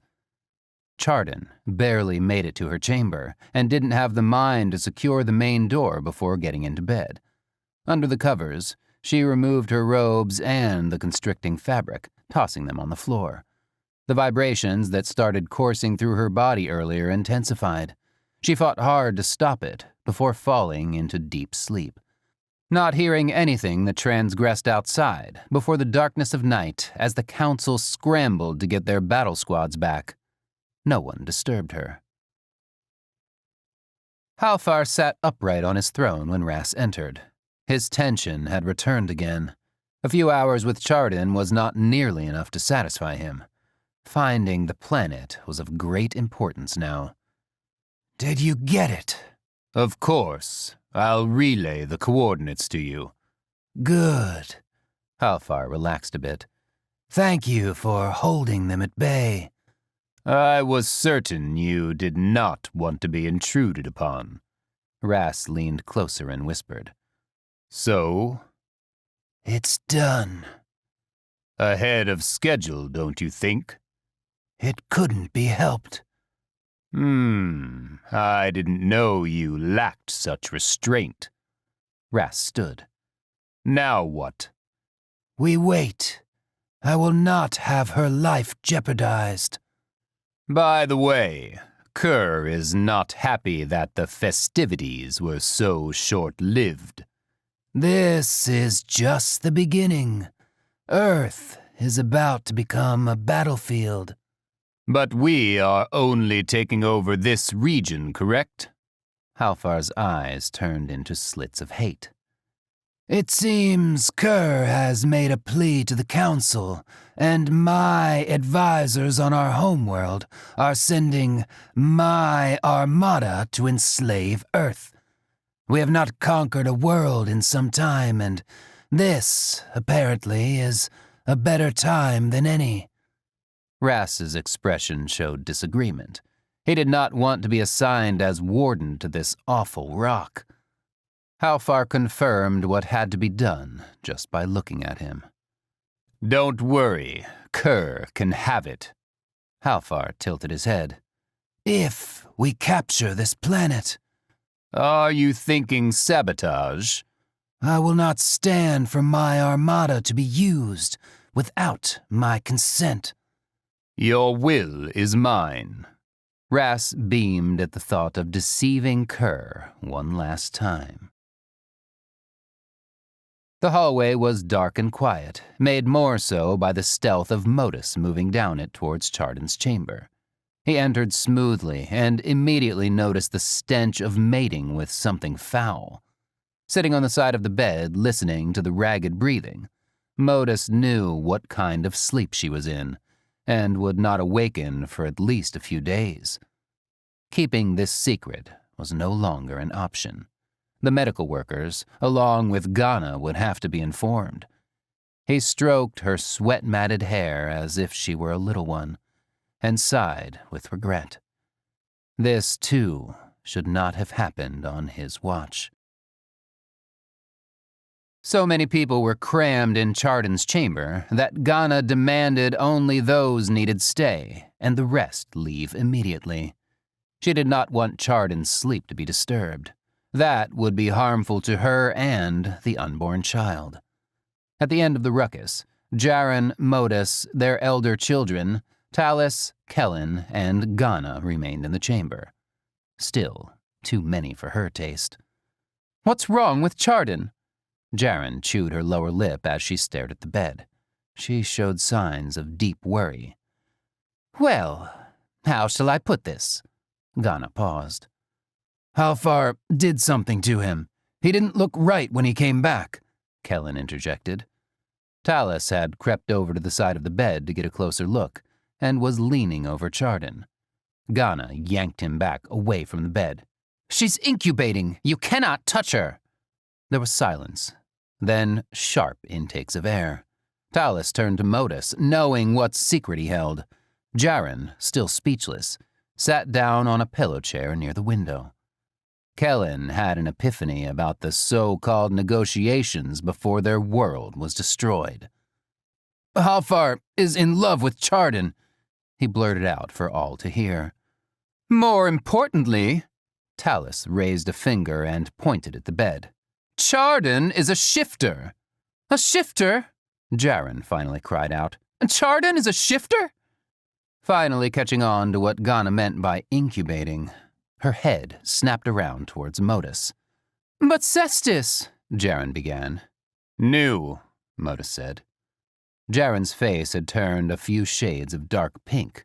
Furious to know her mate had kept this from her, let alone Chardon. She seems to be in pain. Talus had moved closer again. She's exhausted. Now all of you out. Jaren, help me get her into a more comfortable position. The men left so the two women could tend to their leader. Jaren tried to lift Chardon's legs to turn them, and was shocked at how heavy they were. She met Ghana's eyes. She's like dead weight. Ghana, is she really okay? I can't know for sure until she wakes up. For now, we have to keep a constant watch. They were able to get her on her back and propped her head up on pillows. Jaren found a covering robe and got it on her with Ghana's assistance. Outside, Kellen sat with his head in his hands, shaking it back and forth, while Talus walked around in a circle next to him. So many thoughts were going through both their minds as they processed all that had happened. My theory was right, Kellen spoke first. Of course it was, beloved. But I know you could have never guessed this. Not in all of eternity. He looked up from his reverie. What does this mean? That there are more secrets. What else could there possibly be? Think, beloved. Cestus, Modus, and Halfar knew Chardon was a shifter. They also knew what kind of a monster Cestus was. The next part is easy. A light bulb lit up in Kellen's head. Cestus had something to do with the negotiations going south, and Halfar deciding to destroy us all. Bingo.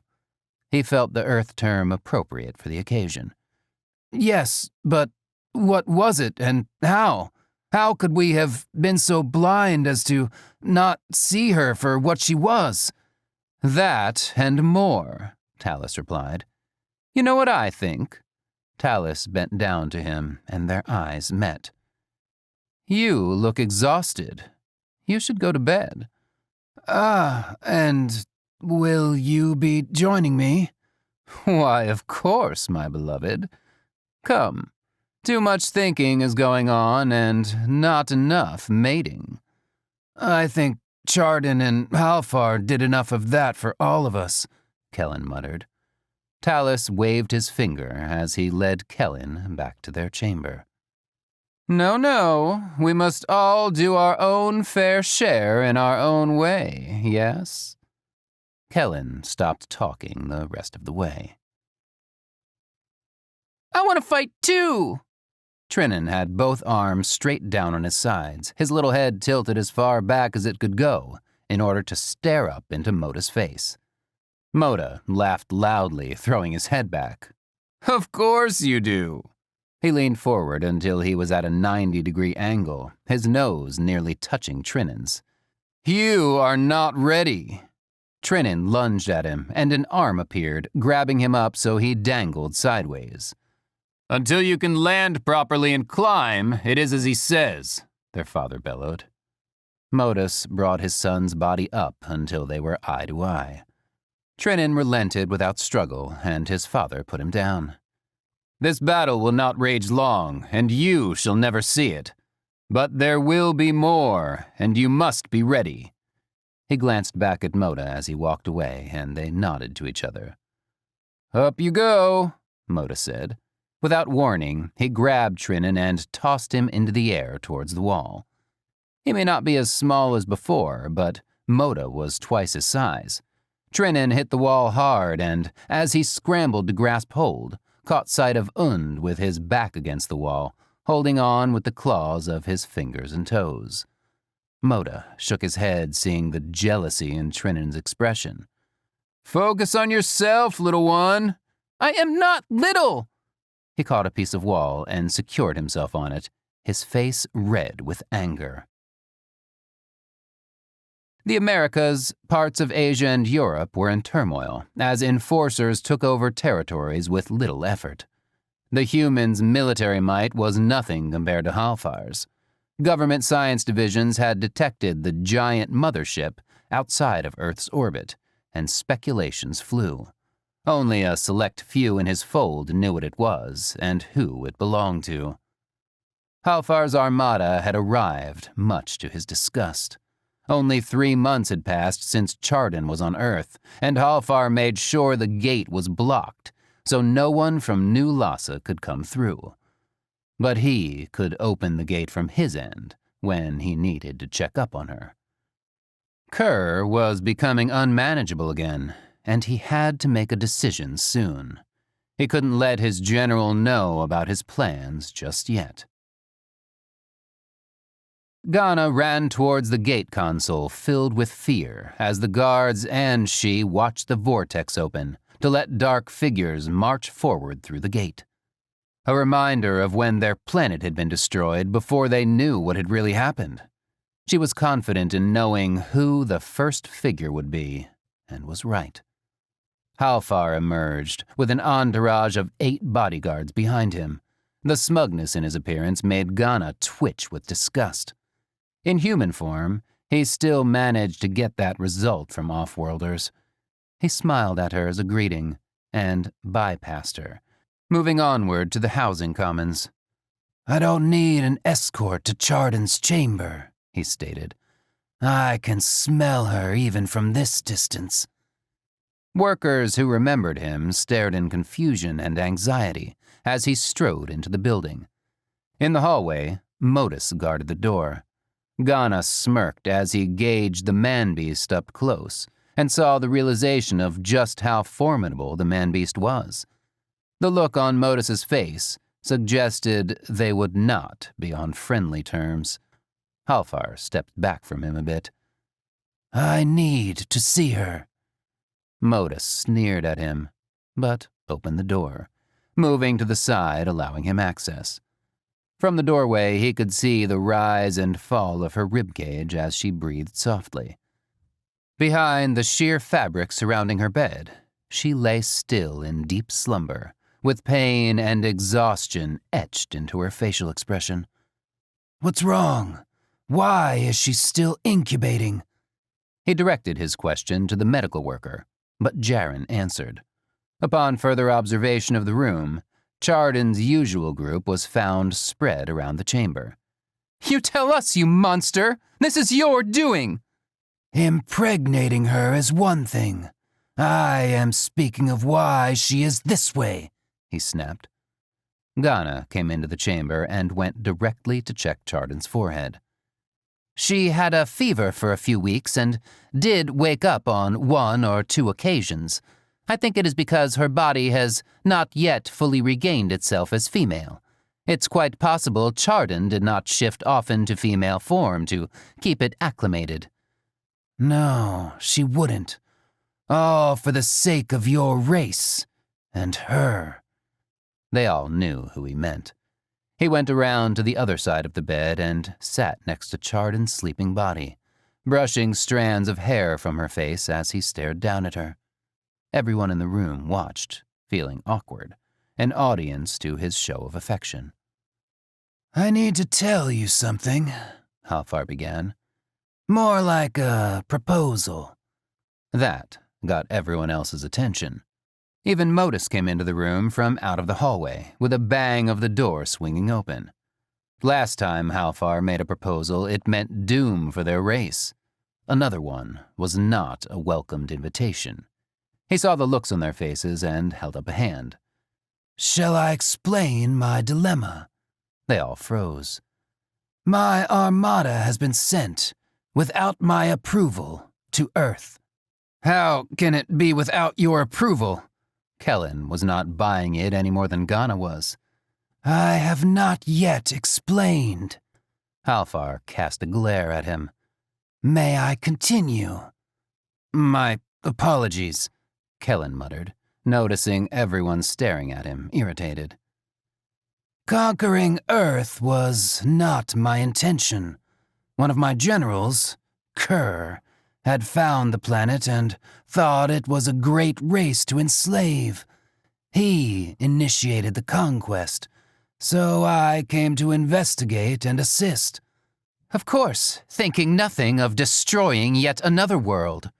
Ghana piped in to their dismay. "For the love of Lhasa!" Mara balled her hands into a fist. Halfar continued. "That is true. I thought nothing of it. But I also saw it as a way to flee from my advisors and the battles. I also had your vessels which my other general, Ras, helped keep hidden from prying eyes. If anyone knew what I had done, extracting all of you, my reign as ruler would be put in question, and I needed to stay in control. Kerr has since relayed this information to the royal advisors." Jaren and Talus glanced at each other, and Talus was the one to speak. "You don't want to conquer Earth? Then why not tell them to withdraw?" "Kerr has engaged in a campaign to overthrow me and claim my armada for himself. He knows in his gut I would choose Ras over him." "Preemptive strike," Talus deduced. "Correct. I want to lose this battle, get rid of Kerr, and return my armada to its home base." "So, what is your proposal?" Halfar stood from his seat by the bed and turned to face them. "I need you to attack my forces on all fronts before my armada deploys.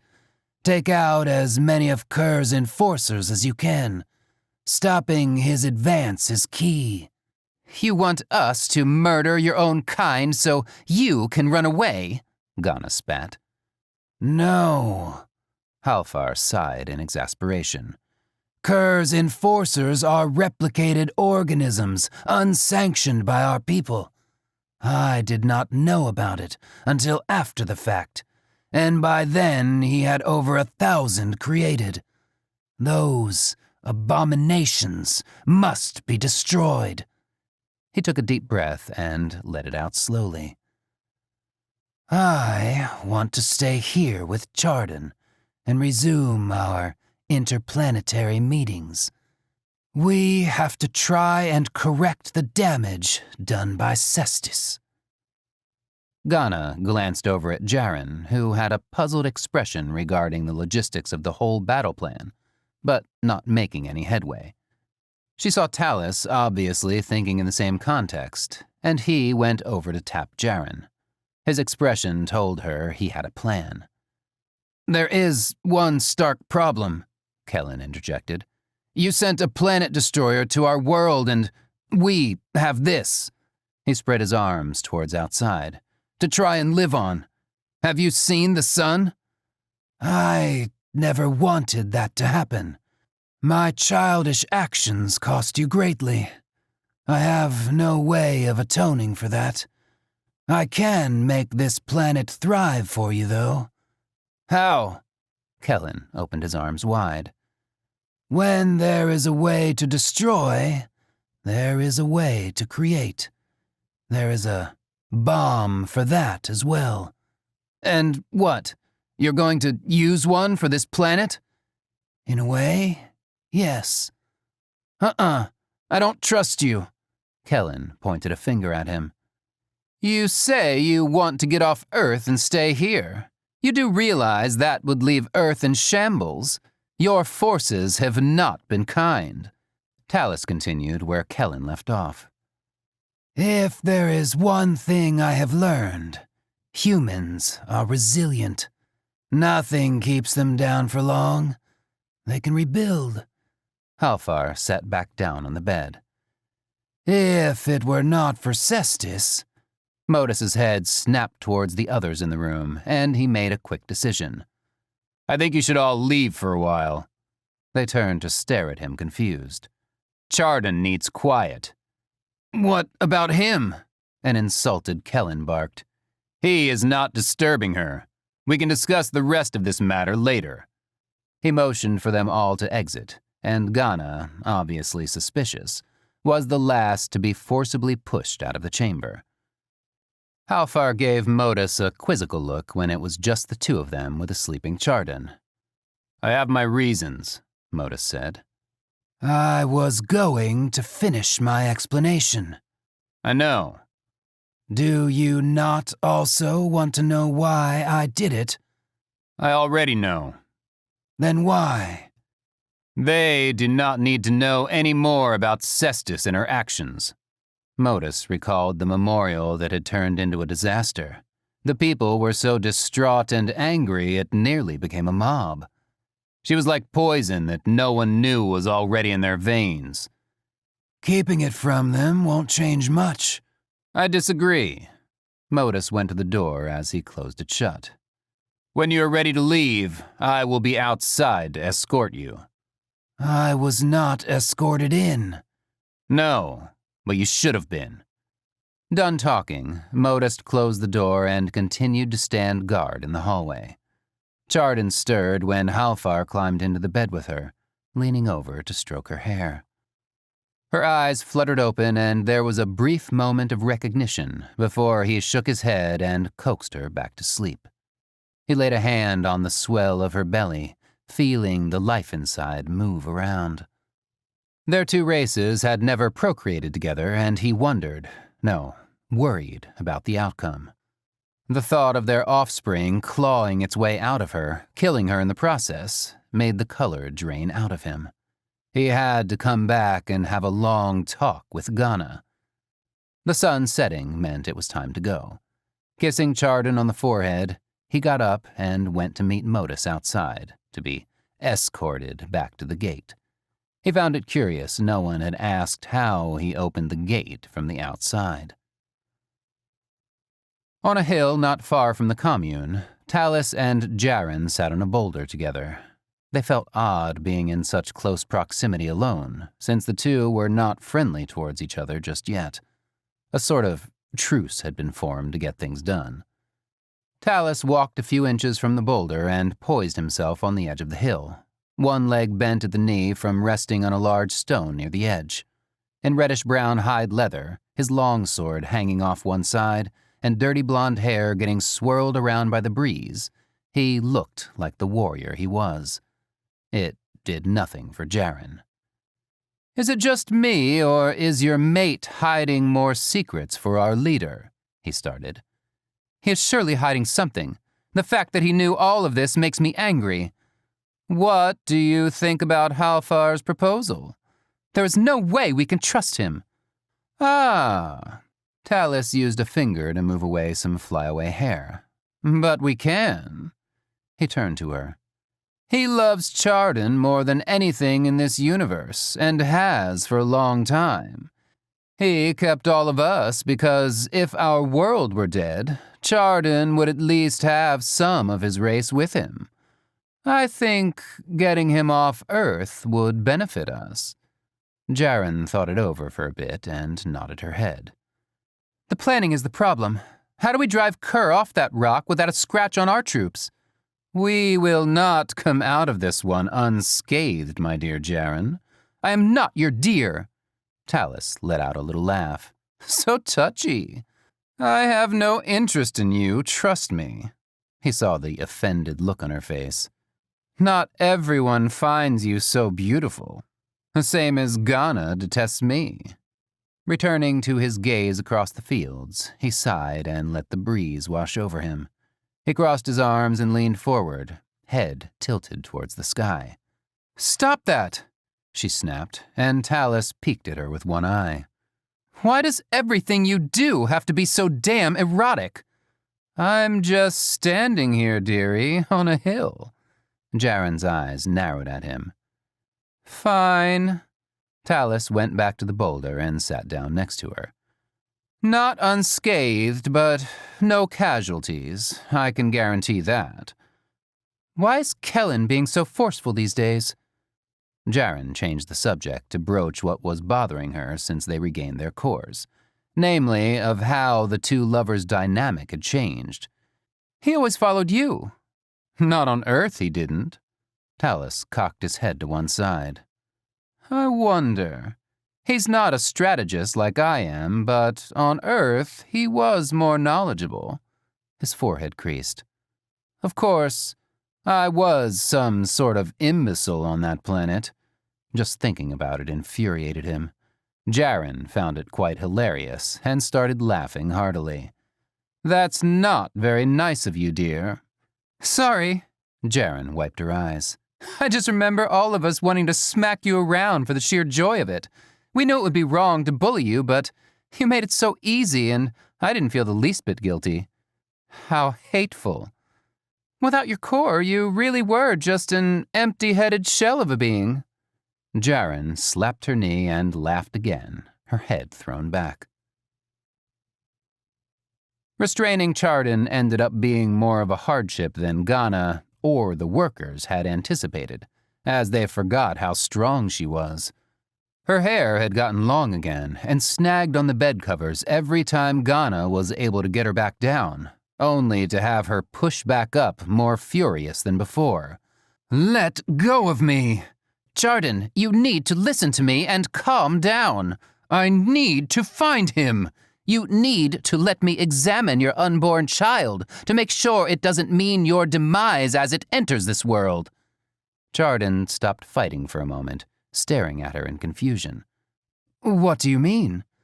"Our two races have never mated before, and if you haven't forgotten, Halfar's true form comes with claws.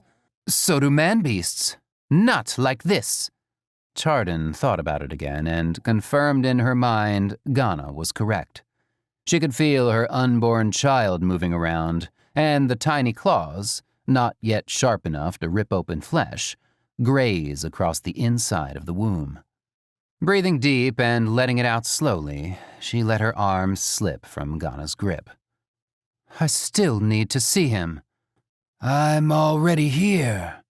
Halfar stepped out of the shadows near the door, with Modus in tow. "You really should stay in bed resting. Ghana and I have some details to go over." "Hi." Halfar leaned in and kissed her softly on the lips, making her shiver. "You're coming back?" "Of course." He turned to Ghana. "Let's proceed." Ghana brought over the examination tablet and held it above Chardon's belly to get a good view of the fetus. Once the image was recorded along with vital signs for both mother and child, she left the room. With Halfar in tow, they headed to the medical research chamber. Halfar was silent the entire time, and Ghana felt she may have misjudged the tyrant. What nagged her about their planet's destruction on a whim was an awful suspicion that Cestus, yet again, was the cause. She silently scrutinized the image in her research lab, then made a suggestion. "We can extract him when it is time." "How?" Halfar tensed at the sound of it. "Cut her open." The medical workers gasped in horror, and Halfar rose from his seat. "Or," she reeled back, not liking what was about to occur, "we can carefully insert a membrane around the fetus to prevent him from clawing his way out of her." "Will you sedate her?" "Do you think she would let me?" Ghana swirled around in her seat facing Halfar. "No." He resumed his seat and tapped his lower lip.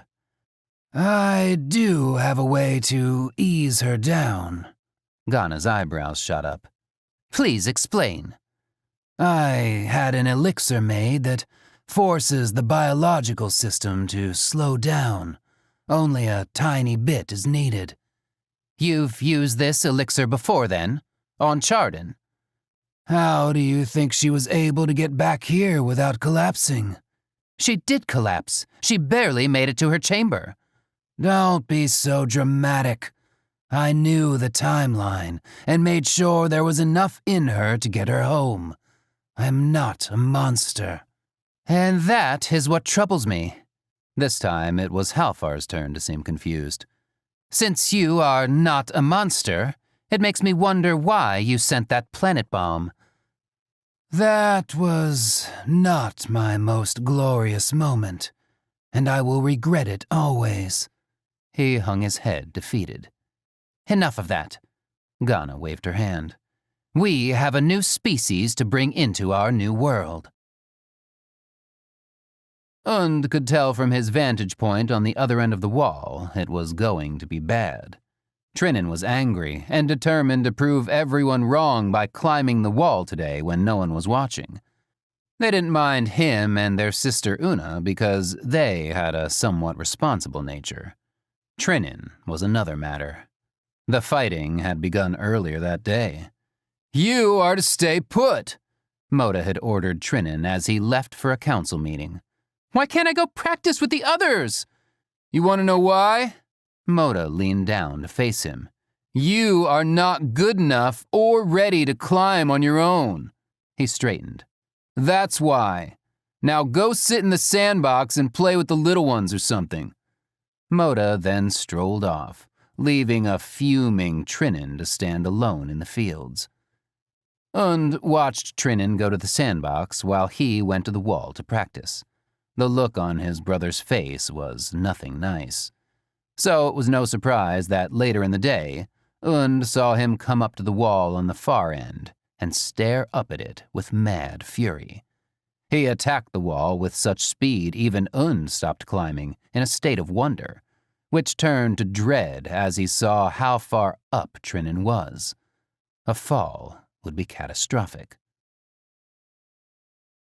The climb was going well, and Trinan had a big grin on his face despite the sweat running down his back from the exertion. His claws clinked upward, and he was 3/4 of the way up when one of his claws did not find a grip.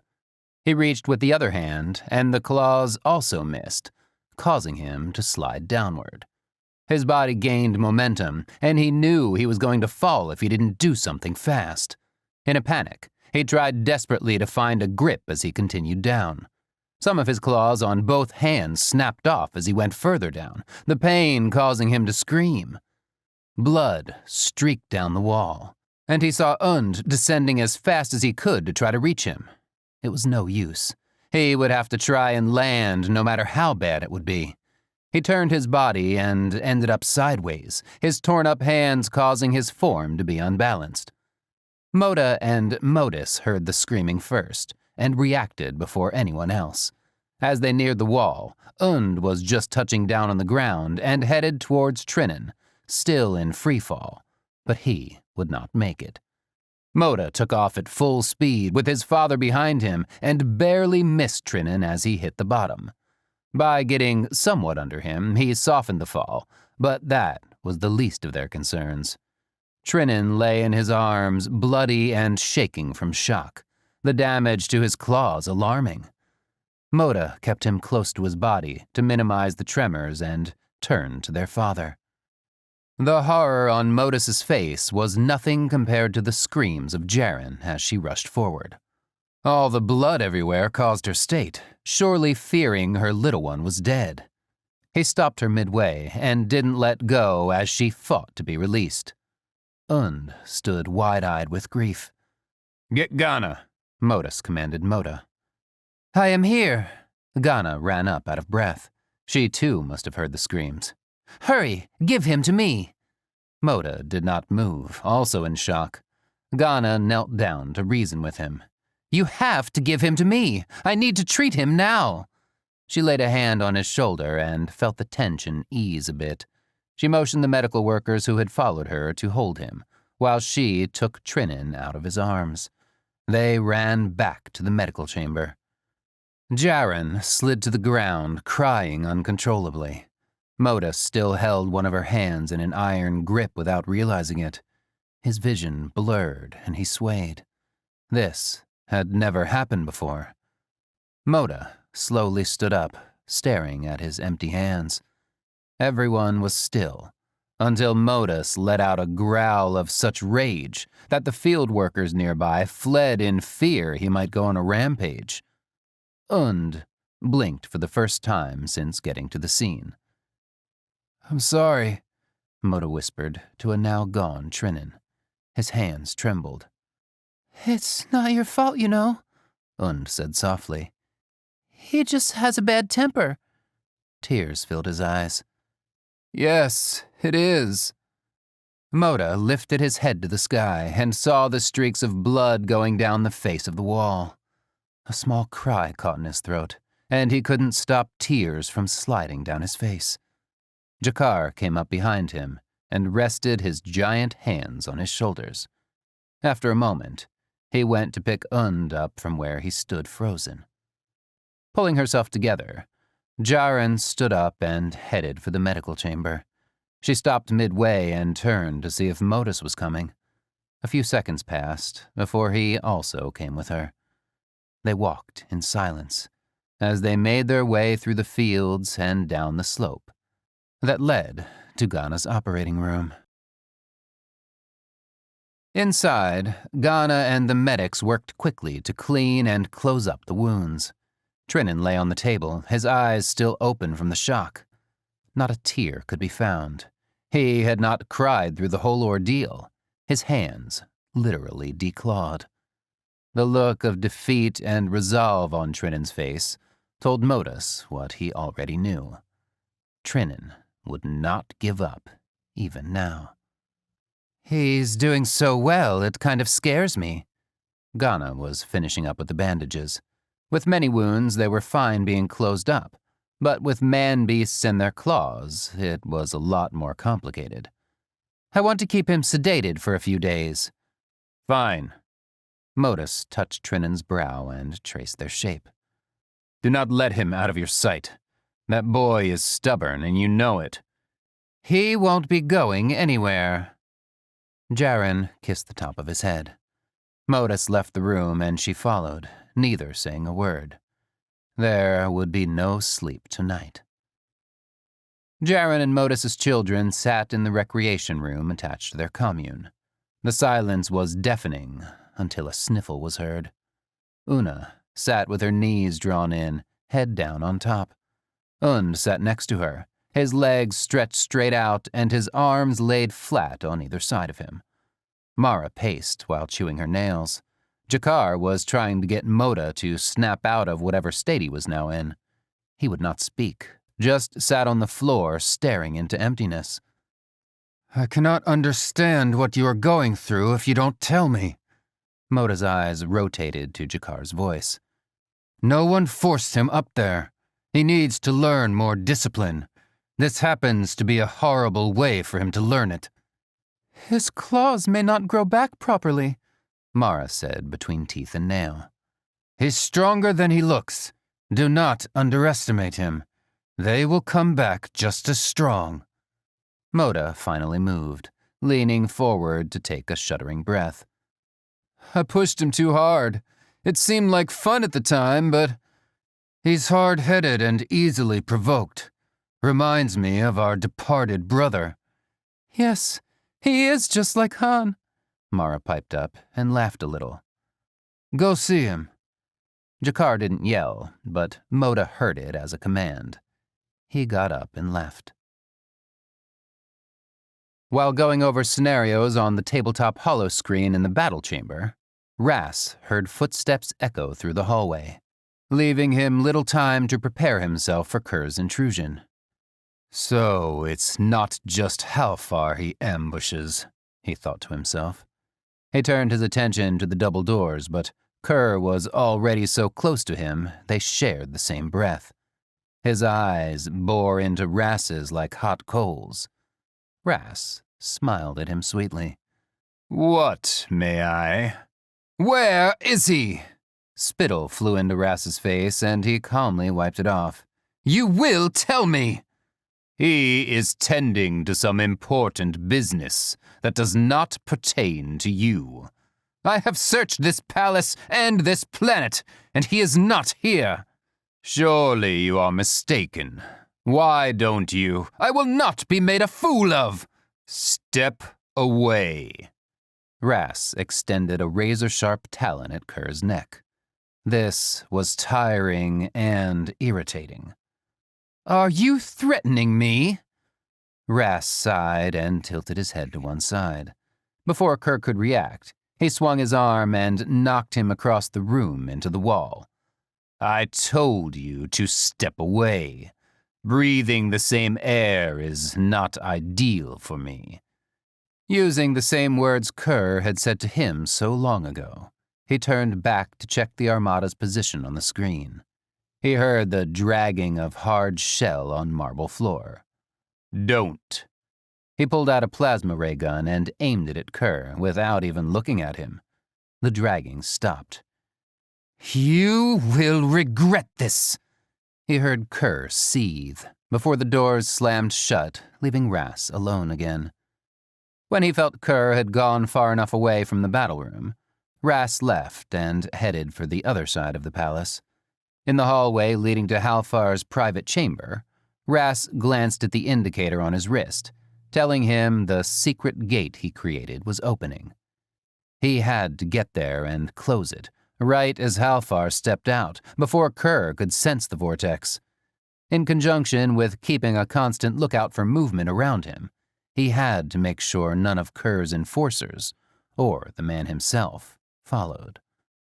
As he neared the hall, a gust of air blew in, making a large sucking sound. Halfar stepped out of the vortex onto the palace floor, and Rass typed in commands on his wristband to close it. They stood face to face for a moment. Then Halfar turned. Walk with me, his ruler commanded. Kerr has been scouring the planet and the palace for you. He even tried to attack me. Where is he now? No idea. Halfar stopped short. He did not follow me, Rass reassured him. They continued their fast-paced walk to the throne room, bursting in to find Kerr waiting for them. He smiled, then bowed at Halfar. My lord, you were sorely missed today. I did not know I was expected to be in anyone's presence. You have been in the palace all this time? He asked, his tone dripping honey. Halfar's face twitched as he settled into his throne. Where else would I be, Kerr? I am only concerned for your well-being in these tumultuous times. We are at war with the humans, as dull as that may be. There's an uprising off the coast of Spain. If you wish, I can dispatch my enforcers to regain the region, Rass interrupted. I believe my army is better equipped to handle them. Kerr was not to be ignored. In that case, I will go with my enforcers. The last thing we need is the ocean turning red with unnecessary bloodshed. Your enforcers are nothing but barbarians. Rass feinted hostility as Halfar commanded he do so. Kerr gave a smirk and strolled past him in triumph. Rass sighed with relief and shut the double doors to the throne room. Now that he is gone, how fares your pregnant mate? Chardon ate like a man-beast after battle, just to keep her appetite at bay. She was not happy with the amount of food, but knew it was necessary. Her time to deliver was near, and Jaren had been around earlier to help with preparations. For some reason, she did not feel strange or uneasy as everyone said she would. Then again, Chardon was not like the others of her race. That's why she was leader. Her strength and power were unmatched. It was her emotional state that made her weak at times. "Feeling better, I see." She noticed Ghana going over to the bed to straighten out the covers. The scientist had not left Chardon alone all day, coming in unannounced to check on her. "I've been eating." Chardon shoved pieces of grilled meat in her mouth. "That's good. You will need all the energy you can muster." "Really? I was under the impression my being conscious was not necessary, since you plan to cut him out of me." Ghana paused mid-cleaning and didn't dare look over her shoulder at Chardon. The options she had floated around received instant resistance from Halfar and the medical workers, but she would still do it if she could get away with it. The scientist in her called for it. To reiterate her distaste, Chardon voiced her sentiment. "An invasive procedure that you would not have gotten away with." Ghana flinched, satisfying Chardon with her reaction. Halfar barely made it back in time to see the bloody, slimy mess of childbirth occurring in Chardon's chamber, with at least 5 other witnesses packed in. Coming around to the foot of the bed, he saw Ghana gently pulling out a gelatinous membrane encased around a tiny life with equally tiny black talons. The sounds of it coming out reminded him of the last time he accidentally stepped on fresh entrails during a battle. The membrane was set in a large bowl at the foot of the bed, and Ghana carefully sliced it open to reveal the child. Laying the filleted membrane open-faced, she dug into his mouth and nostrils with her fingers and extracted the protective tissue simultaneously. A high-pitched wail filled the room, and the infant swiped at her. His razor-sharp talons grazed her cheek, leaving 3 thin lines of blood. She picked him up and went to the wash basin to clean him off. One of the medical workers handed her a small blanket to wrap him in. "Here he is." Ghana gave the little monster to Chardon, then went to the mirror to examine her face. Chardon reached into a basket near the head of her bed and palmed a handful of bandage cloth. "Help me," she motioned to Halfar.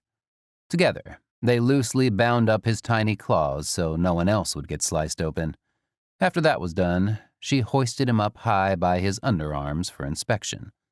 The tiny slits of his eyes opened, and he stared at her with the same strange green as his father. His hair was black as pitch, with honey-brown streaks the color of Chardon's. She handed their child over to him, and he was frightened to hold him. "What shall we name him?" he asked her as his eyes laid transfixed on his son, mewing and clicking sounds bubbly from his tiny lips. Lending a finger, he watched the little one take hold and open his mouth, exposing a row of sharp, tiny teeth. Before Halfar could snatch his finger back, the little one chomped down. Droplets of blood formed around it. Seeing that, Chardon made a decision. "His name will be Farron." "That's quite appropriate," Jaren snorted. "It means feral fangs in our culture." Halfar smiled at that. He liked how it fit the little one perfectly. Farron let go of the finger, yawned, and then shivered. "He's cold." Chardon tossed the blanket to him, and Halfar wrapped him back in it. Farron warmed up after only a few minutes and fell asleep. "How sweet he is for such a creature," Ghana mused to herself. Then her face froze, realizing she had said it out loud. She winced when silence filled the room. Halfar knew how she felt about man-beasts, or similar species, and frowned. Jaren seemed to feel the same as he did, and was also not amused by Ghana's remark. Just because a child is born with talons does not make them a monster. She went over to take a look at the sleeping Farron being held in Halfar's arms. "He's quite cute, like a baby man-beast without the fur," she said, glaring over at Ghana. A small blue light flashed on the back of Halfar's hand, signaling his time was up for now. He struggled with his emotions of wanting to stay at Chardon's side or go back to deal with Earth once and for all. Standing, he handed their sleeping bundle to Chardon, kissed them both on the forehead, before grabbing his cloak and heading out the door. Ras would cover for him, always going back and forth, while Kerr lurked in the shadows, waiting for an opportunity to finish them both off. Ahead, he saw Modus opening the gate for his return. "This won't be necessary for much longer," he told the man-beast, as he stepped onto the platform. "We can go over strategy soon." Modus's fingers worked the console as he replied. We will help get you off Earth, but He looked up from his work. you have to deal with Kerr on your own. "You're right." Halfar entered the vortex and disappeared. 4. Ready to strike. Ras moved the remains of his meal around on the plate in front of him, not having much of an appetite anymore. The great dining hall's table had a capacity to seat 50, but today only his lord and he were present. 2 servants stood waiting to serve them on opposite sides of the room, pure white from floor to ceiling. Halfar sat across from him, 20 feet away, on the other end of the table after just informing him of his mission regarding Kerr. Something about it pained him, and he didn't like that feeling. "Can you do it?" Ras was surprised he had been ignoring Halfar, having not heard anything his ruler said after the instructions. You have asked me before this, and the answer is still yes. "Then why are you not enthused about it?" As you've said, I was in love with him once. "Are you still? Do you think he'll miraculously change?" Ras tossed the fork down onto the plate and sat back in the chair sideways. I am not a fool, no. He squinted in aggravation at the thought of Kerr. He has made it clear I am not ideal. "You really should find a mate soon. I worry about you." This coming from our ruthless ruler who decided to fall in love after centuries of conquests? I'll have you know battles are what drive me, not love. Besides, He put his feet up on the edge of the table. how can I be an objective general, all lovelorn and whatnot? More servants came in to clear away the table, and Halfar noticed the half-eaten food on Ras's plate. "Not hungry this evening?" Earth food is disgusting. "But you do get quite a variety." Kerr burst into the dining hall with all the flair of an entertainer. How fares my lord and his minion? He did a quick bow, smirking as he came up to the edge of the table. His sing-song introduction grated on both their sensibilities. Did you come for dinner? Ras motioned the spread of food being taken away. We are finished, but there is plenty left for you. Kerr crinkled his nose at the human food. Disgusting. He came further into the room and made his report. I have secured the Asian border, so they are no longer a problem for our forces. They noticed the emphasis on I. By the way, when is the Armada coming down to raise the surface? Once we are all in position for a unified attack. I believe we are at 40%.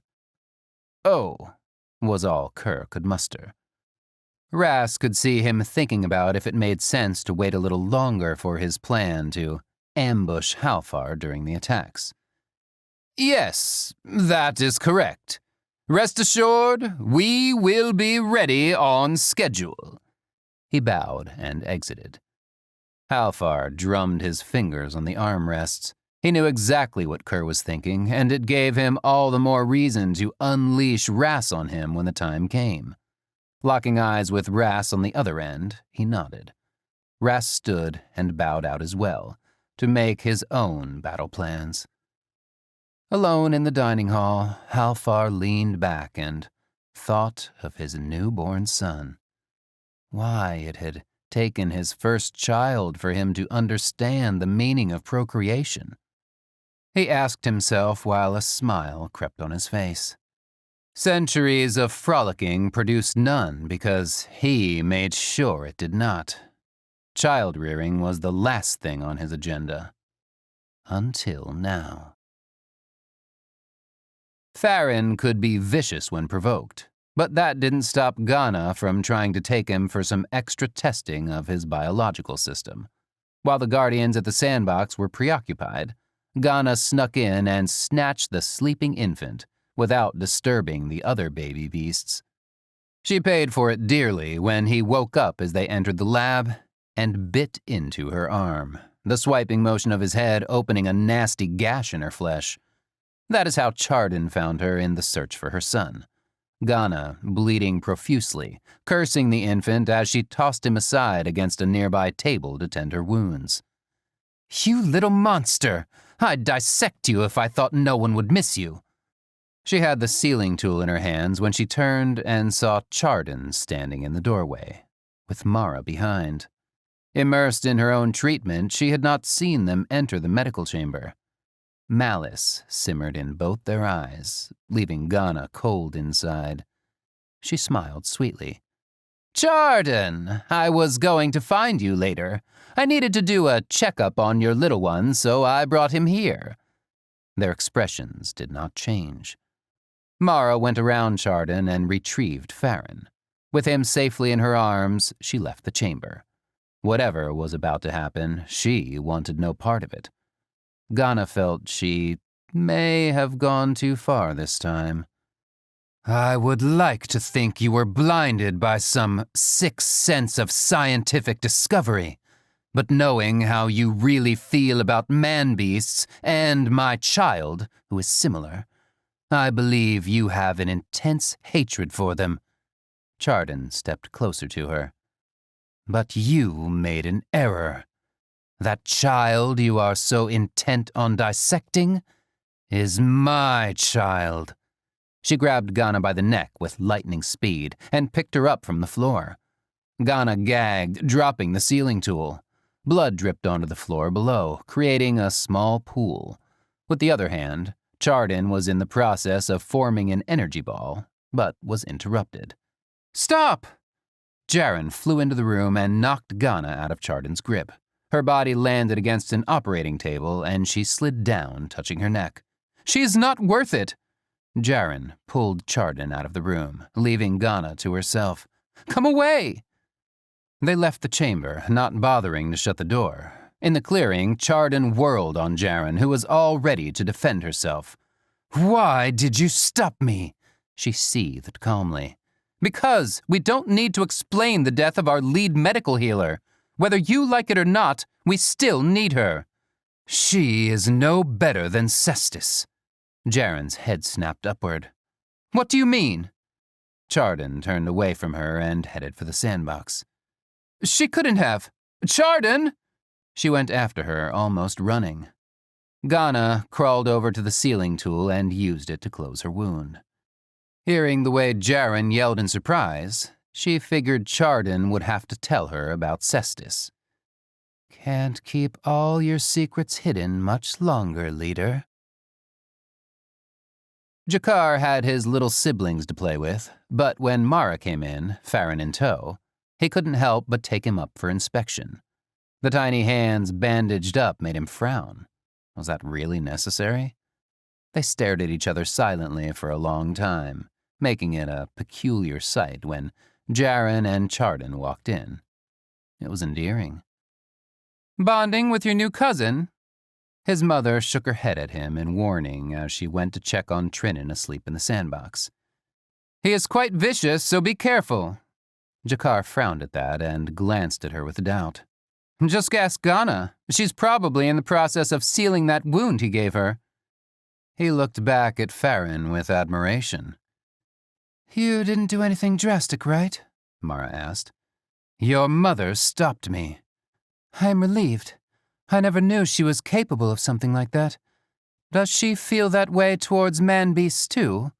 Yes, she does, Jaren replied. She hides it well enough, but I knew long ago what she really thought, and of me who mated with one.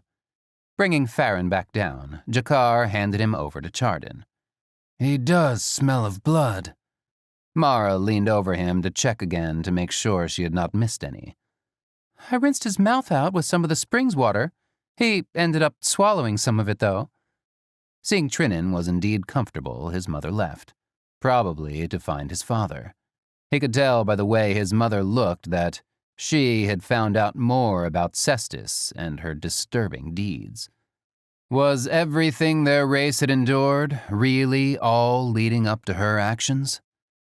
As angry as he was with Talus and Kellen, it was clear they were nothing but gears in a giant machine. Modus was meditating by the waterfall near the mountains, so Jaren approached him quietly. But it was in vain. He opened his eyes and glanced over at her. The look on her face told him whatever she wanted was serious enough to need his undivided attention. He didn't stand up, but motioned for her to sit in front of him. She told him what happened at the medical chamber. Ghana decided in her infinite wisdom to snatch Farron from the sandbox and do some experimenting. Chardon went to the medical lab and was about to murder the conniving scientist. I had to stop her. Modus shifted uneasily on the slab of rock. He, too, knew about Ghana's obsession with dissecting man-beast-like creatures for her scientific research. Chardon had hinted about Cestus's role in torture. I have some theories on what they could have entailed. You know something, don't you? Why won't you tell me? Would it matter? Stop keeping secrets from me. You and Chardon always have something only the two of you know. Why is that? Tell me. He sighed and cleared his throat. She had a thing for learning how other species functioned. Her and Ghana devised ways to procure specimens. When Cestus learned of Chardon and Halfar's affair, it came to a head. She threatened to expose them. I decided to protect them from her, and she turned on me. What? Jaren reared back. Lhasa, over 100 years ago. Modus watched from the chamber door cracked slightly open, as Cestus admired herself in a 7-foot-tall viewing glass she had brought back from one of her interplanetary meetings.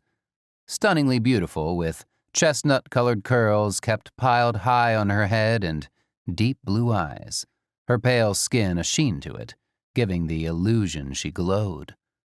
At nearly the same height as Chardon, she was statuesque. The door made a loud creaking sound as Modus entered, causing her to look towards it. She turned, moving the bottom of her golden-embroidered robe out of the way. No one on their planet dressed as such, so it made her stand out, saying it made her feel regal whenever she wore it. Some seedy merchant on one of her many well-solicited planet excursions had it made for her in exchange for company. Come for a mid-evening tryst with your leader? Her smile was wide and sinister. You are not my leader. Really? Because I am the one who rules this world, not Chardon. Our world has no ruler. This is not a dictatorship. I beg to differ, you monster. She leaned on the banister attached to the viewing glass. Because of me, our reach spans across the galaxy. That is not what we wished for. We want to be left alone. If the people knew. What? That their leader is a shifter mating with some disgusting off-world creature? I could expose that truth.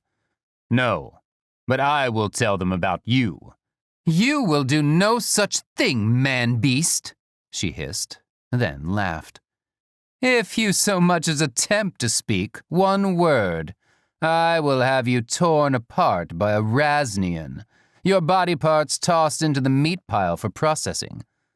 How would your mate like the taste of her beloved man-beast roasted with herbs?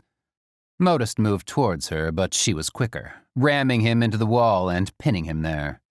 You are not special, monster.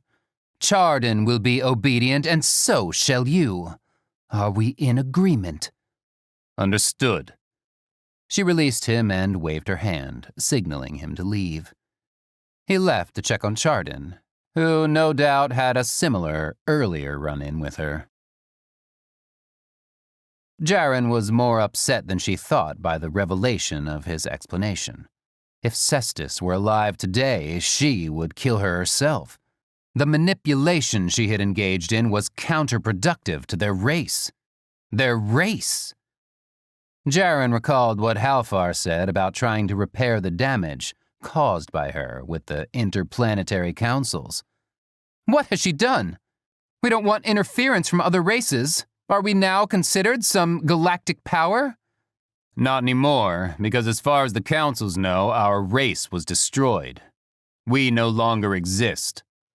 Thinking of the implications of that, Jaren put her hands to her face and gasped. No one knew of their settlement on this planet, so there was obviously no help coming from others, which is why their resources were so low. She stared at her mate, and they both silently agreed once and for all to not double-cross Halfar as planned, but to help him. "We need to find out how to open the gate to the other worlds," Jaren suggested. Halfar knows how to access them. "Can we really fix what she has done?" All we can do is try. Chardon sat in her chamber breastfeeding Farron, his tiny claws latched into the flesh of her skin.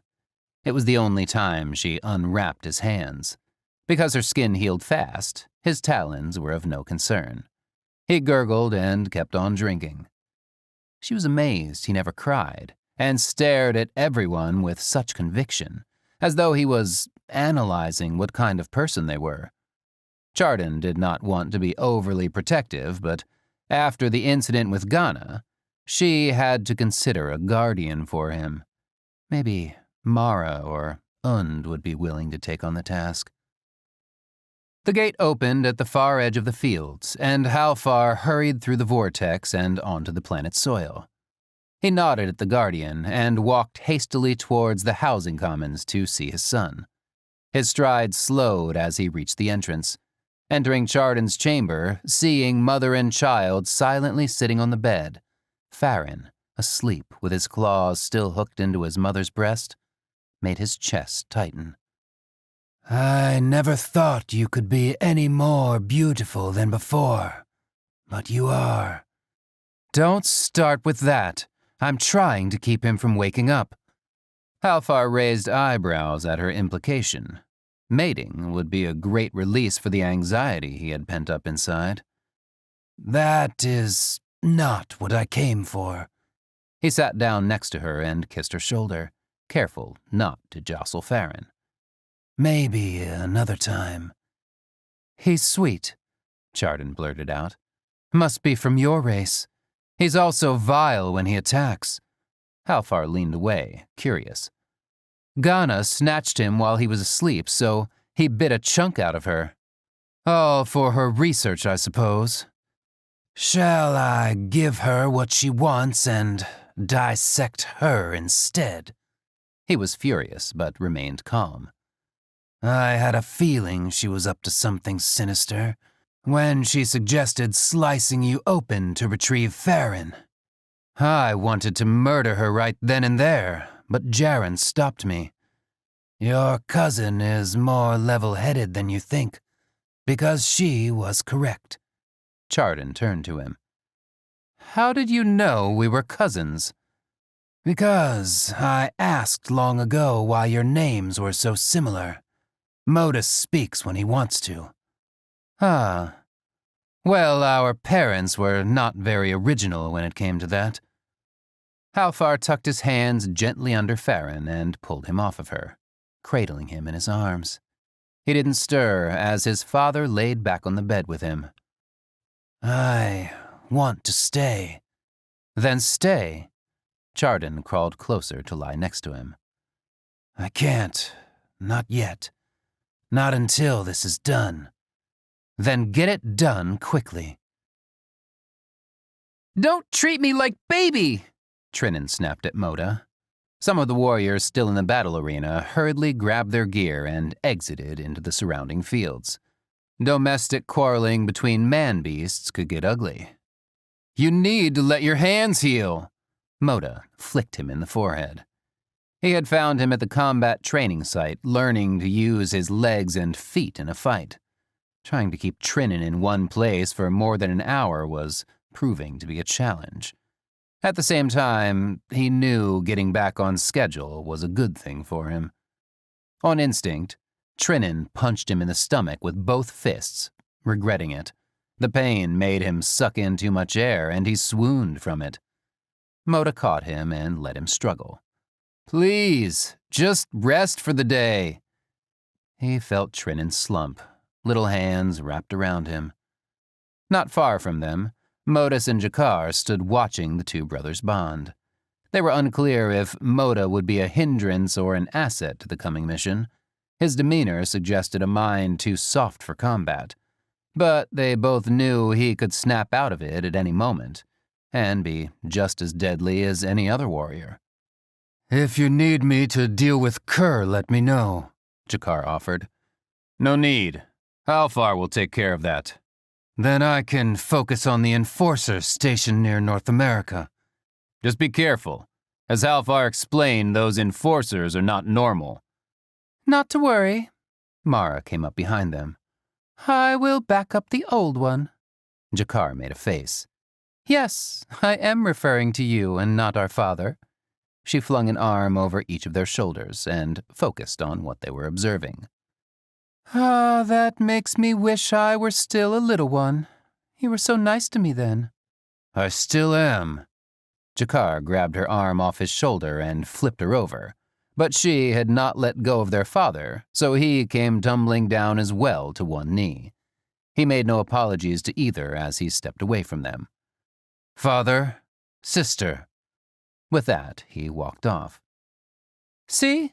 Even you get sucked into his ill manners. Mara brushed dirt off her robes. Modus, still on bended knee, started to smile a little. Then a chuckle came out of him. Mara's eyes went wide with disbelief. She saw her mother in the distance and beckoned her. Come quickly, look! Jaren tripped as she neared them, seeing the silent giant Modus, having a brief laugh at his children's expense. He's actually laughing! He stopped and made a serious face as he stood up to tower over his mate. That was not a laugh. Oh, but it was. Jaren grinned. She jabbed him in the rib. You should do it more often. Halfar watched the holoscreen floating in front of him while he marched towards the center of the palace, with his personal army in tow. Arriving, he made sure his entourage was securely positioned in the circle carved on the floor. The entire outer ring rotated, making the center ascend up to the ceiling opening above. Wind swirled down through it like a tornado as it gaped wider to let the platform through. He took his attention from the holoscreen to look up. The battle was about to begin. From information leaked purposely by Rass, the military Earth forces created a unified front to engage the enemy. Makeshift underground bunkers had been made to evacuate as many civilians as possible, while military-guarded encampments popped up in regions furthest away from the war zones, for those who refused to go under and face their fate head-on. He found that part rather asinine on the humans' part. There was an eerie silence around the world. Rass relayed orders to his troops via comlink, as well as to Halfar.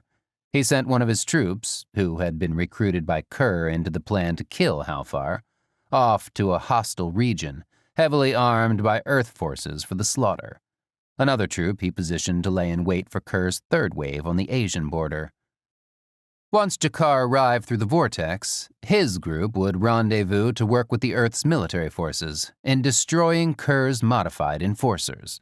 Rass would command the remaining troop himself, to Kerr's location off the southern coastline of North America. This time, he won't hold back his power. Kerr deserved nothing less. Knowing that Halfar was never unguarded on a battlefield, Kerr had to make sure he separated him from the main force midway in the melee, so it would seem like an accident. His assigned position was nowhere near Halfar's troops, but his plan demanded it. A lowly enforcer was no match for their ruler. His main army would be elsewhere, but 4 enforcers and he would blend into Halfar's. He smiled to himself at the brilliance of his plan. Soon, the cherished almighty armada would be his to command. Then his smile faded, remembering Rass, also a general in line to take the reins. The smile returned. He would get rid of that one, too. Checking the number of modified enforcers under his command, he was satisfied of a secure victory. "Come, my warriors! Let us strip this planet to its core and see what lies beneath." Moda used his teeth to tighten the leather strips around his wrists, flexing his fingers to make sure they had ample movement. Trinan watched him from a seat directly below him. The sandbox was empty due to Chardon implementing a state of isolation as a precaution just in case the enemy somehow got through one of the gates. Sighing, Moda looked down at him. "Well, I guess I'm off to rid Earth of nasty enforcers." "You'll be right back?" Trinan asked in barely a whisper. "Of course I am." Moda threw back his head, laughing loudly, but stopped short as he noticed Trinan was not amused. The little one just sat with a downward stare. "Look at me." Trinan obeyed. "Nothing would stop me from coming back. Except death. I'm not dying on that miserable rock, and neither is anyone else, understood?" Trinan nodded. "Good." He bent down and ran his fingers through Trinan's mane. "No training until I get back." "It's time." Jakar startled them out of their moment. He waited for Moda to join him at the edge of the field, and they left together. Battle Cries. At the gate console, a small army of energy users and man-beasts were lined up in groups, ready to deploy. There were 9 troops in all, the main one being the largest, which included Chardon and Modus. Back in male form, Chardon was ready for battle. Jaren, Jakar, Talus, Kellen, and 4 other warriors led a group for the assault on Kerr's enforcers. The army was small enough to maneuver the landscape unnoticed, yet deadly enough to cause major damage to the enforcers, without any casualties of their own. Talus planned to keep his promise. Chardon went over the rendezvous points for each group via holoscreen, while Ghana input coordinates on the gate console. A virtual map of Earth's entire planet's surface was floating in midair on display. The whole operation was going to be tricky, since Earth Defense Forces had no idea they were getting assistance from them. He shut down the holoscreen in front of him with a wave of his hand and turned to Modus. "I don't have to stress that we get in, get out, and sever the entrance to that planet forever." No. Modus flexed his fingers. He was itching for another fight with the enforcers. "Do we really have to close it for good?" Ghana addressed them. "We could do some business with them, maybe even help them with repairs in exchange for—" Chardon did not let her finish.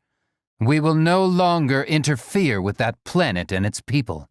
They are not ready and won't be for at least another century." "I think gauging their readiness is premature," Ghana started.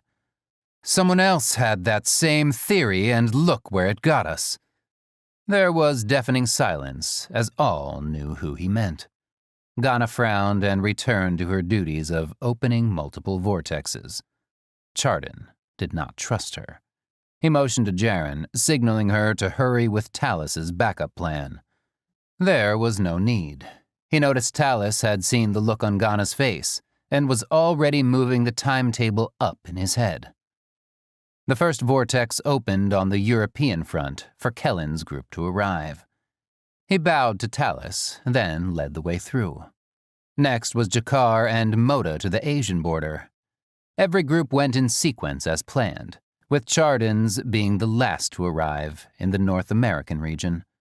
They would join Halfar's troops in hope he had a plan to defeat Kerr, the last person they wanted to deal with on the battlefield. From the command deck on the Armada's mothership, Halfar watched cities burn across the planet called Earth. He wished it had not been so, but it was for naught. Kerr put it into motion, and it had to be seen to the end. The council members, who had backed Kerr on his little plan to send his armada, were executed when the mothership arrived. They apparently wanted front-row viewing of the massacre and proof of Halfar's demise. That is why he hated politics of any kind. Not once did his now former council think to poll their people to see if there was dissatisfaction with Halfar's rule, which he knew was not the case. Punching in coordinates, he saw something peculiar. Kerr's signature was not with his forces off the southern coast.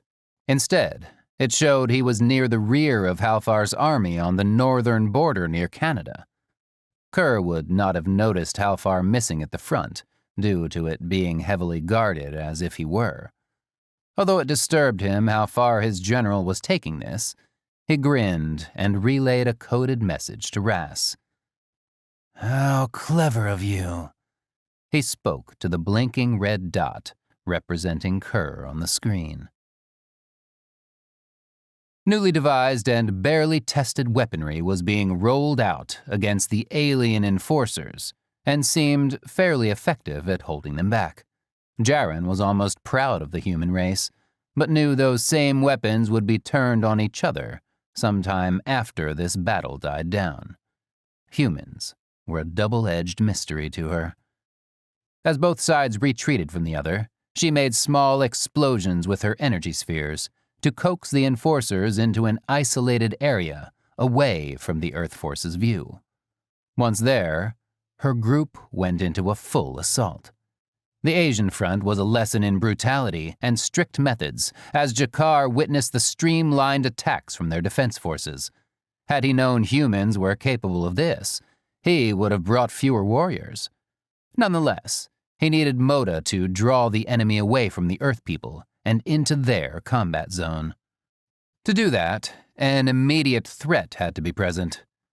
He was able to lure the enforcers to an opening in the Asian forces and waited for them to retreat. It worked. Jakar's group came up from behind the enforcers and took them down from there.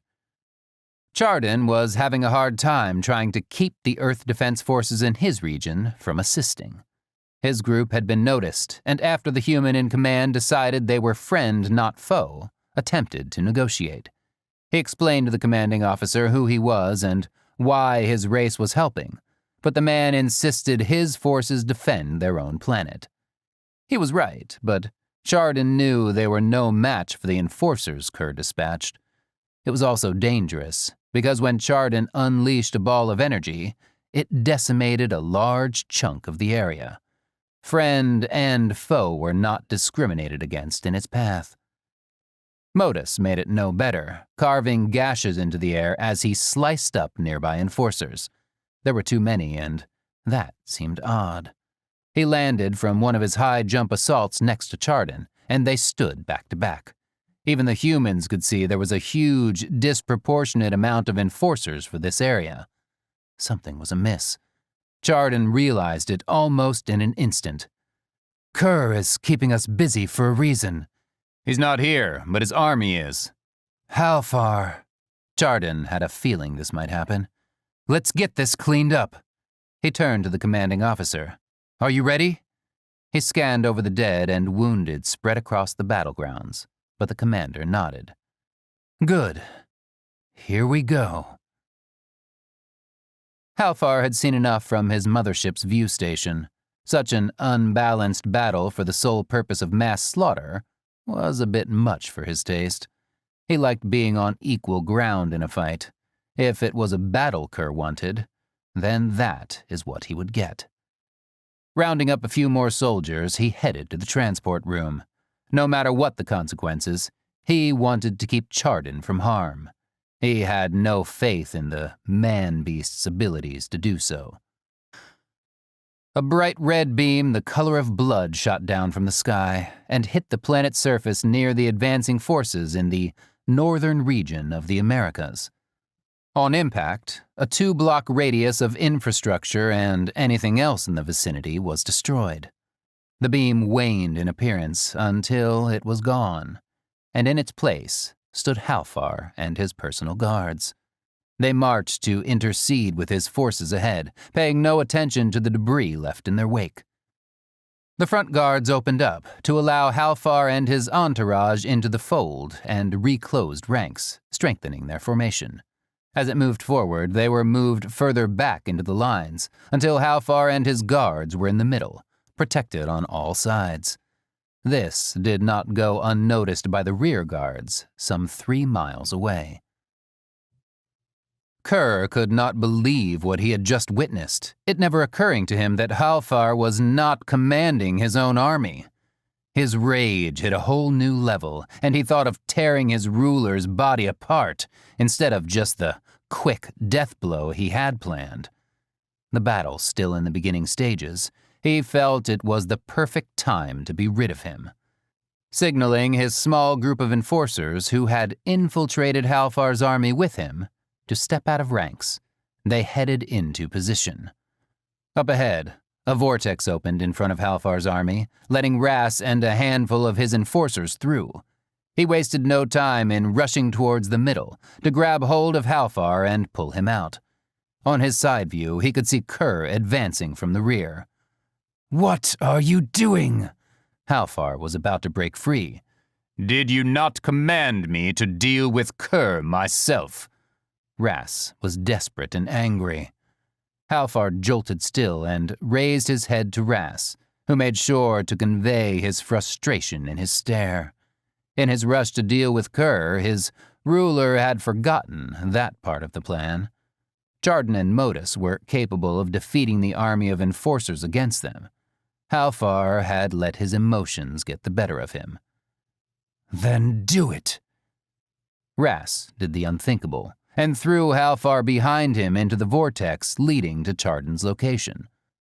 Kerr advanced through the middle of the formation, cutting down enforcers right as the entry closed shut. At the clearing, he nearly ran into Ras, standing there, waiting for him. "Disappointed?" Ras cocked his head to one side. When Kerr sneered, he went into an attack stance. Kerr laughed. "Are you going to stop me? You can't defeat me." Another vortex opened behind him, and more altered enforcers spewed out, unleashing death on the unsuspecting army near the middle. Ras called out an order to have the remaining forces regroup, away from the vortex as it closed. Kerr smiled. "My victory is secure, and when I am through with you, I will go after Halfar and kill him as well." He jumped backwards 500 feet to let his enforcers charge Ras. Ras was quite calm and didn't move an inch until the first wave of enforcers were in his perimeter. His whole body lit up with a red glow, and with one swipe of his arm, a giant arc of red haze from his longsword sliced through them. Black blood flew in all directions, sizzling as it landed on the ground. The second wave stopped advancing. Kerr stood in shock behind them, while Ras repositioned himself back into his attack mode, his long sword back behind him. Pieces of his enforcers rained down around Kerr as he stared at Ras. This was not the same easily unhinged ragtag soldier he had been provoking and manipulating the past few decades. No. This was something far more dangerous, and he figured out that Ras had been holding back his true power all this time. That angered him even more, but solidified his resolve. "There is no need for me to hold back, then?" he questioned Ras. The other did not answer or move. Very well. He drew his claws to their full length. I'll make this quick. It unnerved him when Ras did not have any clever jokes or got angry, making him unsure in his ability to defeat him in one blow. He leapt towards him. A flash of light signaled the impact of their claws ramming into each other. Ras used the back of his legs to push upward into Kerr's body, and sent him flying with a small gash in his torso. As Kerr landed, some of his enforcers moved to defend. No! Do not interfere! He looked to Ras. That same blank expression remained. Had he been wrong all this time? Could he have mated with him to produce powerful warriors? Why won't you say anything? He demanded. There's no need. Ras was by his side with lightning speed, and it took all of Kerr's strength to torque his body out of range, avoiding a fatal blow. He could see Ras was dying inside, but he had no choice. He could not let any emotions get in the way of defeat. Just as Kerr cleared himself, Ras attacked him again from behind. One of his claws ripped through the back of his shoulder blade and exited out his chest in the front. He was going to go deeper and sever the entire arm, but Kerr spun around and pushed off of him. Bleeding and breathing heavily, Kerr held his arm together and forced the wound to congeal shut, stopping the blood flow. Even from this distance, he could see the hurt in Ras's eyes. It went away as they stared at each other. The blankness returned. Don't you see? Halfar is making you suffer by doing this because he's a coward who refuses to face me. Ras tried not to frown, the struggle showing on his face. He was not going to be manipulated this way, and Kerr understood that the moment Ras let his guard down, he would strike. It would be his end. Ras raised his claws and resumed his attack stance. One death blow was all he needed to land. He watched Ras's claws start to shake. At that moment, Kerr realized that he could not win this battle.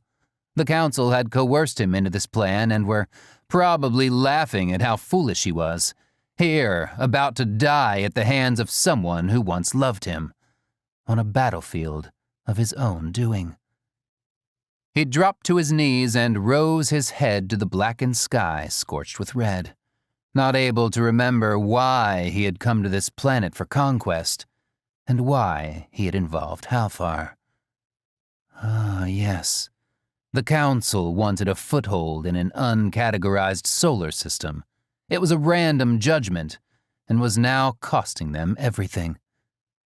Ras had not made his move yet when a vortex opened behind him, and from above, a body shot out and struck Kerr where he knelt on the ground.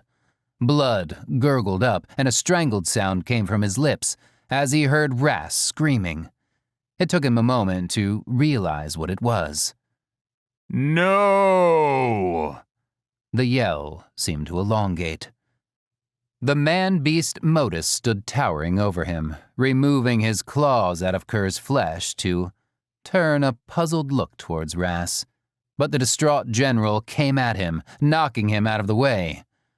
Kerr's vision faded, just as he felt Ras's arms wrap around him. Halfar came out of the vortex and saw the tragic scene. He had a suspicion that Ras could not do it. Just as he regretted the destruction of Lhasa and almost losing Chardon, he knew Ras was not capable of killing the one he loved. The scene was made worse when Ras snapped his head around to face him and screamed. Why? He had Kerr's body hanging like a rag doll in his arms. I'm sorry. Halfar motioned his army to regroup with a signal of his hand, and they commenced to destroying all of Kerr's modified enforcers. The sounds, scents, and black blood everywhere painted a hell on earth tenfold that would make even the most fanatic of gore cringe.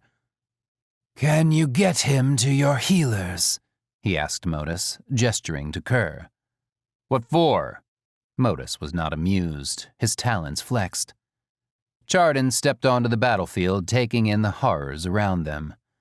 This was too much to bear. Take him to Ghana. Modus frowned at him. Now! Modus complied by plucking Kerr's body from Rass's arms and jumping into the vortex. Chardon went over to Rass and literally dragged him through the vortex, Halfar in tow. Was that really necessary? Chardon referred to the massacre going on behind them. Believe me, it is. Those things were never meant to be. Whoever authorized it will have me to deal with shortly. The Armada? I left orders to depart as soon as the modified enforcers' numbers reach 0. Very thorough. Chardon closed the vortex. What about Rass? They both looked down at the catatonic general with his limbs dangling like rubber from his body, eyes in a blank stare. He can recuperate on New Lhasa before I send him back to our world as the leader for my Armada. New Lhasa? Did I say we were staying on that world? I said I would fix it. He nodded towards Rass. What makes you think he will obey you this time? I have my reasons. He will be just fine. Plus, he smiled wickedly, this will give him a chance to nurse Kerr back to health. Chardon shook his head in disbelief. Mara heard the cheering and cries of relief as she led her small group out of the vicinity, littered with pieces of modified enforcers. They had successfully rid the area of them without getting noticed by the Earth forces, who were engaged in the battle. She made sure that her group blended in somehow, so no one was the wiser.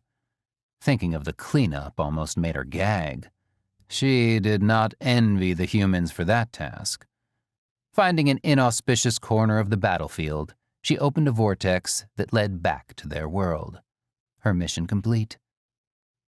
The same was true of the other sites, as humans celebrated their triumph over the alien enemy, unaware that it was an internal fight between two alien factions and had nothing to do with them. Chardon returned to the northern region to speak with the commanding Earth Forces officer, reminding him and his men not to tell a soul about how they were helped by another alien race. That would just complicate things. He watched the humans, too tired to celebrate, start to pack up their gear and move out. Whether they kept the promise or not was of no concern, since the gate would be sealed for eternity. Halfar returned to the mothership and assessed the data on all modified enforcers.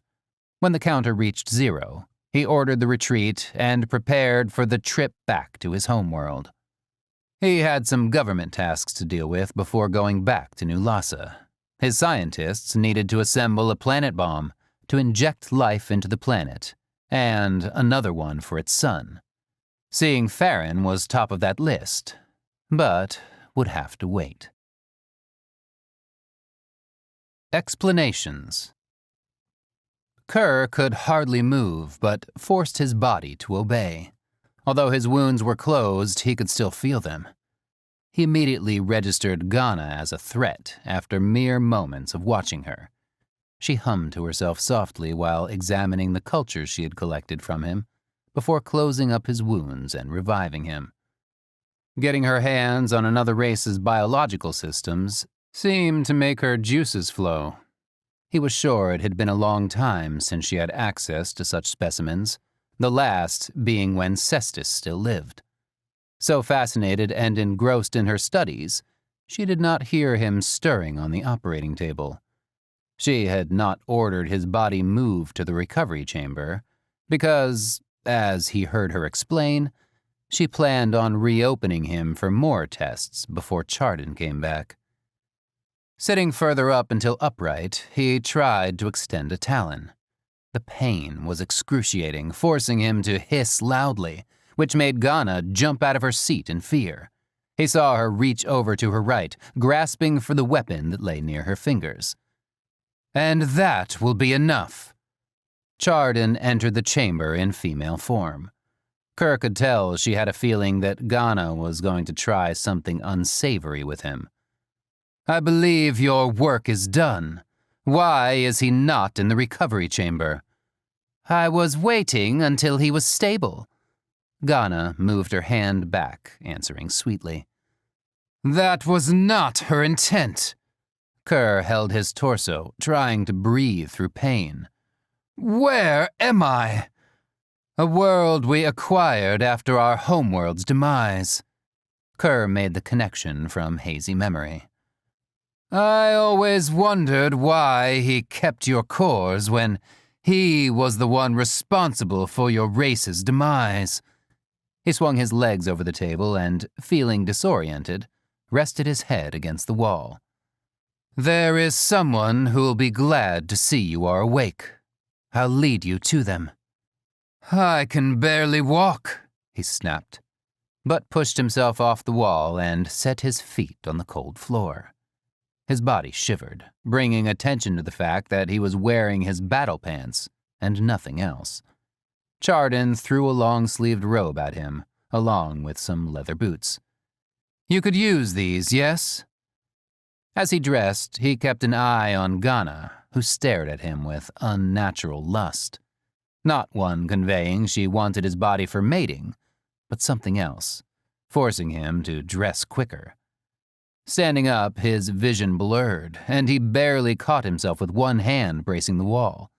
He was able to stand at his full height of 7 feet when it finally cleared. Ghana pressed back into her desk, seeing his slender frame had deceived her into thinking him less than Modus, when in fact he was much taller and menacing. Satisfied to know she was now afraid, he smirked. "Come with me." Chardon swept an arm towards the door, while at the same time giving Ghana a look of poison. If they did not need that woman, it would be so easy to rid themselves of her. Mixed emotions swam around inside Kerr's head when Chardon led him to a small living chamber. On the bed, curled up in the fetal position, was Ras, looking small and vulnerable, unlike his usual self. His breathing seemed ragged, and certain parts of his body twitched. "What's wrong with him?" He whirled on Chardon, not sure why he was so angry. "He's in a state of shock. Last time he saw you, you were presumed dead. I don't understand. He was ordered to kill me. Why would... Do you really think it would be easy for him to murder someone he holds dear, even if they do not feel the same?" Chardon interrupted him. Kerr's mouth clamped shut. "I will leave you alone. Surely there is much to clarify." She exited the chamber. Kerr moved slowly to the bed and eased as painlessly as he could next to Ras. Memories of how badly he treated him when they were still intimate so long ago filled his head. Hands shaking, he reached down and caressed his hair. Ras did not stir. Kerr's chest began to hurt, and he lay across Ras's body to ease the pain. How had it turned out this way? Battle scars were a cherished form of storytelling, and it gave Moda a sigh of relief to see the wounds he received from the last battle disrupt the smooth new skin. They made him feel whole again, while he boasted about them to his young siblings. Und was not impressed, and just stared disinterested at them. Trinan was inspecting each one with intensity and listening to every detail. In the doorway stood Jakar, watching the scene with the same look as Und. Bragging was a young man-beast's thing. After so many scars and battles, it was just natural to forget about all that. With a sigh, He reached over and grabbed Moda by the mane, pulling him out of the commons onto the walk path with him. I was just getting to the best part. You don't even have any. Your body's still pristine after getting your core back. I know how to not get hurt in a battle. Moda was insulted, he could tell. His younger brother was just as good at fighting as him, and he was in no way suggesting incompetence on the battlefield. Maybe I don't avoid hand combat like some others. Jakar stopped walking, letting Moda know he had gone too far. I don't mean that, he whispered. I should not have said that either. Jakar resumed walking. They were already late for the debriefing with the council. Chardon was in talks with one of the agricultural engineers regarding the planet bomb meant to jumpstart the planet's growth. Halfar was coming through the gate as they spoke. The success of the mission was debatable. On the one hand, they were able to close the gate leading to Earth, and on the other, Kerr was not quite dealt with, along with a handful of Halfar's advisors who managed to flee. While Modus escorted Halfar, the two warriors engaged in strained conversation, since neither had amicable relation with the other. They knew it was in their best interest, considering their mates were related. As they neared the commons, Halfar slowed down. I want to see Farron. There's no time. Modus kept his stride towards the council chamber. We're late. Of course. Halfar let out a heavy breath of air. Are your little ones well? As could be. I heard one of your sons had an accident during training. His claws were broken off. Modus spoke so nonchalantly that it did not register with Halfar at first. He halted. That is horrifying. It made him shudder. He heals fast. They had reached the outer door of the council chamber. After you. During the meeting, there were many opinions on what would be a good target for the planet bomb, from agriculture to natural resources.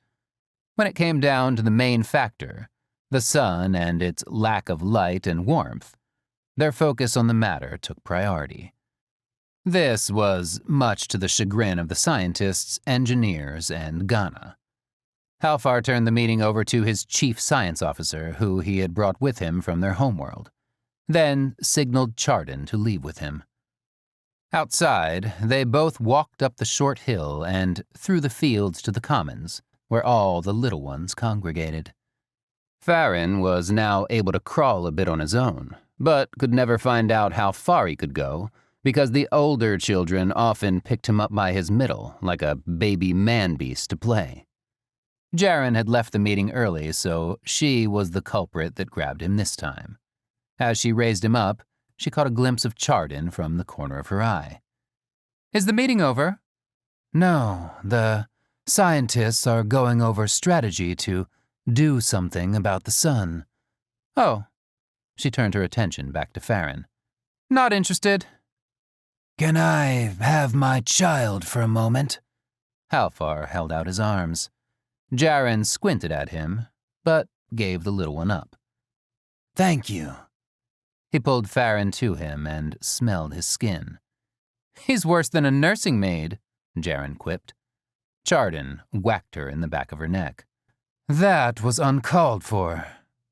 I need to speak with Kerr soon, Halfar said. His full attention was still on Farron.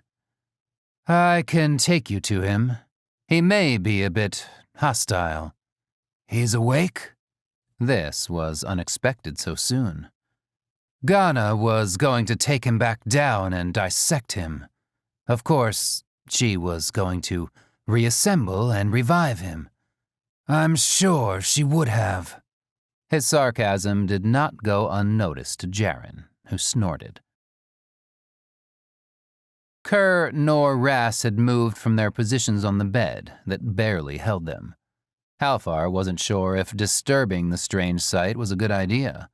The way they were entangled together like two exhausted lovers made him feel regret for asking Ras to rid of Kerr. As much as he hated to do it, he went to the bed and jostled Kerr awake. On reflex, Kerr shot out an arm and grabbed Halfar by the wrist, ready to toss him across the room, but found his prey would not budge from the weak pressure he had applied. Opening his eyes, he saw Halfar staring down at him with pursed lips. Bearing the pain in his body, he let go and eased up into a sitting position. "My lord," he bowed his head, glancing over at Ras. "Don't wake him." Closer inspection made him notice Ras had not stirred. He turned to Chardon. "What's wrong with him?" "This is your doing," Kerr sneered, then averted his gaze. "Is it? I am not the only one at fault." "No, you're not." Kerr hung his head in defeat. "Tell me why. What could you have possibly accomplished with this plan?" "I was reassured by your advisors I would be given free rein over the Armada, and there were some hostile worlds needing to be conquered to expand our reach in the galaxy. I know now that Earth was picked at random because they were no real threat to us. It was to get rid of you all along. I was just a pawn to do the deed." "But why get rid of me, the ruler of our world?" "They told me that you planned to cede our homeworld to Rasnians, and they would control your Armada." "That's outrageous!" Halfar could not believe what he was hearing. "Where did such a lie come from?" "With the invasion of Lhasa, a deal was made to enslave the remaining population on Razna in exchange for rulership over the Grata system, which has 7 planets." "Who would be ruling that solar system?" Halfar was confused, but Chardon had a sickening expression as she held her abdomen. "That female Lassian, Cestis. Of course, the deal went south when the planet was scorched with her on it. Rumors were that you brokered the deal since you wanted her mate, Lassa's leader." He turned to Chardon, making eye contact. "I figured they were right after seeing his obsessive behavior regarding your core." "I would never." Halfar was shaking with rage. Cestus had set in motion more devastation than anyone thought. Chardon stood pale next to him. "This is not over." Kerr finally stood. "The Rasnians will not be happy that her end of the deal was not fulfilled. With news that her race has survived and now on a new world, they will come after you." "How long do we have?" "Maybe 10 years before they find this world and launch an assault." "We will be ready." Modus had entered the chamber more silently than ever. "I wish to redeem myself." Kerr slid off the bed and knelt painfully down to one knee. "If it is your will." "Stand up," Halfar snapped. "We have something more serious than your redemption to consider." He strolled up to Modus. "How many man-beasts are there, truly?" "Enough. In 10 years, there will be nearly 10,000. Chardon tapped her lower lip and her eyes narrowed. Cestus. Everything stemmed from her devious actions, to gain power at any cost. Well, I guess we have to fight for our survival after all. This time, you will have my Armada." News traveled quickly around the planet, and soon everyone was preparing for a new battle. Months went by gathering knowledge for new technology and how to ration supplies. Halfar sent Kerr and Rast to their homeworld to rectify the bizarre events that his former advisors had created. A Rising. Trinan stood, now 5 feet 10 inches tall, in front of the giant stone monolith, looking up at the top of it. In silent admiration of its size, he unwrapped his hands, letting the bandages fall on the ground. Without taking his eyes from the summit, he extended his talons, thicker and sharper than before from aging, and leapt high in the air. He landed halfway up the stone wall, and using his claws, reached the top at an unimaginable speed, neither out of breath or stamina. Satisfied, he did a backflip off the summit and sailed into the air, laying back into the free fall with his eyes closed. The air concaved around him, and his body's resistance felt good.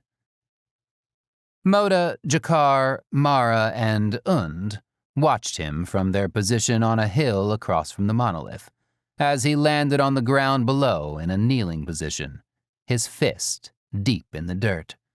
The impact caused a crater 10 feet in diameter and a few inches deep around him. He stood up straight, looking up at the summit again. "I think he may be ready in 5 or 10 years, Moda announced proudly. "Or less," Modus added.